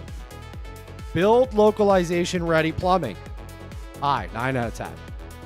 Promise a fully translated app today. Low. 2 out of 10. All right, guys. I am not promising a fully translated app today. That's a low ROI. You guys see this? How low that ROI is? You guys seeing that or no? It's 2 out of 10. My mouse is dying right now. My mouse is dying. Do you sell websites or how do you make money exactly? I build apps. I vibe code apps. This is one of my apps right now that we're using right here on stream. This is my app. This is my app. It's called CNVS. It's a Mac OS app. It's an app to create apps. Okay, but previously I made hardware, I made iPhone apps, I made web apps. I've done everything. I've done everything there is. I've made money with all of them.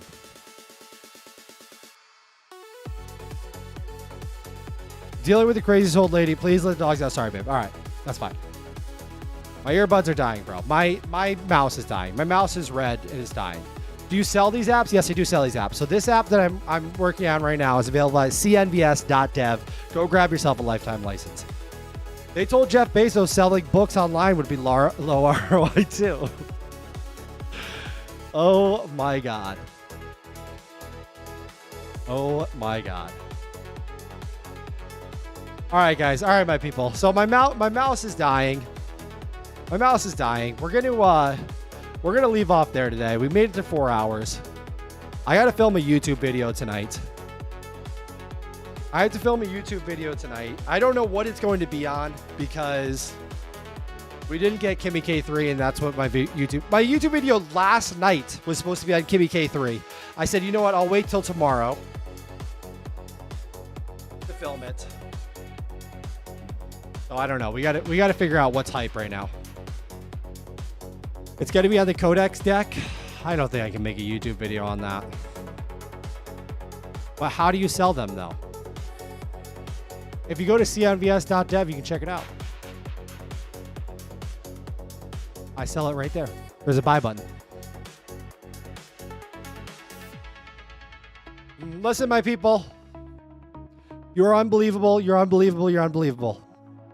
The support I have received over the last 65 days of vibe coding apps has been unreal. We have literally live streamed. Ourselves, myself, us together, getting monetized on X. We got our first Elon payout. It was over $5,000. Okay. We've gotten monetized on YouTube. We've added over 3,000 subscribers on YouTube. We started a Discord community that is about to hit 500 members. If you're not already in the Discord with us, I don't know what's the matter with you. If you're trying to learn how to vibe code to make money on the internet, then you need to join the Discord and surround yourself with these animals. You want to be surrounded. You want to deep dive into it.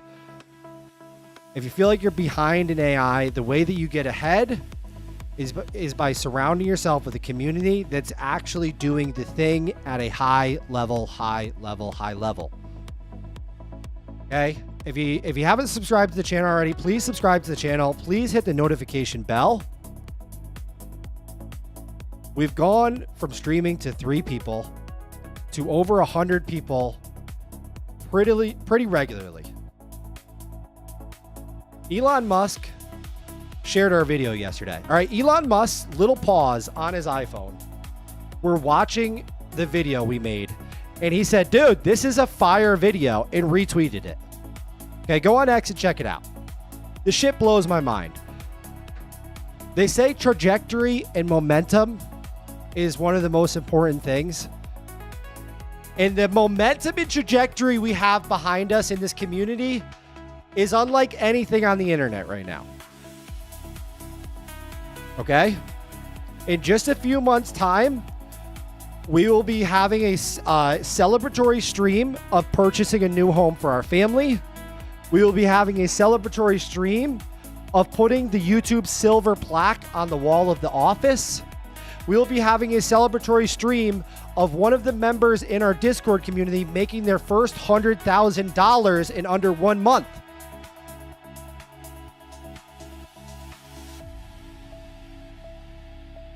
And you better know it's going to be using Canvas. It's going to be using CNVS. If you haven't already, head over to cnvs.dev, purchase yourself a lifetime license. I think I covered everything.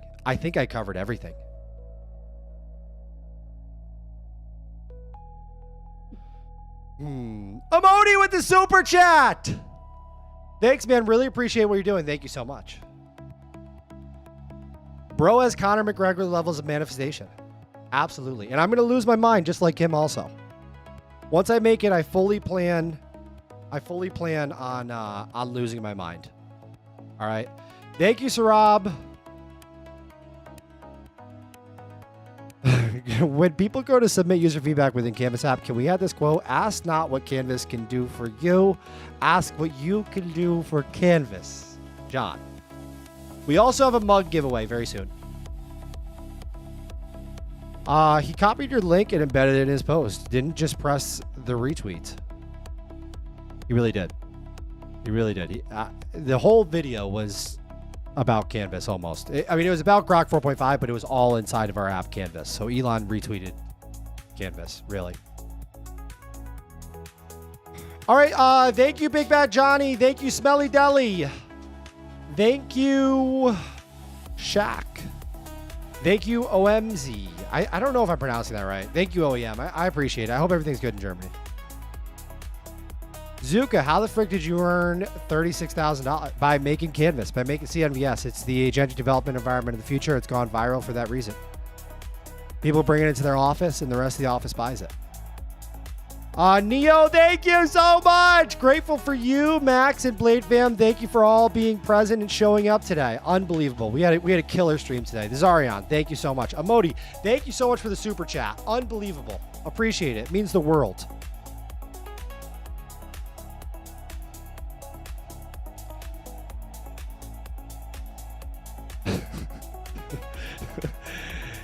Oh my goodness. F it chat. Thank you. Lucky Faraday. Thank you. Humble. Thank you so much. You already know. David Kang, my guy. Thank you. I appreciate it. Apps Creative. Unreal. All day today. You're on the ball. Unbelievable. Unbelievable. Unbelievable. Who am I missing? Yunder. Thank you. Thank you. Jelly Bear. I appreciate being here. Smelly, if I haven't said so already, thank you so much. All right, guys, I'm out. Oh, Brandon Blue, YouTube Brandon Blue, thank you. Garlic Crouton, let's go! Let's go! Thank you. All right, I love all you guys. Brian Ball, oh my God, my guy. Thank you so much. All right, I love all you guys. See you later. Peace.